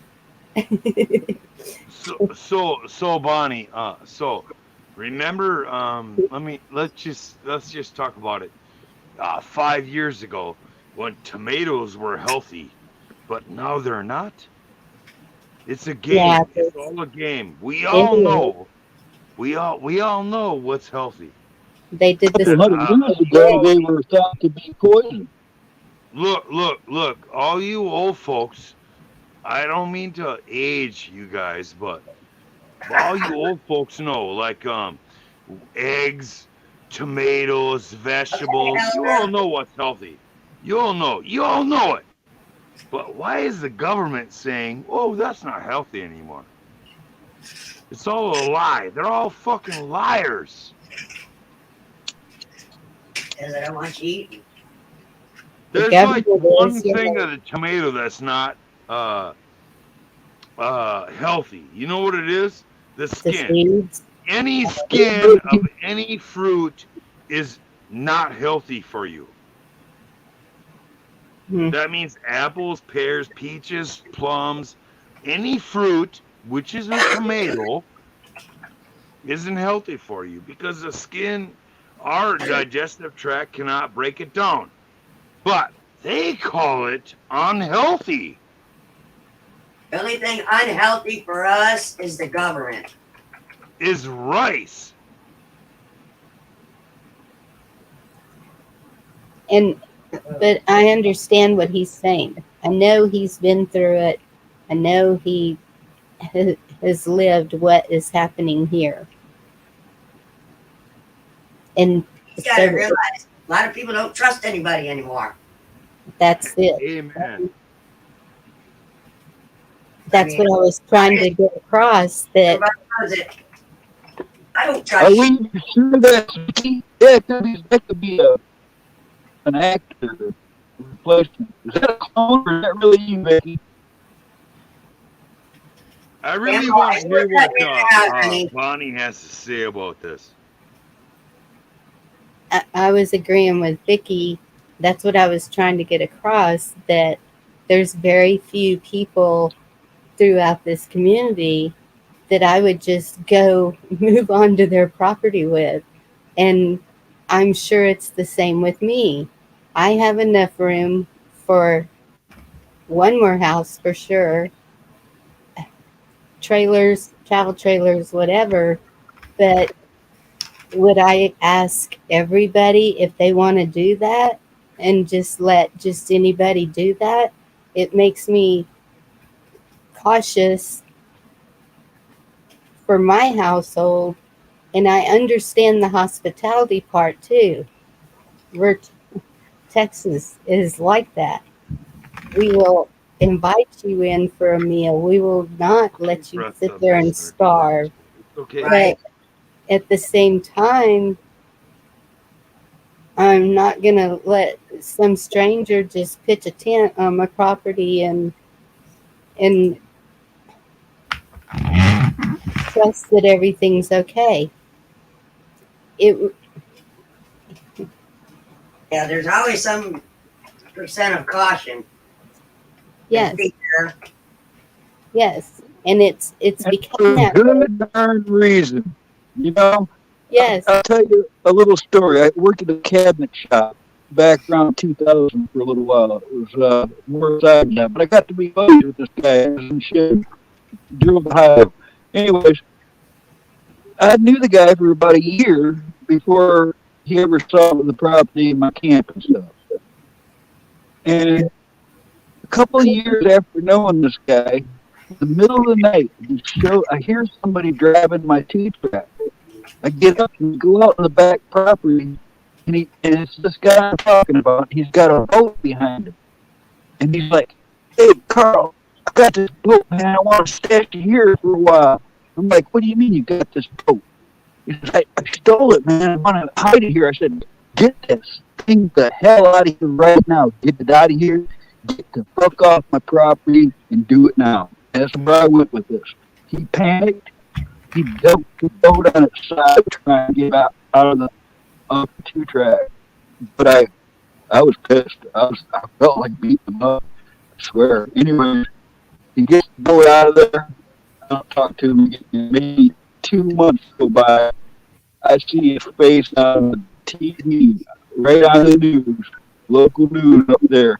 Him and 11 other guys got busted in a room where they were ripping off gas stations and stuff. They all went to prison for a long time for it. Freaking can't trust people. You don't know what they're going to do.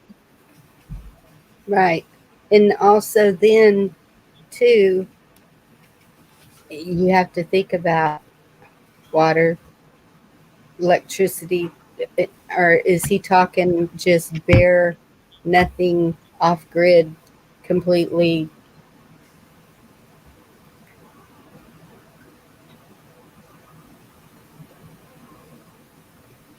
There's certain things I can do without electricity, just not no water. Well, nobody can do it without water. I gotta have my Like water. they're talking shitheads. So in those circumstances, electric not going to be much good. Right. And I understand that. There won't be anything when that happens. Right. But when it comes to like sanitary conditions and stuff, that's real. You got to learn how to make creams. If you don't have a system. Y'all were getting that man wrong. What he was trying to say. Yeah. And I was trying to relate to it. I wasn't attacking him. I was just wanting to know what the deal was. And he's making it sound like there is no deal. He's just offering it. Yeah, I could kind of understand, sorry, David, where people would get questioned about something like that. What if they go out there and they build a house and they spend $10,000 on supplies and all this, and all of a sudden something happens, don't work out, they don't have nothing binding where they're at. That automatically goes to the landowner. When you get people off, I can understand the questions. If they're being biased or racist or whatever, I don't know. I don't know the person, don't know the question, don't know the circumstance of what it was, but most people are afraid of anything. If there's somebody says, "Oh, here, come over here and do this," probably automatically thinking like some person in a van with candy saying, "Come on, get in."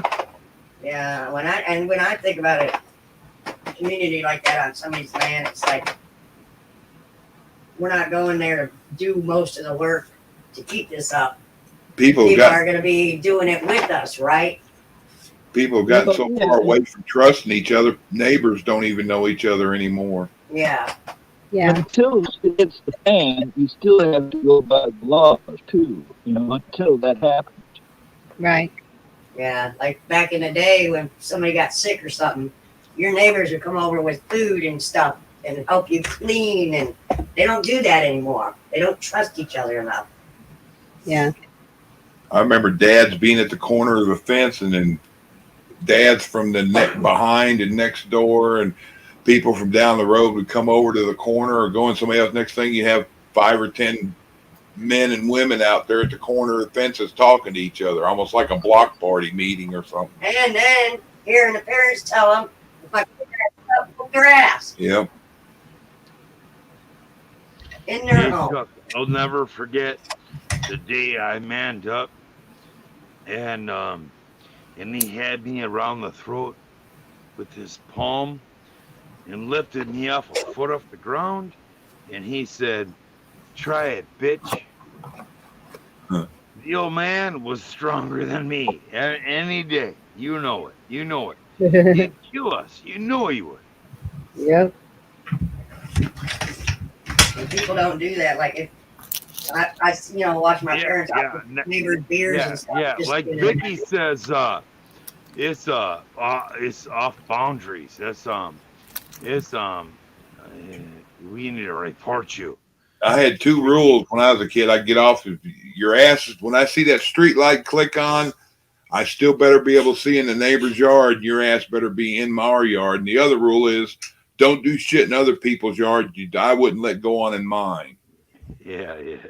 It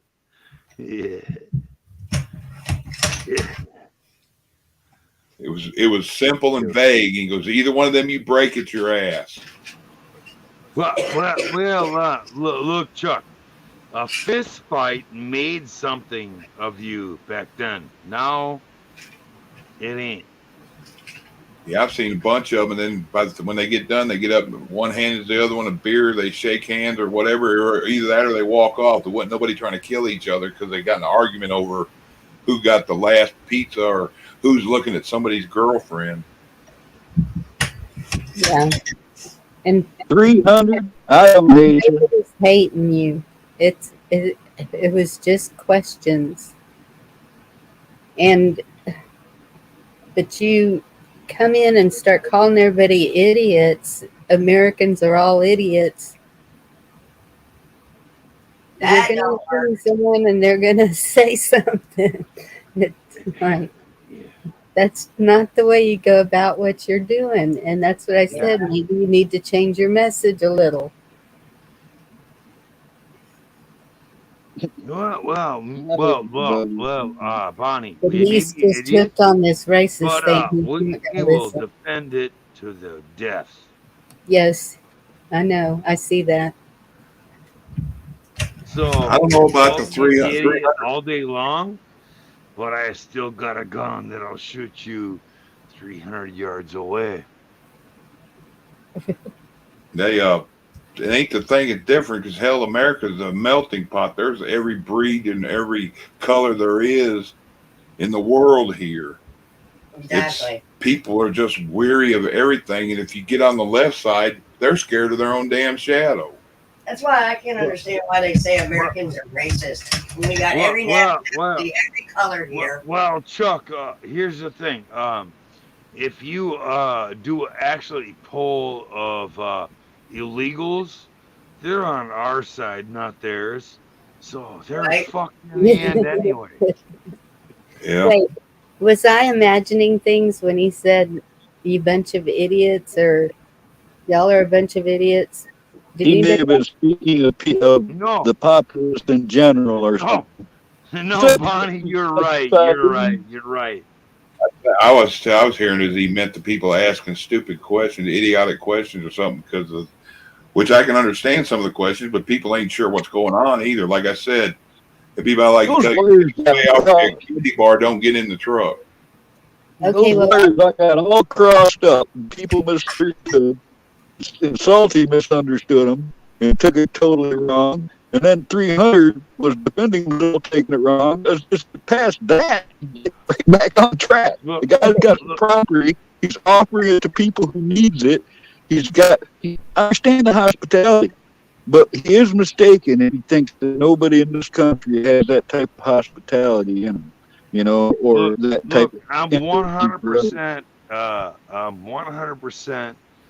I'm 100% available to be wrong. But when me you're a too. robot, you should have a brain chip and you should be done. Well, I get no track of that. I'm just saying that because I love you, dude. And I can be wrong all day long, and I don't give a fuck. I don't give a fuck anyway.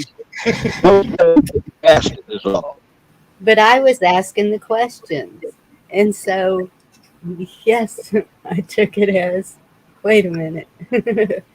It went sideways, but it was all a misunderstanding that made it go sideways. And that's why I ask questions, because I want to make sure I'm getting it right. Yeah, I know, Bonnie. I can understand you asking about it, and I can understand some of the others asking, because it's like nobody gives away land, especially the way it is anymore. No. Nobody gives anything away anymore, really. And if you do, it's because the people run across the border and they're giving everything. Anybody that lives here and has been here knows ain't shit free, and you got to struggle to get shit that you're due. Yeah. Yes. Freedom ain't free.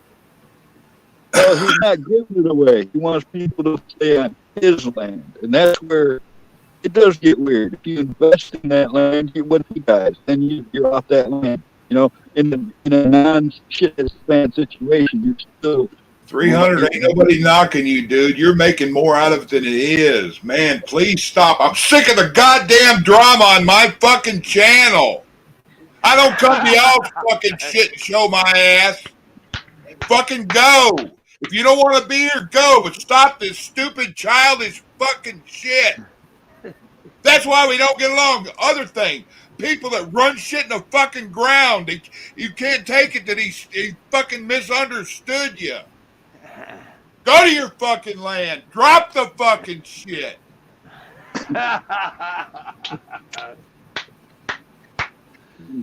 Hey, I love you, dude. Fuck, I'm sick of motherfuckers running the ground. You need a pussy sticker? Your feelings hurt? Shit, stop it. Maybe that's why they don't trust you. I love this, dude.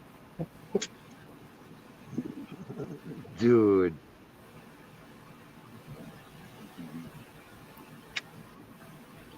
Dude, do you get the replacement theory? It's happening in real life. All right, Chuck, calm down. Take a breather. Yeah, I know. I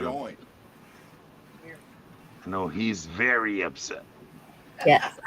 No, you ain't seen Chuck upset. Bonnie, I missed you. I got you to too, catch Salty. like 4.5 minutes of your prayers, and I missed you, honey.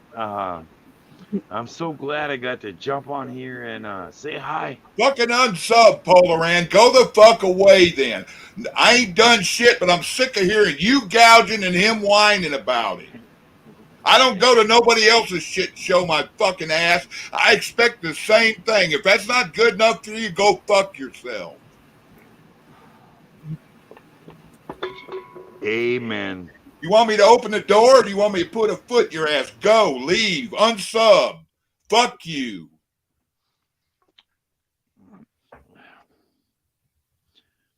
Amen. I love it. I love the honesty. All day long. Tell me up, Chuck. Tell me I'm a little short bastard that has no hair. Tell me. Who is he calling a hypocrite? No, I'm just fucking with him. He knows I'm fucking with him. I like to fuck with Chuck because he has a sense of humor. So he gets when I'm messing with him, and he'll just blow it off. He won't even respond. See, that's like a real man. Where that we have our signature hellos and goodbyes, like for sure, don't you know? And you know that nonsense. It's just simple. It's simple. It's respect. It's He'll tell me to go fuck myself if he wants to. He will do it. I haven't yelled like that in years. Yeah, but Carl, I would love you to tell you to go fuck myself. It started a misunderstanding. That's what people get shot over anymore. Misunderstanding. Somebody misinterprets something. The shit goes awry. Don't hurt yourself, Chuck. We're too old for that. No, I got smoked out and I'm coughing on it. He's trying to calm down, so I hit it. I took a blast from the past and now I'm choking on it. You stroke on the show and I'm going to feel like shit. I don't care. Nobody else knows that. Good weed. He knows Yeah. he is the bad. Yeah, I lit a joint or a pipe.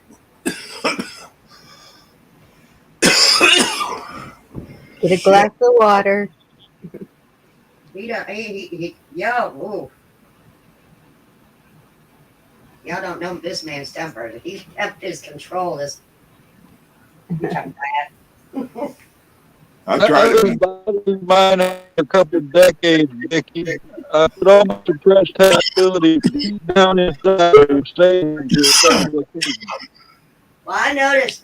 I woke up to somebody arguing on his show. Well, I was at work, actually. I hopped on his live. Rabbit over there arguing with somebody, and I was like, "What the hell?" Next thing I know, Chuck's gone. Uh-oh. No, he don't do that crap on anybody else's. So he really shouldn't be doing it on his. I wouldn't come to their house and shit on their coffee table. I expect the same thing. Yeah. Oh my God, I just had the picture of him sitting on top of somebody's coffee table. That would be terrible. That's like, we opened our home to a lot of people that we trusted, and they screwed us over. And he's got to understand that. And people do that. Over and over and over. It's like the better somebody tries to be, the more All right. Yeah, I hit it too fucking hard. I smoked every bit. You gotta just. That dugout, I hit that sucker hard. It's killing me now. Whoa. You got Hi, Carlo. Hey, Connie. Water. Yeah, he's got his tea in his hand. Okay.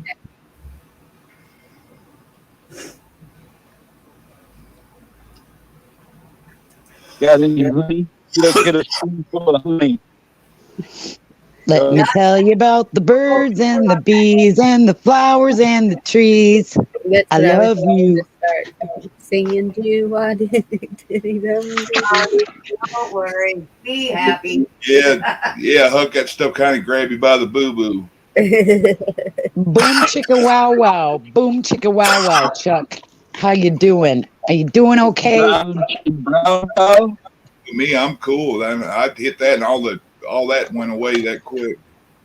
God, it feels liberating, and I'm so thankful that you let me up when you did. And I'm not gonna say anything else, but I respect you. I way respect you, and I don't know what came over me. I got a lot of bad shots at me on that because I let it go on and just dropped it. I'm like, some people was arguing a little bit in the chat and on here, and it's like I just let y'all finish your stuff and left it open. And yeah, but the thing is, like Bonnie was saying, for the last, I gotta say, week, there has been, it's just, and I looked at today what's happening as far as earthquakes, magnetic solar flares, core of the earth, and we are all just rocking and rolling. And we're lucky we're talking to each other and we aren't flooded, snowed out, or drowned or whatever. Yeah, Vicky's been feeling weird today, and it could be that. Could be the. Even the cat's acting weird. We got hit with a CMA, Chuck. I'm CMA. That's weird. Country Music Awards. We got hit with a CME today. I'm tired. It's 4:13 here, but it's almost 4:20. Okay, if we got hit with that, it would be torture for me. I'm not much of a country music person. Sorry. Hey, Silver Girl.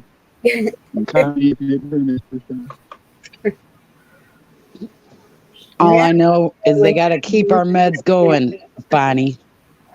They got to keep our meds in stock. There's supposed to be a nationwide shortage, and I don't think we're going to make it through this if we don't. As much as they rose the prices, we'll see how they're going to buy the crap.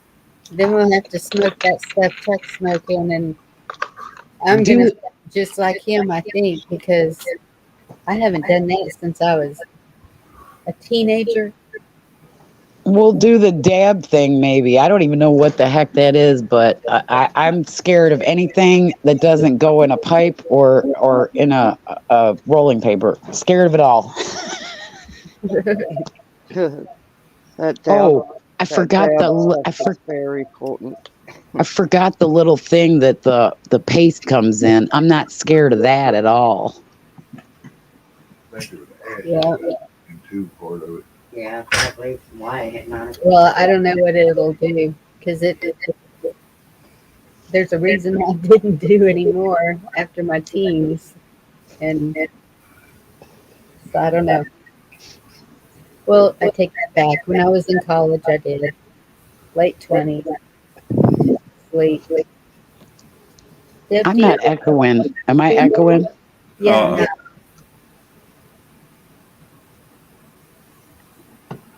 I just didn't know if I had YouTube open. That's what I was asking. Okay, hang on. I apologize to everybody for saying my shit. You're good, Chuck. Everybody does every once in a while. Yep. And it's good to get it out. That's it. Yeah. Okay, now I should be good. Years. Wouldn't have to worry about no water. It's been a horrible week. That's like yesterday. Me and my youngest got in. We yelled at each other. We don't ever talk to each other like that. That was earlier. Yeah, all day today I've been kind of on edge. Everything just one thing after another, and I usually don't let things build up, and it just seemed like it piled on instead of one thing going away. I got a uranium cloud over me that's from 111 miles away, and it's kind of affecting me, I got to tell you. Maybe I need to do a prayer and fellowship tomorrow. I think that this Sunday is a monumental Sunday. Don't ask me why, but I just, I put it in chat. I don't know if you saw it, but I did the Cherokee Indian way of, defunkifying my house. And I just did the last, and when it struck midnight, I said, it's a Sabbath day. And I did the last, the third time, and I'm good. Everything's good here. First time in probably almost a year. I'm at peace, and I don't know why, but it was really rough this morning. Something was going on, and then all of a sudden, around 4 or 5 o'clock, I got calm. Amen, B. You know what? That's like here, Deb. It was like that here. Yeah, well, if you saw what the earth was doing when we were all freaking out, I mean, I saw it tonight. I saw it. If anybody wants good biblical tying in with atmospheric information, go to Brian Knight. That guy is one amazing man, and I understand like so much more just by subbing him for the last like 3 weeks, 4 weeks. He puts it all together, and he is spiritually attacked like you and I have never even dreamed of. He gets both sides. He gets to see the good and the bad, and I don't know why people are chosen to see what they see and have happen what they have happen, but I thought I had it rough. Oh no, we do not have it rough at all. Yeah. Spiritual attacks are real. Yes, they are. Yeah, they are.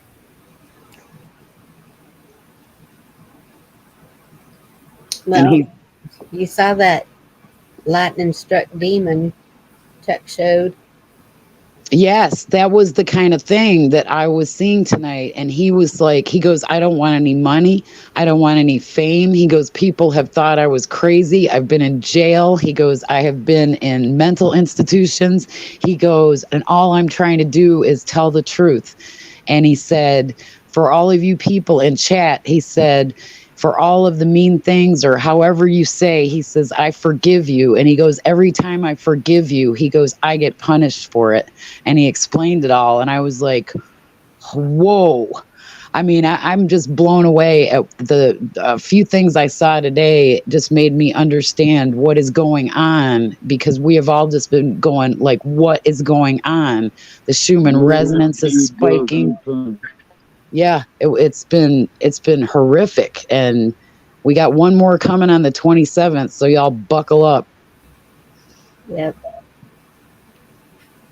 Just stay in that day. I'm telling everybody, don't go outside a lot, not because of lockdowns or anything like that, but just because of the air that is coming from up and down. I mean, it's coming to Texas. It's coming to up the East Coast. There's nobody that's really not going to get affected by this. All of these, derailments and clouds and explosions. And we had another one in North Carolina I heard today. And I'm just like, okay, they tried to take the trucks out. Now they're trying to take the trains out. What's next? Oh, yeah, aliens. I forgot. Well, zombies now. I saw a clip. I think it was the same one I keep referring to tonight. He was a man in black. If you know what I mean? Yep. Had his mind completely erased and put back the way they wanted it to be. And some of them were not like us. Gee, kind of like the person who's like the governor or something of Pennsylvania. Somebody chipped or something like that, because it is really zombie land out there. It's just a different kind of zombie. No, it was a different kind of being. Oh, okay. Well, these are like, I don't know. This guy has film all the way back to the 50s before you could do any manipulation to anything. And what I saw was in like strength of 20 humans of a person in black like that, dragging somebody up, straight up a stone wall. I mean, straight up a building, like straight up without, defying gravity and everything. And the person was being tossed around like a rag doll. And I just now know the extent of evil, I guess. And I ain't going to have no part of it. No part of it. I banish it. I rebuke it. Whatever. No, never in my house have I had it, and never again in my house will I have it. I felt it leave tonight. It was really weird, and it was pretty spiritual, actually. I felt it. I felt it go. And it's been hovering around here since probably last April or May or June. And Bear felt it. I felt it. And Bear was gone, I had to feel it all by myself. And I was like, I asked churches. I was like, just somebody help me. Somebody help me. And then I just had to go to a Cherokee Indian. Yeah. And that's the thing. What they're talking about in chat right now. So in the county I'm in, we'll look out for each other. Yeah, and my neighbors ignore me. They don't want, if you move to the mountains here, you don't want to be bothered by anybody. You don't want to be asked any questions by anybody, and you don't want to help anybody. And that's the way it is here. But And I can tell you, if things popped off, it would be different. If you know that, Deb. yeah, but half the people don't even live here full time. I got like 15 houses and like 7 stay here, and they're all like, you know, they're all mad at me. I don't know why they're all mad at me. I wouldn't go along with one of their homeowners things or something. So everybody is like against me here. And I was like, whatever happened? None of them are from here, Bonnie. They're from Georgia. They're from Massachusetts. They're from New Jersey. So I moved to a place that has a bunch of people just like me. And I wanted to be back to my Southern Belle self. And I tried to recreate the South. Well, the South is not the same. And I have more up in New York in a place that everybody hates. I have more up there than I realized I ever had. So it took me like full circle to realize where home actually was. But not sorry. Not sorry I came here. Not sorry for anything. No. And that's where we gotta Even pray for guidance on which direction to go. And if we fail, it's still educational. Sorry, Bonnie. yes, it is. We learn from our failures.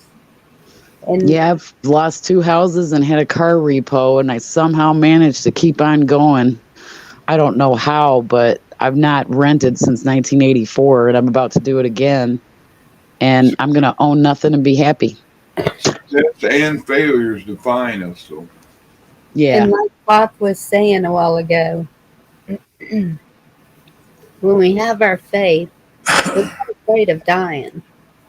And so that's why I'm not, oh my gosh, we got to do this and we got to do that. I was caught up in that, thinking that everything It's dying just alone. It's dying alone. We talked about this, Bonnie. It's dying alone.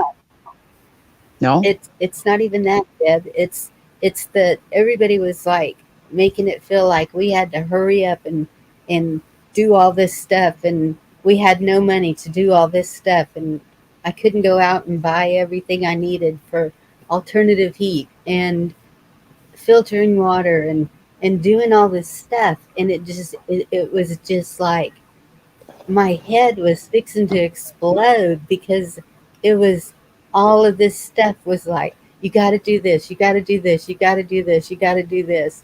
And then I finally sat back and just lost it for the past, that's why y'all haven't heard from me in days, because I thought, oh my goodness, how am I going to protect all these people that I have to protect? And then I sat down and I flipped. Well, I didn't even have the internet. It was on my phone. I was just listening to Asbury. I was listening to Christian songs. I was listening to country songs. I was listening to anything I could to get my mind out of that place. I was praying like crazy. Sorry, God. I know you've heard a ton from me. No, it happened to me. That exact same thing happened to me a year ago. I got caught up in all the doomsday, gloomsday, and I'm like, I'm sorry. I'm not going to be it with a backpack running through the woods with a can of beans. I'm not that person. I will die where I am. I will die bugged in, or whatever the heck you call it. But I can't take in any this doom and gloom anymore. I just can't. When I finish, because it's not a doom and gloom ending. And so, in praying, and calming down. I have what I have. And if it's not enough, it's not enough. But all of y'all had taught me how to do without. And so I know there are alternative ways. I know how to start a fire. We're not going to die unless they come and try to drag us out of the house. Then somebody's going to. But until then, we have got to live life. We can't let all this take away life. It's like we got to live while we can. We can't live in fear. We can't live in anxiety and pressure, feeling like that it's the end of the world and we got to do it right now. And I know some people that are good to go. They've been doing it for 20 years. I'm proud of them. 20 plus years. Yes, but I haven't. And neither have I. So it's like, I don't know, watching The Chosen and seeing what Jesus could do and seeing what even the apostles could do and knowing what I can do. Happy showed us we did it on panel.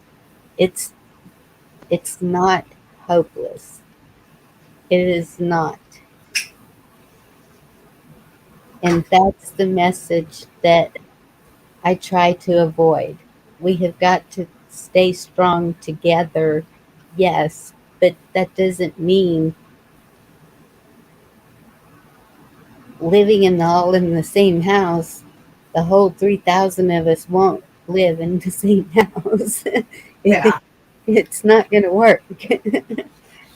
But, and yes, Benjamin, thank you. That is exactly how we're living.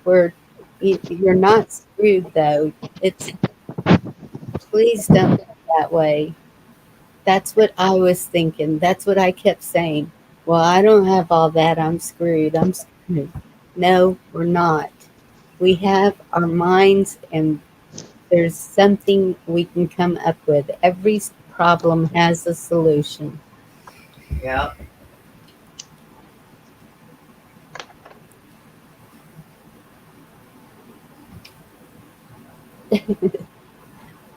Mimi, I love your fonts. It's Huckleberry's birthday. No, dangerous. Dangerous freedom. Oh. He's talking and he ain't saying it. I was just thinking about what he used to say. He says, when I'm gone, or if I die in battle and drop my weapon, make sure you pick it up. I can't hear a word you're saying, Carl. Well, I was just thinking about something that Dangerous Freedom used to say. He used to say if he died in battle and dropped his rifle, he'd want somebody to pick it up. And keep going. Yes. Yeah. Exactly. That's it. When one falls, another one's it, just like they did with the flag and the revolution. It just keeps on. We all got to keep on.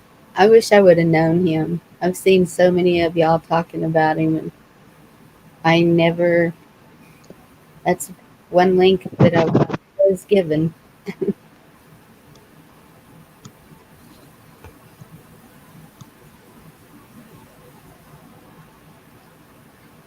And you know what? That's another thing. My grandmother has been so heavy on my mind this whole week too, and when I talked to my mother, she said the same thing. That all she keeps thinking about is grandmother, her mother, and I don't know if that means something, I know my grandmother has let me know she's around. And I know some people don't believe that, but I totally believe even from heaven, your loved ones can reach you when they want to.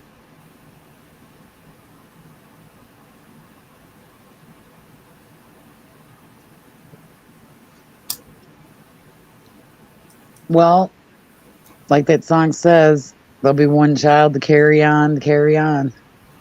Yeah. And I want to apologize, Bonnie. I have trouble sometimes with a Texas accent, sometimes with a Southern accent, of cutting in because I'm too impatient to wait for the person to get out what they're saying, and I apologize. I'm sorry I talk slow. No, it's a lot of people will say in blocks of in New York, we are like blah blah blah blah blah, but they'll talk in blocks, and when there's a silence drop, you think maybe they're done, but they're not. That's real shit there, Deb. Okay, over.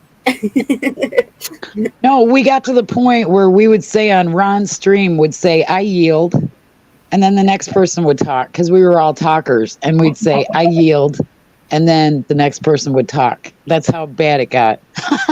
That sounds too much like the government. Yeah, No. They go over. Yeah. Yep. 10-4, good buddy. Roger that. No, I've gotten spiritual, real spiritual in the last week, more spiritual than I ever thought I could get. And it's only because I opened my mind and I didn't get stuck in the Christian box. Because there is a box we get put in, depending on if we're Mormon or Catholic or whatever our religion is. And there's something called spirituality. And there's different ways to say creator or God or spirit or whatever. And there are some real honest to God disciples, prophets, messengers that are people, because the gift of God comes through us. We have more power than we even realize. And with Pappy Two Bears and what you told me happened that night, it's obvious. Yes. And that's the way I was raised. My grandmother, my mother, and even my girls, it's been passed down. It truly believe it. There's and that's it surprised me when I heard and I shouldn't, I mean, I knew it, but when I heard it in The Chosen, it just came out like highlighted. I don't know how you explain it. We're disciples. We are disciples of Christ. That's how the easiest way I can say it. And when he said, "Peace be still," I have been taught that all my life, and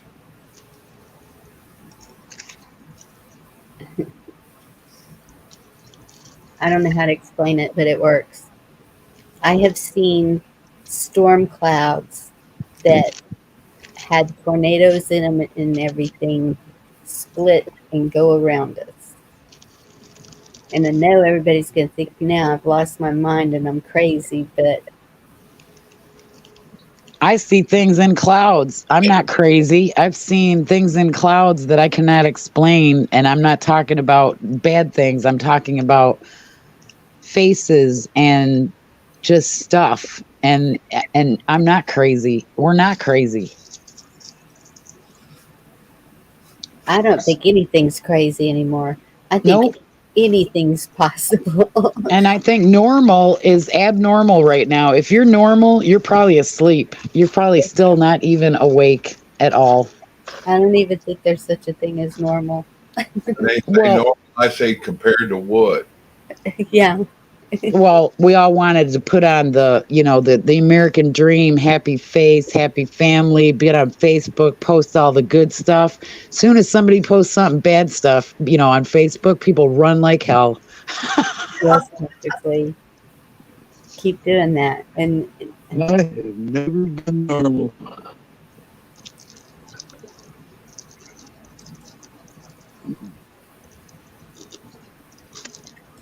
Yeah, I never said I was normal, and I'm not starting now.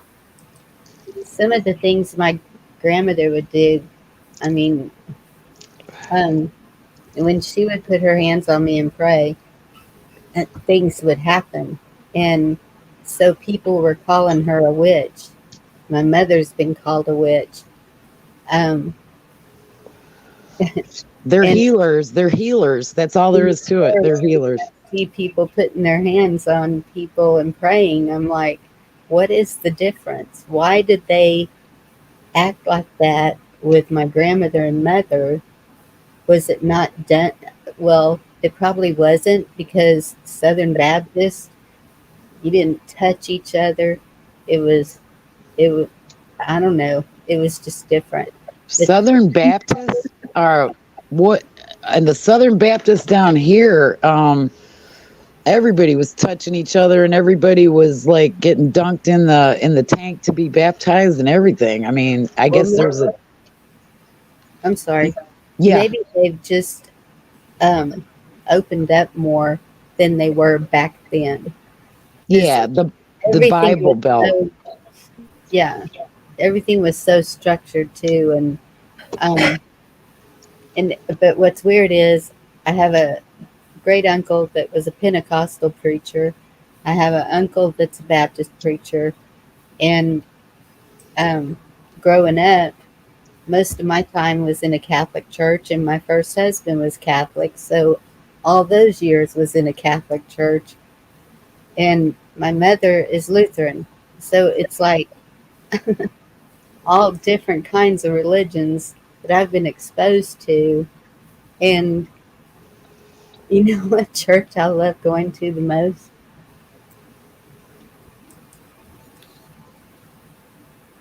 What? Is a black church. Hell yeah. Hell yeah. They get into it. The spirit moves them. They've got soul, and they've got soul in more ways than one, and music too. Yes. My favorite church is the ones right here on YouTube. Well, yeah, now it's, I mean, What's it say? Where two or more gathered. yes. That's it. Where two or more are gathered. I was going to say that. Well, I talked to my body. Okay, sorry.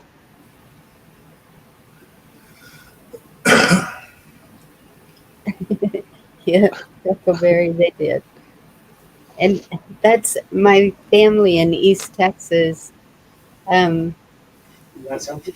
At the cemetery, every year they would go to the cemetery and make a makeshift table against a tree, and everybody would take a dish and they would clean up the cemetery, and then everybody would gather and eat at the cemetery. And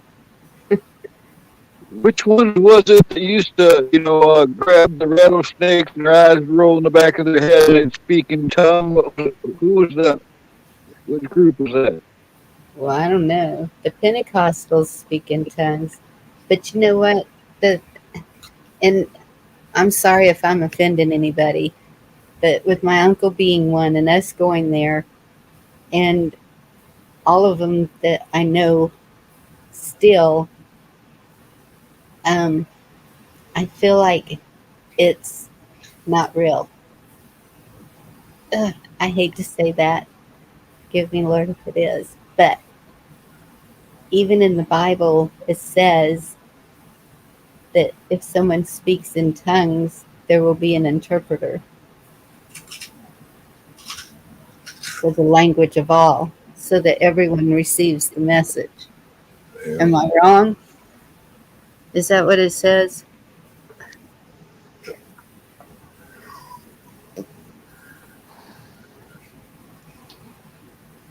Oh, apostolic. Okay, I've never been around them. I don't know. I don't know what they do. Definitely true. Oh, I'm having trouble with my mic. Okay, Bonnie, I'm going to tell you something that happened to me. I went to a Facebook chat that it was a South African pastor who is a healer. And the friend of mine was actually in the Facebook Live. I could see her sitting on the couch. And she had asked for him to pray for me. And he didn't know my full name. He just knew Deb. He looked right in the camera and he said, Deborah. And he started praying for me. And he was looking directly at me and he spoke in tongues. It did not bother me. I saw the Holy Spirit inside him. I had no second thoughts about what his intentions were or if it was, like it was an evil feeling or anything. And the next day, I was better. And I went back and he had something tonight. And I watched him again and he spoke in tongues. And he's from South Africa. How would we have an interpreter or how would he get an interpreter when he's just on his own and he's a healer and he's trying to, and he does heal people like in person and stuff too. How that part of the Bible I used to believe and I don't believe it anymore. I don't know. I mean, I totally believe that. And was he speaking in tongues or with his native language? Yeah, it was kind of because I've had a Catholic person speak to me in tongues before, and it was totally different than his. His was more of a tribal kind of baba, like the tribal sounds. Yeah. Yes. And that's what there's something that I've heard too. It's matra, matra, matra. And I have never heard that until I was watching this movie or something. I was watching something on TV and these children were chanting that. And I was so surprised because it's a um, it's just something that I have heard all my life. And I told my mother, I said, these kids were chanting this. And she said, well, yeah. And it's a different language, but it is prayer. Yeah, I think it's the intent. Prayer. Yeah, I think it's the intent. Yeah. Actually, that's what is the whole thing. And when it's one person, I understand that. I mean, I can see where I know there was one time I was so deep in prayer that it was like, what was that noise I made? And it just kind of freaked me out a little, and so it was gone. But whatever. Well, and it's but when it's a whole church or a whole building full of people doing that, it's overwhelming to me. But that's just to me personally. Well, there was something that happened to me this week, and it was because two friends were connecting on a spiritual level. And this person had God speak through her to me. And for the first time ever, I felt God speak to her through me. Like God spoke through her to me, and then God spoke through me to her. And I'd never experienced that in my life. And it made me realize how connected I actually am, and it gave me peace. That's good. And Chuck, I'm sorry we turned your panel into church. It's cowboy church. Maybe we needed to calm everybody down. Yeah, I got a coworker that I do that with. what Jim's talking about right now. What who's talking about? Good night, Nora. What I said? Yes, whatever you were talking about. I was sitting here and dozed off. Yeah, no, me and one of my coworkers, we call each other our angels. Yep. And you can actually have the Lord speak through you because you are supposed to tell somebody something. And I think God spoke through me before in a different way. Like one time I saw a seizuring horse out in a field, and I got out of the car. I was running, and I asked the people, can I go help the horse? And they said yes. And I ran out there, and I laid hands on that horse. This horse was gigantic. I laid hands on him, and I started praying. And he came out of the seizure and stood straight up and shook it off and just looked at me. And I was like, wow. I didn't think it. You don't think about it like tongues. You don't think about it. It happens. So how the heck could you have an interpreter? And what would the interpreter get it right? Yeah, I always knew God was with me, but there was one certain instant where I knew that he was walking with me. Yeah, that's cool. For over 2 years now. With you and walking with you. Yep. For over 2 years in this community, I've seen a lot of prayers been said for a lot of people. Yep. And I've seen well over 100 of what I guess you call a prayer report, where they come back with results that are pretty miraculous in some cases. I've seen it over and over. But beyond that, I've been present when there's been group prayer in some places. Right, I can feel it. Good night, Dan. I feel an energy. It's almost like I get a chill from it. Why do you think I'm here, Carl? Why do you think I am talking to you right now? It was because of y'all's prayers. That's why I'm talking to you right now, because it gave me the will to keep fighting. Yeah. You can feel it when you're really connected. Things go on. He sends chills from my head to my toes, and I thought I was having a fever or having a problem. It wasn't that at all. It was he gives me chills from my top of my head to my feet, and he does it to let me know he's there. It's called spirit. Yep. But I have never in my life seen a snake handler in a church. That's crazy. What? They used to do that a lot last year. Down in the mountains. In fact, some of them were in North Carolina, in the Appalachians. And see, it was pretty widespread at one point back in the past. But I wonder what the purpose of it was. I'm going to have to look that up. There's quite a few stories out there about people who have actually died during some of that. Well, there's also like, I won't even research this. I just heard the name and I don't want to. Skinwalkers. And the one thing I haven't seen since I've been here, believe it or not, is I have not seen one single snake. Not one. I've seen a brown recluse. I've seen a black widow. I've seen scorpions. I've seen bugs I've never seen before, but I did not see a snake. Not one. I don't know if Texas is considered the South. No, to me it's west.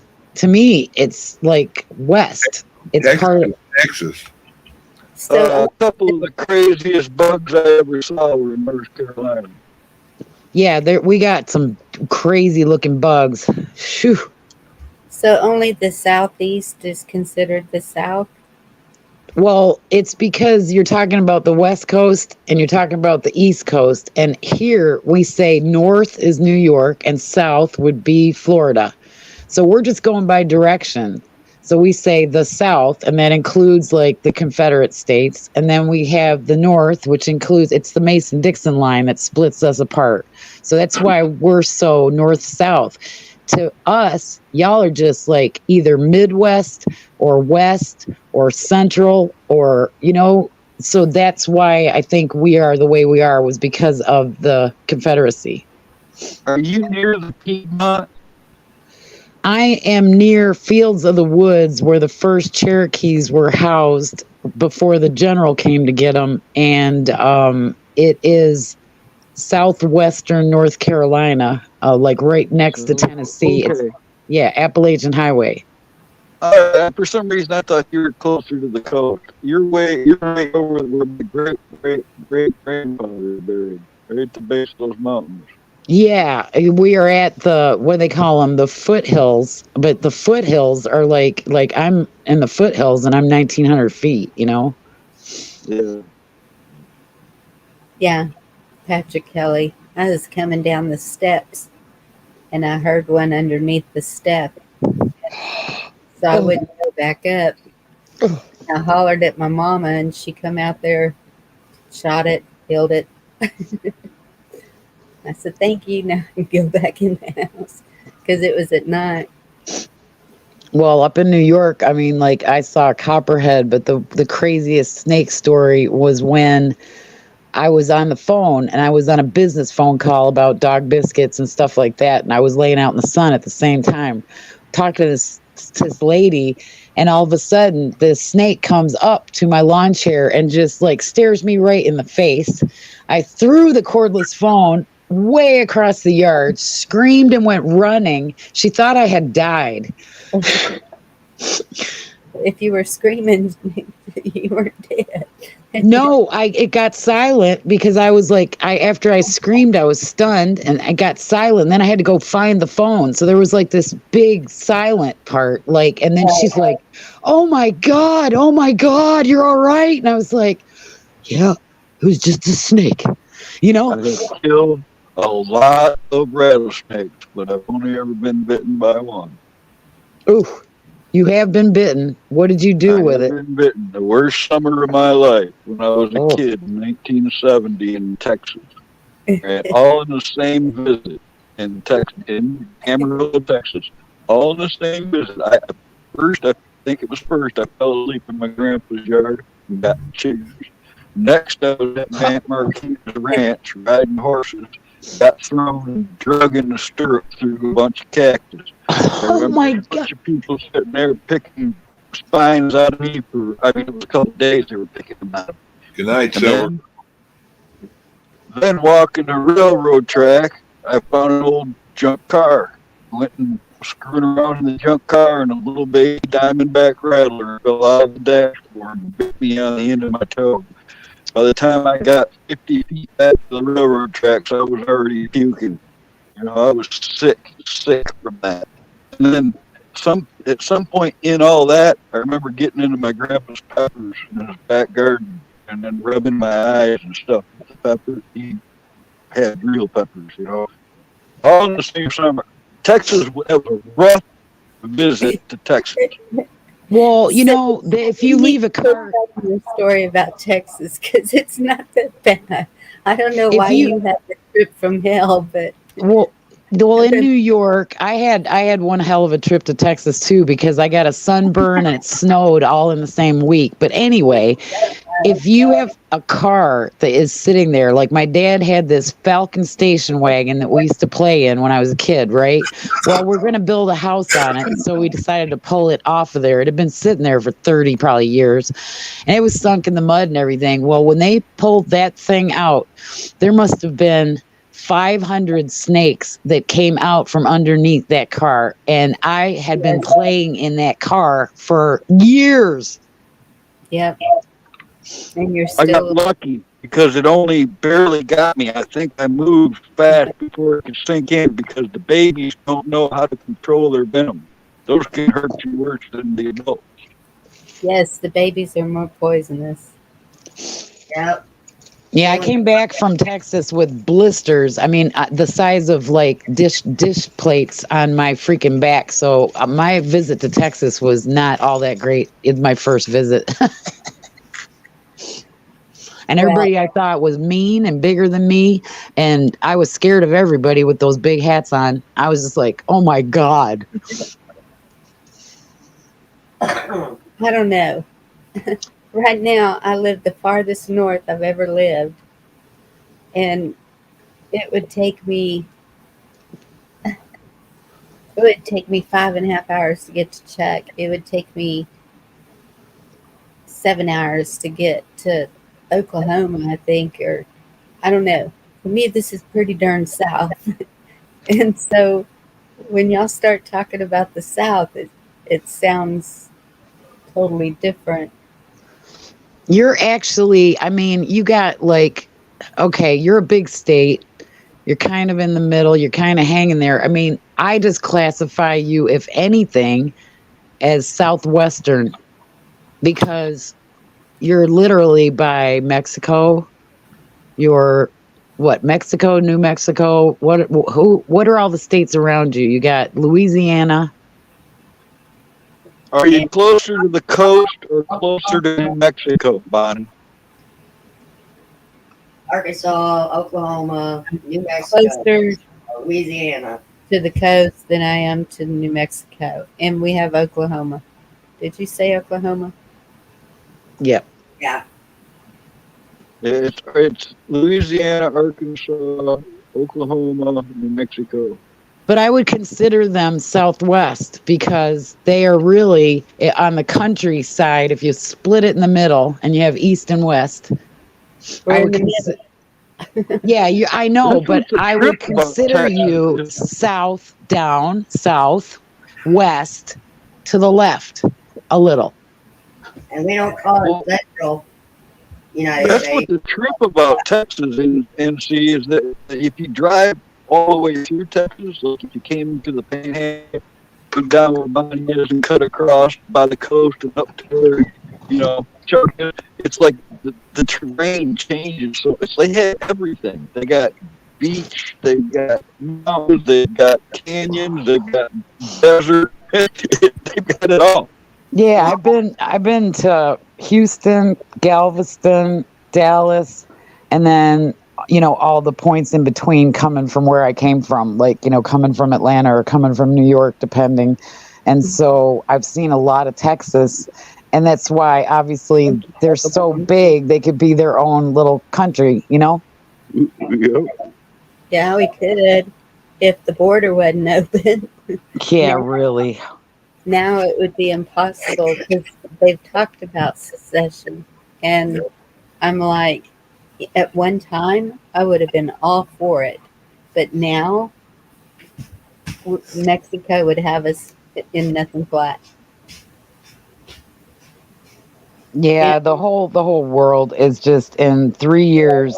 The world is insane. Say one of the things you see too, you don't see a whole lot of the rebel flags here in Texas. You see more Texas flags than American flags than anything. Yeah. Yeah, well, there was like a car dealership or something down in Jacksonville that had the POW flag, military flag, Confederate flag, all this stuff. The town was going to fine him $1,500 a day for every day that he kept like 3 of those flags up. And it was a huge thing in Jacksonville, Florida. I really get offended over that flag, and I don't understand that. Down here, people, they have gotten it down here where I don't see Confederate flags, even though I had one hanging up. I mean, I did take it down, but it was hanging up on I had a Trump flag, I had an American flag, and I had a Confederate flag. And that was when I moved here. And now I don't see Confederate flags anywhere. Except on a pickup truck, on a pole, maybe. There's That's Just another way they can divide. Yep. It worked. I think they've had enough fun. I think their fun is over. I think they've had it their way a little too long. What happened in Austin today? I have no idea. I heard, but I forgot. I get so many blips of news.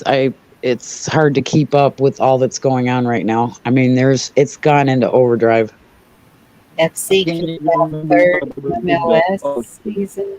I don't know what that is. Is Austin a real liberal area, Bonnie? A lot of people talking about things like Austin kind of surprises me. If I go to a big city, I prefer to go to San Antonio, or I used to. San Antonio is kind of being taken over, but it's still good. But I never really liked Austin until I got older. Um, it's it. They didn't know what they were doing when they built Austin. You'd think the capital of Texas would be huge and with it, but San Antonio knew what they were doing when they built their expressways and stuff, and it's just a whole lot easier to get around in San Antonio. Austin is crazy town, but it's more to me. It was always like like a bunch of hippies living there. It's like San Francisco, probably. It's artists, Yes. probably a little bit of the sexual. I'm not even going to say it, but the sexual preferences. A bunch I don't know of about people. that. Well, my brother-in-law moved there, so I kind of know about that. But there's a lot of musicians and in fact, they were trying to make Austin the music capital of the United States for a while there. And Austin City Limits, Bonnie. Did you ever watch it? I was on Austin City Limits. Oh, baby. Here's another story, y'all. We get them late at night, but we get them. But anyway, they I forgot. The making it the country or making it the music capital of the world. Yeah. And so a lot of movies have been filmed all around in this area, in the Austin area, in San Marcos, all in those areas because the terrain is so different. I don't know. Well, y'all wouldn't have seen the first. It's when they first started the lottery in Texas, and they started having the commercials, and they had the big balls bouncing on the hills, and the cowboys chasing after them. Do y'all remember that commercial? No. Nope. Y'all don't I remember? can definitely say no. Okay. Well, it was the number balls, and they were bouncing on the hills, and so that ranch is not very far from me, and I know the cowboys that were in that commercial. But Was it yes, the 70s? no, it was no, it wasn't the 70s. I would say the 90s, maybe. What do you mean the balls? I mean, we have them in like plastic tubes and they get sucked up to the top and then they read them. But I mean, like, how can they bounce balls on a hill? Is it CGI or something? Like, No, they were gigantic, probably like beach balls. Just, but they. and where do they pop out of? Where do they come from? Like, how did the balls get shot out of? Like, what? A big cowboy hat or something? I don't know. I don't remember. But Were they wearing caps? I didn't pay attention. I don't know. Commercial. A TV commercial, but I can't fathom it. I'm picturing it in my mind right now, and it's looking pretty crazy because even seeing a cowboy with a ball just like doesn't fit. No, watching it, you see the cowboy running after one. Right. Patrick Lee talking about 6th Street. We used to go down to 6th Street and party and go bar to bar. It's solid bars on 6th Street. You used to could drive down it, so it was a big thing to just cruise 6th Street too. But then things started happening, shootings and all this other stuff, and then they started having police on every corner, and then it just kept getting worse, and I wouldn't go anywhere near there right now. But Yeah. it used to be a fun place, and people were good people. Them damn cowboys and them balls. So what you're saying is Texas really is getting damaged right now. Oh yeah. Yes, definitely. Yeah. That's so sad. All the eastern, well, from Dallas to Houston, that whole eastern strip is blue. But everything west of that, I'm telling you, is not. Yeah, we live right on the border of Louisiana and Texas, and It both of them are getting bad. was red here this year, but Yeah, I don't know what it's like. We got so many, excuse me, damn Yankees that moved down here in the last year and a half, 2 years. Okay. Right. Like I got here before all of them got here. And now there is like no houses for sale that under like $300,000-$400,000. And it's just like, every place I go, I meet somebody from somewhere else. There's like no natives here. And I'm like, okay, this isn't like Georgia. This is just not what I expected it to be. And they are actually making fun of our, like the guy who had his mom, running the cash register at the little store there. And she, I don't know, she had some kind of hat on or something. And he just said, yeah. He said, I just got my food and got out of there. He goes, because, that granny, was crazy looking. And I was just like, I go, where are you from? And he goes, Miami. And I looked at him and I said, New York, I won't hold it against you. You just made me want barbecue and slaw dog. Barbecue and what? Slaw dog. Oh, gosh, they are good. Hit gal. Okay, it was by accident that I was on Austin City Limits. It was. She was a groupie. I'm telling my age. It was in the late 70s, and we went to Lukenbach, Texas. I'm sure y'all heard of that. Oh, the song. About that. We're trying to save Lukenbach right now. A big developer is trying to buy it and tear it all up. Y'all know how it goes. But so we went to Lukenbach, and there was a band playing, and for the life of me, I cannot remember the name of the band. But but they were filming for Austin City Limits in Lukenbach.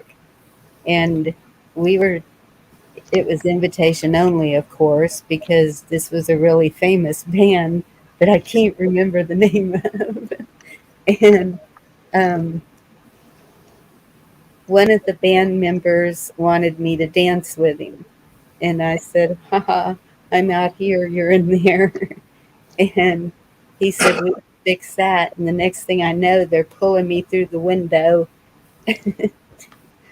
And so I went with him, and then later I watched Austin City Limits like a month or two later or something. There I was, tube top jeans, patches, the 70s look. Oh, you were a hot mama, and you were hot. Just go ahead and admit it. He was the cowgirl go-go dancer. Yeah, but it's not as bad as your dad seeing you on the news at a rock concert, smoking, drinking, and waving your hands, and you come home and he asks you where you've been, and you lie. Yeah, that's what happened to me. Mm-hmm. Well, I've been on the news a few times. I bet you have. Probably on your Harley, too. No. The first time we lived in San Antonio. I was in middle school, and I can't remember why the news people were there, And mini skirts were in style back then, okay, right? And so me and my group of friends, we were all standing there and we were giggling and acting stupid like middle school girls do. And then at Green, Texas, they got the best steaks ever if the place is still open. Yep. I know where that is. So anyway, we're at home that night watching the news. We lived with my grandmother in her house, and um, I had actually borrowed one of her tunics that fit like a dress. What was that? And so there was her tunic, the bottom of her tunic, and my legs on the news. That's all that they put of me on the news. And she looked at me. I got in so much trouble. Well, like I said, Bonnie, you must have been a hot young chick there, because if they're taking, and you with a tube top, that was like clue number one of why they dragged you up there. And then if you had the cute jeans and the patches. It passed the fingertip test. Yeah, we used to have cool tube tops. I mean, I don't ever wear why do we don't have tube tops anymore? I mean, they're so versatile. I remember tube tops pretty darn fondly. I mean, they had tube dresses, Camo. Do you remember the tube dresses? Yeah. Yes. But I cannot believe I went out in public in a tube top. Now I think, oh my gosh, if these girls try to beat the butts off. We can wear Hannah's shirt. I would go out in a tube top right now if I had something to show, but I lost it all with my weight. I got to tell you something later, Dan. Okay. A good vitamin for that. I would like to know that. Health tips. We still got to do that show where we get everybody to come up and give them one thing that their grandmother told them, or their mother told them, or their father told them, or whatever that they have used in their life that is monumental. And I think that would be a cool show to have. The chat could do their own thing too. Yes. Oh, my kids used to get so mad at me. I know what mine would be. Or funny thing your mother used to tell you so you wouldn't kiss a boy. Cooties is all I already heard, but yeah, everybody had cooties. All the boys had cooties. I remember being young and the girls thinking you get pregnant by holding hands or kissing or. That's what I was going to say, Chuck. The first time I kissed somebody, I was 11 years old in a barn, and I went to my best friend and I said, "Am I going to get pregnant?" That's how stupid I was. That is how stupid I was. I did not know what certain forms of sex were till I was 19 years old. You're welcome, Watt. Well, I think that a kiss was all it took for me to. Yeah, I know. Yeah. My mom knows Bonnie, okay, with the first kiss. I was in first. Bonnie's still picturing you jumping up and down at a concert in a tube top. No, they didn't have a tube top on me, and I had a rock and roll T-shirt on, actually. I finally remember tube tops. I only weigh 20 pounds less than I do right now, so I think I'm like getting a fresh start or a rebirth or something. But I got to grow all over again now. I got the tallness. I just got to grow back Mother Nature's parts. Here, listen to this, Carl. Did you say you fondly remember tube tops, or did you say you fondled many tube tops? Yeah. You know when the guys used to come up and snap them, Bonnie? You remember that? They'd come up and they'd snap them like a rubber band? your bra. Why would you want to do that to a gal? No, they would come up behind you or they come up in front of you and they either want to see your boobs or they'd want to get your attention and they pull back the tube top just a little bit and snap it. You know, guys would probably get a lot further if they were nicer to the gal. No, it wasn't like that, but it was amongst like really close friends and stuff like that that could kid around with each other. Yeah. No, they snapped my tube top. I would have snapped their. Never mind. Oh, I hung out with all guys. It was my problem. They would turn me upside down and they would shake me because I was only 98 pounds. So they would turn me upside down, shake me. But I loved hanging out with the guys, so I took it all. You weirdo. I was a tomboy. What can I say? So you really like that song and Needy's problem. Somebody shake me. They need to talk. Nobody's turning me upside down and shaking me. Oh my God, Bonnie, you weren't doing drugs at that point, okay? I was. We were tripping. We were doing everything everyone did in the 70s at least one time, you know? I think I'm the one echoing. I am. Why am I echoing? I have no idea. Somebody has windows open. Oh, let me see. Mine? Hello. It Is just there went through. anybody in there? It Just came not if you can hear me. You talk, Chuck, like a spoon. Anyone home? Relax. Whoa. Okay, it's gone. Somebody Say have another web page. It's something on you, Deb. It's doing it on you. What? Hold on. I just got recorded on a StreamYard that I accidentally went to, and my friend was there. And he goes, "Why are they recording you, Deb?" And I'm like, "Who's recording me?" And he goes, "StreamYard." And he goes, "They can't do that." And I just ran out of the chat room and came here. Hold on. Stand by. It quit now, I think. No, it didn't. No. Is it doing it now? Now that she's Hello? muted, it's not. I No, muted her. it's I think she got another channel up and picking up. Or it's You're not. just echoing.